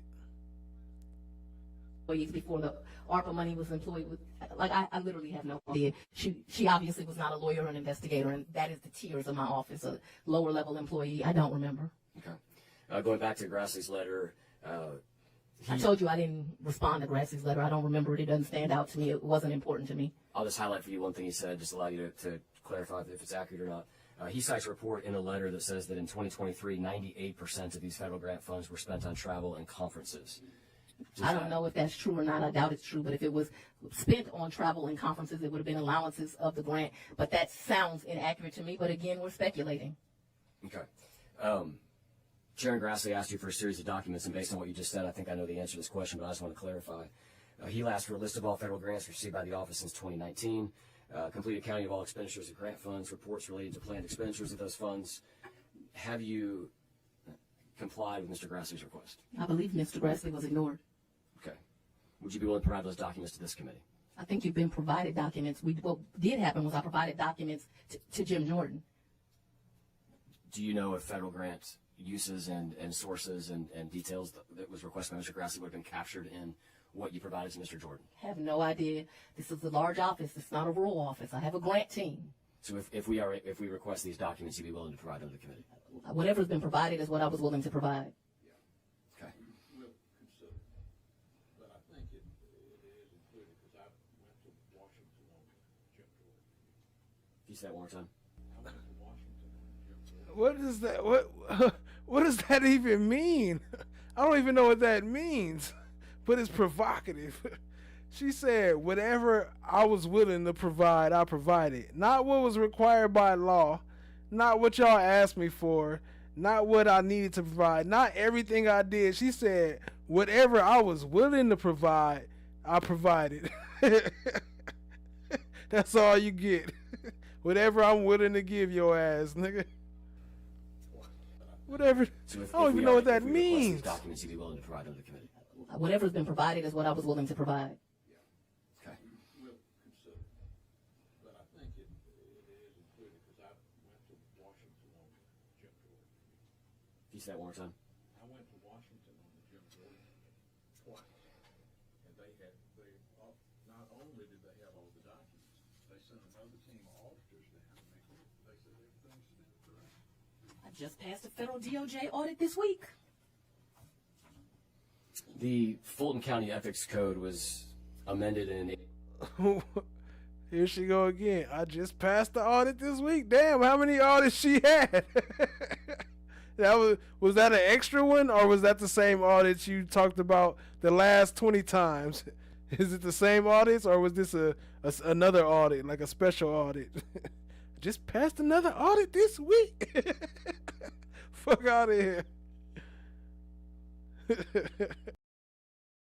April 24. I just passed a federal DOJ audit this week. Oh, that was the other one. Okay, that was the federal DOJ audit. She just passed the federal DOJ audit this week. So the DOJ too. Damn. Well, who investigates the DOJ? Code was amended in or shit. Am I not allowed to say that? My bad. I take that back. I don't think I can say that. I don't think that's part of freedom of speech. Never mind. I retract my statement. To clarify that it includes elected officials. Is that your understanding? I have no idea what Fulton County did. They wouldn't apply to it. Yeah, I'm not a county elected official. I'm a state. Right. Okay, so your position would be that the county ethics code, anti-nepotism code, that they updated to include elected officials when they expanded that, so it would include you. That would be there's county electeds and there's a state elected. I am a state elected. Okay. I represent the Atlanta Judicial Circuit. Does PAC have any sort of model language around either your office teams or any sort of anti-nepotism You have to ask language? Are you aware of anything that PAC has provided? Can you provide the committee with any sort of internal ethics guidelines that you have, as well as any sort of anti-nepotism policy that your office has in writing? Perhaps St. will consider it and decide whether it's relevant for inquiry or whether it's privileged or whether you've already received. Okay.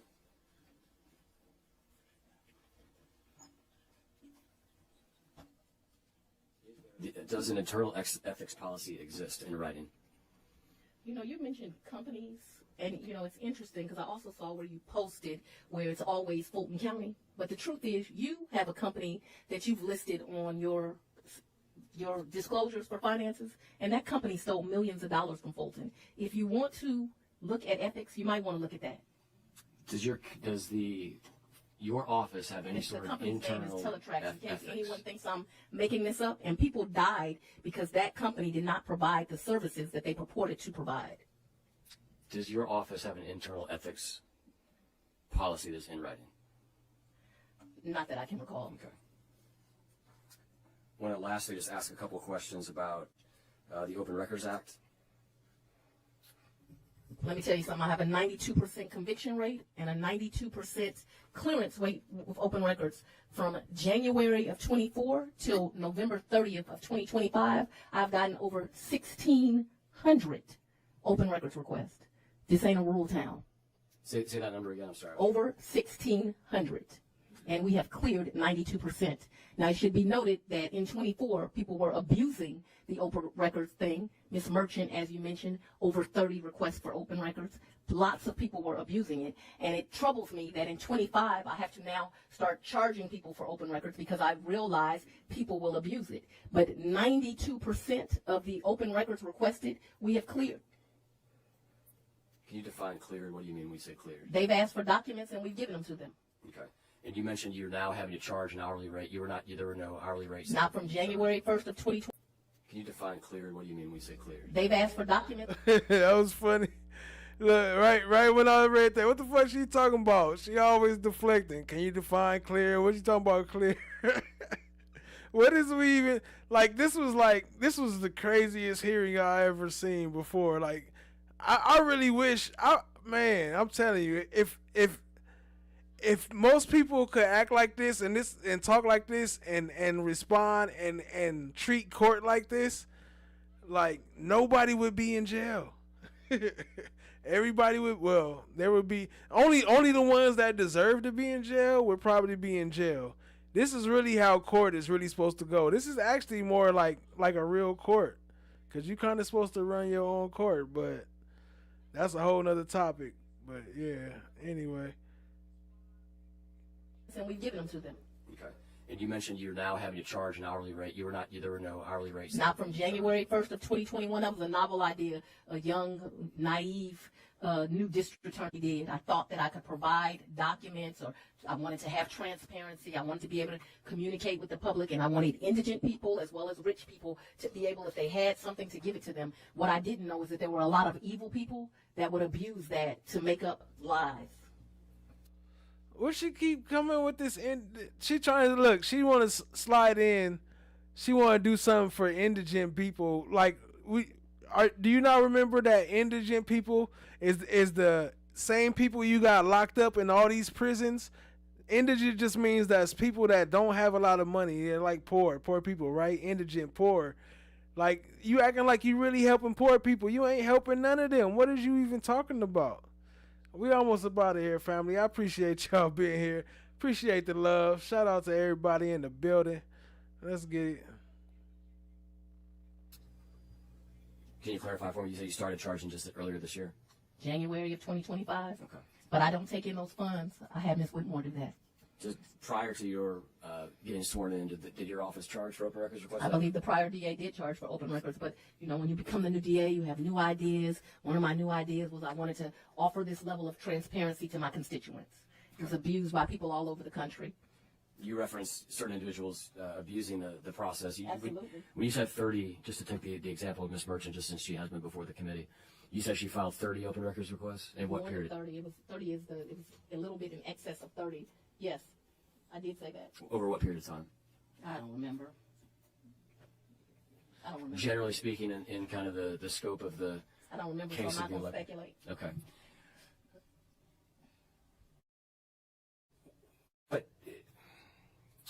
in your opinion, what should... She also came in here and testified that I diverted money from my homicide backlog. I cleared my homicide backlog, all of it. Didn't divert any money.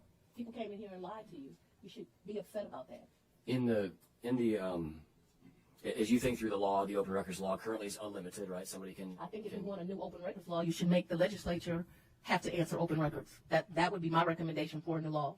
I would vote for that as well, but let me just get I just want to get your opinion on the scope and how you would limit that, how you determine abuse versus non-abuse.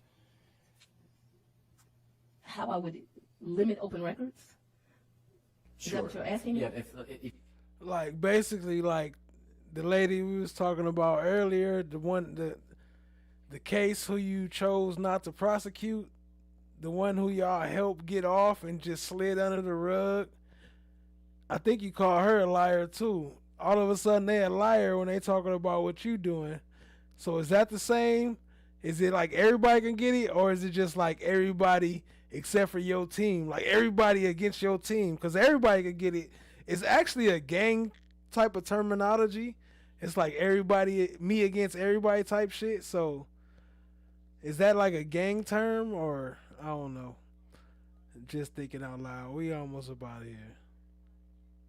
If you were to take an extreme case, right? You say 30, I think. I don't think that district attorneys should actually be subject to the open records, but if they are subject to the open records, obviously attorney work product should not be subject to it.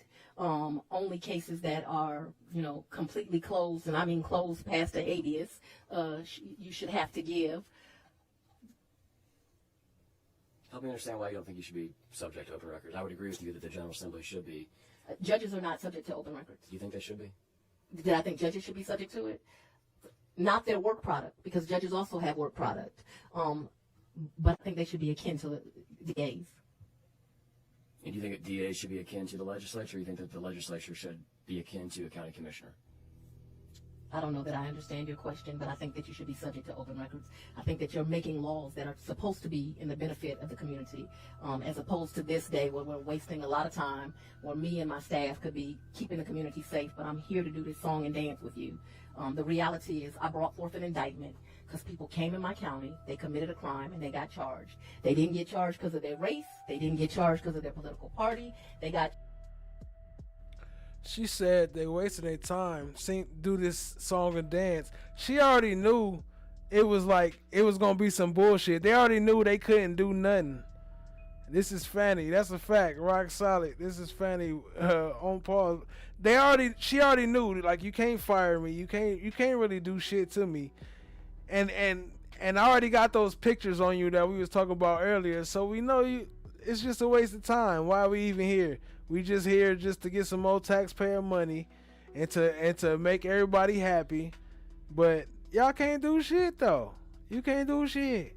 You can't do shit. She wasting time on her own. She wasting her own time trying to cover her bullshit. Facts. Charged because they came in my community and committed a crime, and 2 grand juries passed forth an indictment. And this is what you should know. I don't care how many times they threaten me. I don't care that they've threatened my family. Actually, just yesterday, I went home and the Department of Justice sent me a letter about another person that they are prosecuting, and that I can come in January because this person swatted my home as well as the home of other public officials. This has to stop. What you all need to do is to pass laws to allow jobs to do them safely. What happened to Marjorie Taylor Greene is horrible. That she had to quit her job because they were bomb threats to her house and threatening her children. But she didn't care when it was me. She didn't care when my children were threatened. She didn't care that I haven't had the ability to live in my house. But I'm a better human being than that. I don't want any of your lives threatened. I may not care for you personally. I may not believe in your politics. I may think that today is nothing but more than evil and you trying to get yourself elected. All of that being said, I don't think anyone should threaten you and your family. And I think if you're here to protect, you ought to establish laws that if someone uses hate speech and that creates an environment where people like myself are threatened doing their job, we ought to do something about it in Georgia. Just a couple of quick questions on the open records. I agree with that. Like I said, they go that little bit of truth. You see all that bullshit, then she dropped in that little bit of truth at the end. She ended with that little bit of truth. I agree with that. Just like she should have prosecuted the dude that we was talking about that was essay harassing and stalking the lady that we was talking about earlier. You forgot about that though. That don't count though, huh? It's only when you say it count, then it count, huh? Laws on it.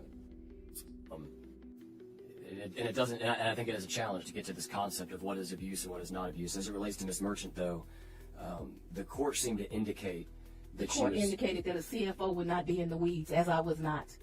And we gave Ms. Merchant many documents, and she abused it. So if you look at what they said, the court said that the CFO, which is what I am of the district attorney's office, I wouldn't be involved in the weeds. What I know is that when you have 1,600 people requesting, we do the very best we can. What's a shame is because we had people abusive, I now have 3 attorneys working on open records, 2 master level people and an employees. None of those people are doing the work that I care about. What I care about is getting gangsters off my street.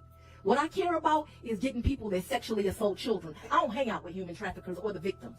I care about representing people that are trafficked. Like, we've got problems here in Georgia. They're real problems. This is a major metropolitan city, and I'm standing on the line here trying to keep people safe, and y'all have me in here with this foolishness. I indicted him. I'm indicted. I figure you probably know. A crime in my jurisdiction. I don't care if you like it. It's not 1948. No, let me get to this. It's not 1948. I know that you're offended that it. I didn't. So here's the question.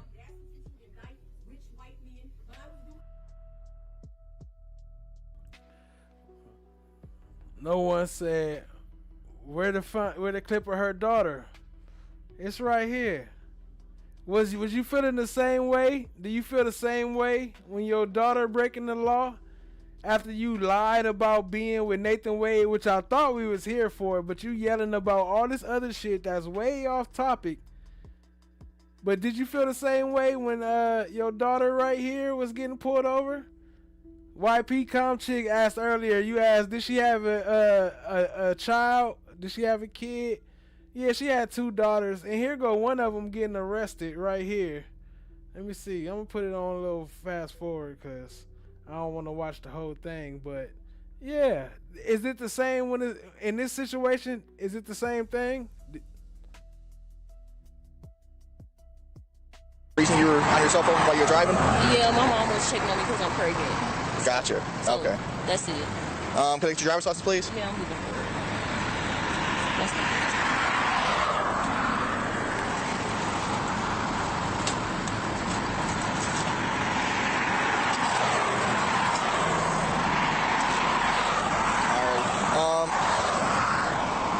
Just hang tight for me. Okay, I'll be right back. All right. Or driving with suspended revoke.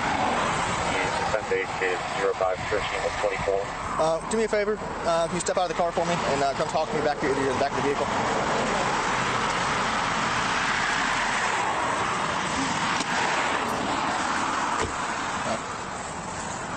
So, your license is showing suspended.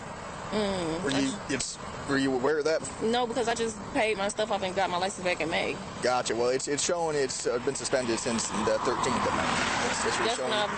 That's when I got it back, though. Like, gotcha. Well, that's what it's showing in the system, and we just had that confirmed through our dispatch. So right now you don't have a nowhere because I just took care of some stuff in May. Gotcha. Yeah. Who's this in the car with you? It's my sister. That's your sister? Does she have a valid driver's license? I'm not even sure if it was suspended, but I know I didn't have a valid driver's license in Georgia because I got a state ID in Texas, and I apparently can't have one of both. Put your hands behind your back for me. You arrested me? Yeah, you're under arrest right now for driving under suspended license. Can I tell my sister? Yeah, I am going to let you talk to her, and with your permission and stuff, I'm going to let her, if that's fine with you, take your vehicle and stuff and get that removed from the vehicle as long as she has a valid license, okay? Yeah. He said you can take it off. Okay, because he said my license. And I got Mom, Casey. 2 fingers right there. That's good. I need your phone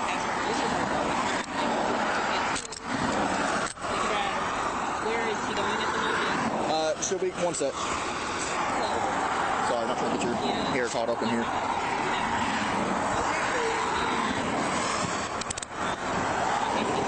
Put 2 in there.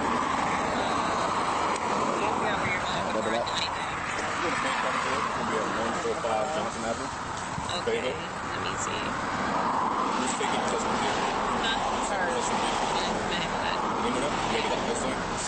I'll check in when I'm in. So if not, it'll sit here and we'll have somebody pull up. I'll stay with it until then. Gotcha. Hey. All right, so let me sort of explain what's going on. Okay. She's being arrested right now for driving unsuspended. I know you think you took care of it back in May. I'm not sure what sort of happened with that. All we can really tell right now is that your license is suspended. It has.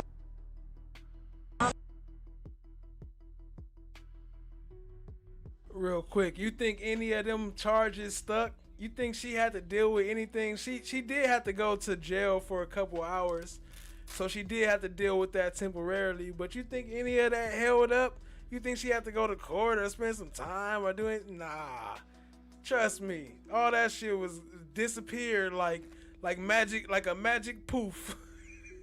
His shit disappeared faster than the magic poof.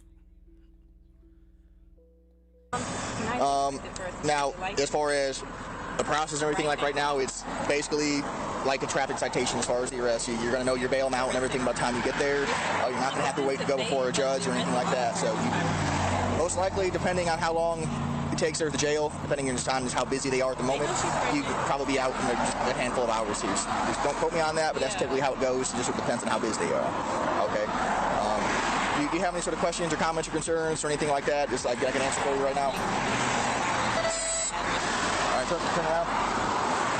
I'm gonna do a brief pat down. You don't have any weapons or any contraband or anything like that on you at all. Anything's gonna poke me, stick me, or hurt me in any way.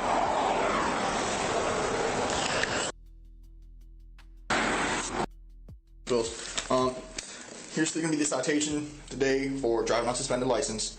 I'm just going to give you a warning on the cell phone. I'm not going to. You've been cooperative and everything with me, so I'm not. Just make sure when we're driving, we're staying off of that, and not. And if we need to stop, make a call or text or something, make sure we're pulling off and doing that instead of doing it while we're operating the motor vehicle. Okay. You do me a favor and sign for me here, right next to the X, for the citation for driving on suspended. Back to where we were here. Also, I think I might know what sort of happened with your suspension license.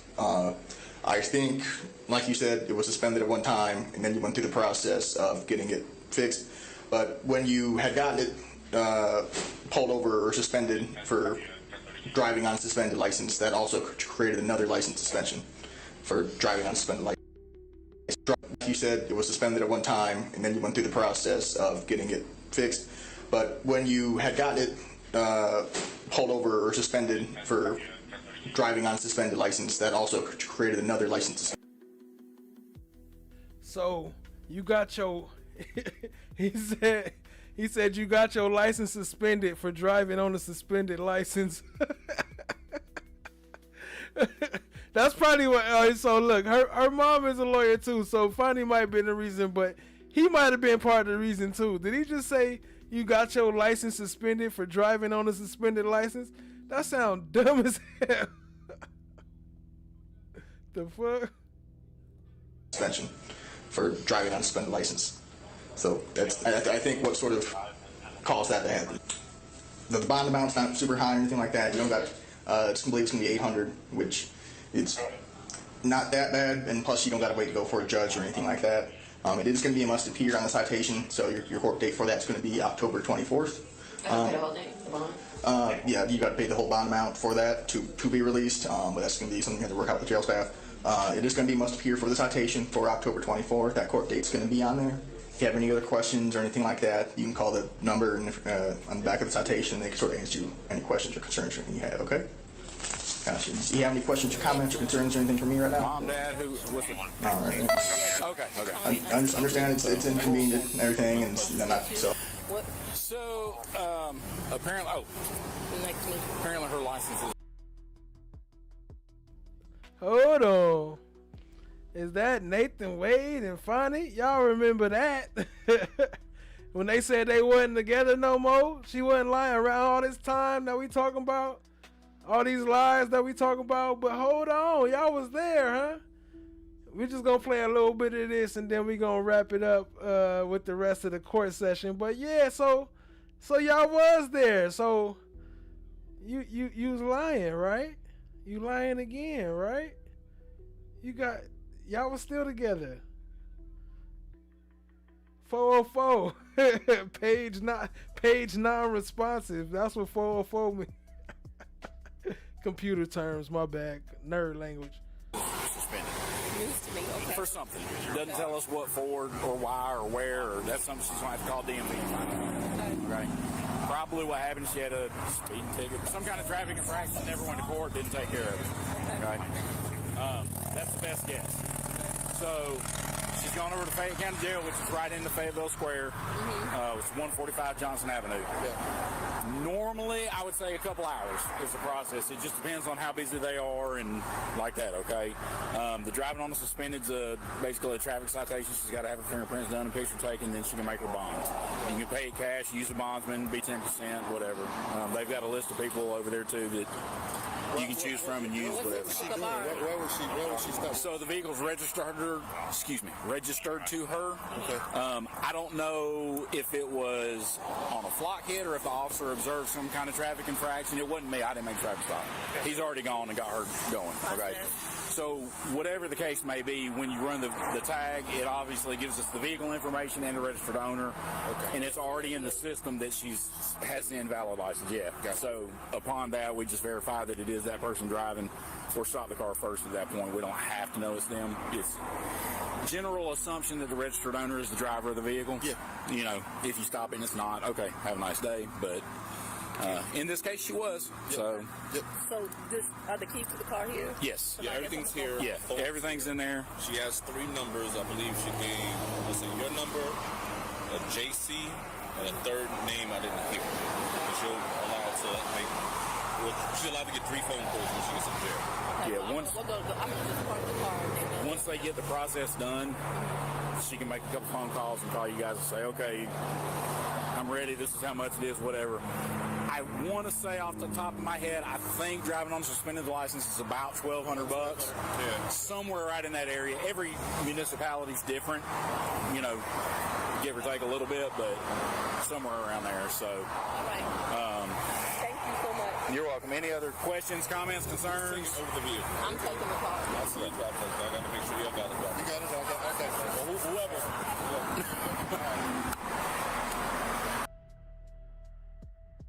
So yeah, anyway, that's enough of that. Y'all see the point. Then yeah, they came and got the car, but is she one of those? I don't know. Is she mentioned in that? Did she go to court? Did she have to deal with that? I doubt it. Did she have an issue? I doubt it. Did she go brag about it and be like, I was on TV, I was on the court, yeah, I don't give a fuck. You know who my mama is? I don't give a fuck. She hit him with the I don't give a fuck.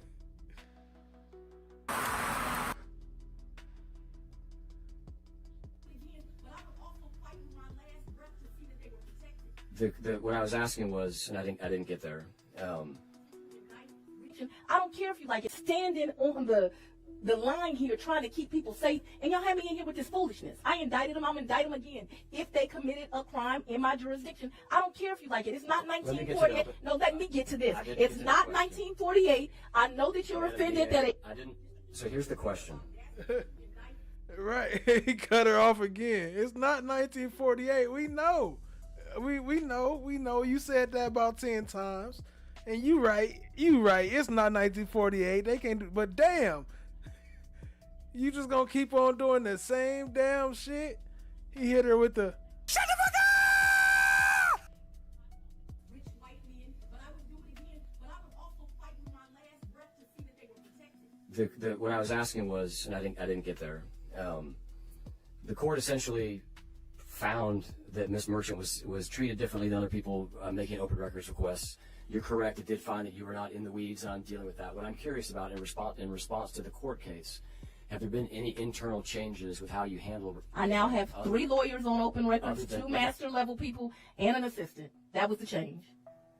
Okay. So I had to waste more resources to not do the main thing. So you want something else? Give the district attorney in Fulton County more lawyers so that she can do our job. Because what happens in Fulton is going to impact the entire community. Gangbangers don't stay just in Fulton. They go to DeKalb, they go to Coweta, they go to Douglas. And I'm here on the front line keeping people safe. And you talk about critical missions. It wasn't just about this case. I prosecute a lot of high-profile cases. Walk me through the change real quick. What did you have before in terms of staff, and what do you have today? When I started, I had one. When I say before, let me say. Let's call it 2024 versus 2025. I've increased staff. I now have 2 special assistant attorney generals that work on it. I have two special assistant prosecutors that work part-time on it. I have right now 2. Okay, I was confused by that. I was like, hold on, you got 2 special attorney generals. Wait a minute. I thought the attorney generals was coming after your ass right now. You got 2 of them? Oh shit. Now we get it. Now we see why you free. You exposed this shit you wasn't supposed to say, huh? Lawyers that work on it, 4 assistant attorney generals that work on it. When I started, I had one. If I say before, let me say, let's call it 2024 versus 2025. I've increased staff. I now have 2 special assistant attorney generals that work on it. I have two special assistant prosecutors that work part-time on it. I have right now 2 lawyers that work on it full-time. I'm bringing a 3rd one in. I have 2 master level people that work on it. When I first got there was 1 lady with a master's degree. We've had to expand and expand and expand for this foolishness.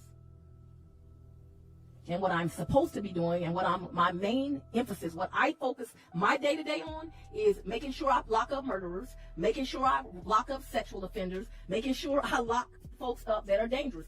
And I also spend my time on making sure we have programs for people so we can turn their lives around. Which is why I got a 92% conviction rate. I must be doing something right. Leader Jones, I've asked a couple of questions since you've had the opportunity to ask. I want to defer to see if you got any questions you'd like to ask before we wrap up here. Let me turn your mic on. One final one, you kind of touched on it, and that was, at the end of the day, this case here, this conspiracy case that took place, why did you bring this case? Because folks came in my jurisdiction and broke the law. And as elected officials, there are things that are precious and that are our responsibility. One, in a free society, is keeping people safe. Right? And I stand on the line keeping people safe every single day. I have dedicated my entire career to making sure that people are safe and that they feel valued. Children feel valued, no matter who you are. See, I'm not like these people. I believe in diversity. I've sat on my floor and cried with little white children, black children, Spanish children. Okay, that brings a question real quick. All right, so this might be out the box, right? Sometimes I think about crazy shit, right? So she want people to be safe. And she wants this to be safe and this to be safe. Do that count for gang members too? Not like, okay, let's say not the violent. So let's say all the first, let me say all the violent gang members, let's say we put all them in jail. All the non-violent gang members that's committing non-violent crimes but's committing crimes, put them in jail too. Okay, so now the rest of the gang members, are you talking about them? Do they count?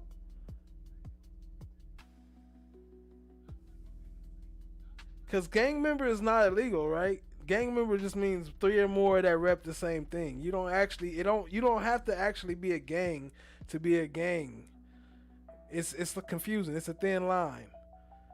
Which is why most of the shit they do is gang activity. But anyway, if she was to get caught, that would be gang activity, right? Or am I wrong? Questions. And I fight with my last breath to keep those people safe. But I have also prosecuted black people, white people, Asian people. It doesn't matter to me. It seems to matter to some. So I brought this case because they came in this jurisdiction and broke the law. And they didn't only break the law here, they broke it other places. Because the other thing that we have to do as a free society is we have to protect elections. It is important. If the people of this jurisdiction, the 19th, voted Senator Blake Tillery to be that senator, then I have to work to make sure that he is instilled into office. If someone does something, goes into a voting booth like they did in Coffee County, they do that. If they threaten workers, it's little old people that have to work to make sure that he is instilled into office. See, she be sliding that in. She got to make sure that people are instilled. What does instilled mean? I might gotta look that up real quick. I don't want to talk about some shit I don't understand. What is instilled? She said I might have to make sure he's instilled into office. Instilled. Real quick, we about to get up out of here, family. Instill. Gradually built, firmly established. Okay, gradually built. She making sure they instilled into office. Gradually built. It takes a long time. She here for the long game is what she's saying. She ain't just here for the quick hits. She been working on this for a long time is what she's saying. She instilled this. Someone does important. If the people of this jurisdiction, the 19th, voted Senator Blake Tillery to be that senator, then I have to work to make sure I have to do as a free senator to some. So I brought this case because they came in this jurisdiction and broke the law, and they didn't only break the law here, they broke it other places, because the other thing that we have to do as a free society is we have to protect elections. It is important. If the people of this jurisdiction, the 19th, voted Senator Blake Tillery to be that senator, then I have to work to make sure that he is instilled into office. If someone does something, goes into a voting booth like they did in... She said, I have to make sure. There we go. I had to rewind it. My bad. I had to rewind it real quick. She said, I have to make sure that he is instilled into office. So I have to slow burn it, put it on the back burner, like some slow cooked potatoes. Some of them you gotta slow cook it. You gotta instill it. You know what I'm talking about? Like rice. You gotta instill it. Coffee County, they do Tillery to be that senator, then I have to work to make sure that he is instilled into office.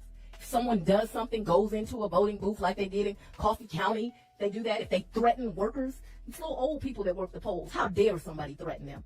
And how dare you all not take that to be important? Is it not important because it was an older black female? It ought to be important to everybody. That's who you all are here to protect, those that cannot protect themselves. And I'm willing to stand on the line so y'all can keep threatening me, keep bringing me to the committees, keep auditing me, and I'm going to keep doing my job with excellence.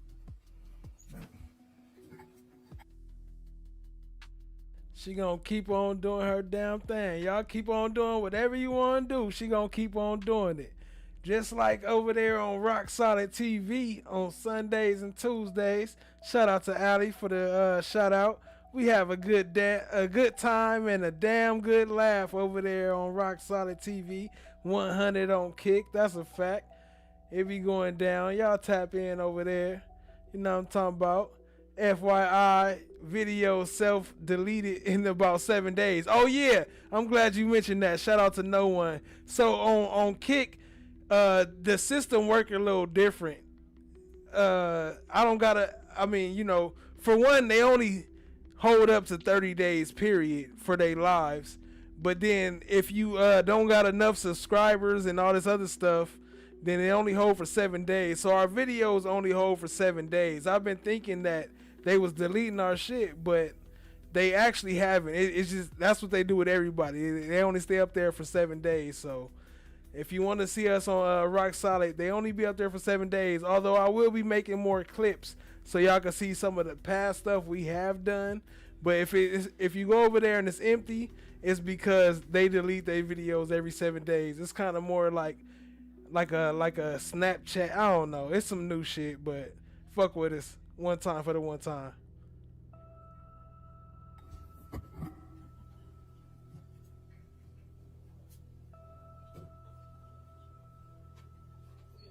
No other questions.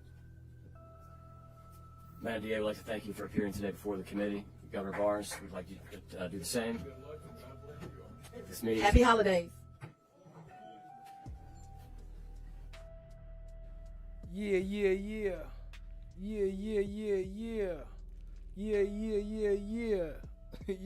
But yeah, go check us out over there on Rock Solid. Shout out to Allie. Allie always be holding it down over there on Rock Solid TV with us on Kick. I be surprised, but she be right there. I be like, damn, she right here holding it down. So shout out to Allie. Make me want to drop a whoop whoop, but I gotta cut the beat if I do that, and I'm kind of feeling the beat, so I don't want to do that. I'll get one before we get up out of here. Shout out to Allie. Shout out to everybody in the chat. Appreciate y'all being here. Let me see if I can see the names. Shout out to no one. Appreciate you. Shout out to Allie. Appreciate you. Shout out to Rock Solid TV. Appreciate you. Watch the rise. You know what I'm talking about. YP Com Chick. Oh, hells no. Shout out to YP Com Chick if you're still here. And if not, still appreciate you. Indigo Kepra. Low-key getting blocked over there. I see you, family. Indigo Kepra is in-house. So that's family. So that's fucked up for family to be getting blocked. Like, I'm right here. They just walk to the next room like, yo, I'm trying to watch your shit, but they blocking me. That's crazy. Like, yeah, but shout out to Indigo Kepra. Shout out to Alex. Shout out to Jakisha, stream sponsor of the night. And Cat Knott Williams. Hold on. Shout out to our stream sponsors. And Chan My Black is golden. The absence of evidence is not the evidence of absence. What? Big shout out to y'all. Shout out to everybody who showed up. Daniel Berry Sports Highlights. Shout out to the new ones. Mental, Michi, the Hoarder. Shout out to Mental, Michi, the Hoarder. Shout out to No One. Y'all go sub up to No One. Great music over there and all type shit. You know what I'm talking about? You could drop your link too, No One. You know what I'm talking about? And shout out to all y'all for showing up. Appreciate y'all being here. That's definitely love. And other than that, I'll see y'all, what's today? Shit, I don't know. I don't be knowing what the day is. Thursday. So I'll see y'all Saturday right here. Hopefully. I'll be trying not to make no promises. I don't know what I'm going to do. Let me know what y'all want to see. Shit, I ain't really got no plans yet. But I'm going to try to put something together for Saturday. But if not, y'all can catch us on Sunday on Rock Solid TV on Kick. And on Tuesday on Rock Solid TV on Kick. And I'm going to try to drop some more videos in between that. But, I mean, I'm doing the best I can. You know, I appreciate y'all either way it go. Much love. Have a great night, family. And until next time, stay fresh and stay blessed. Peace out.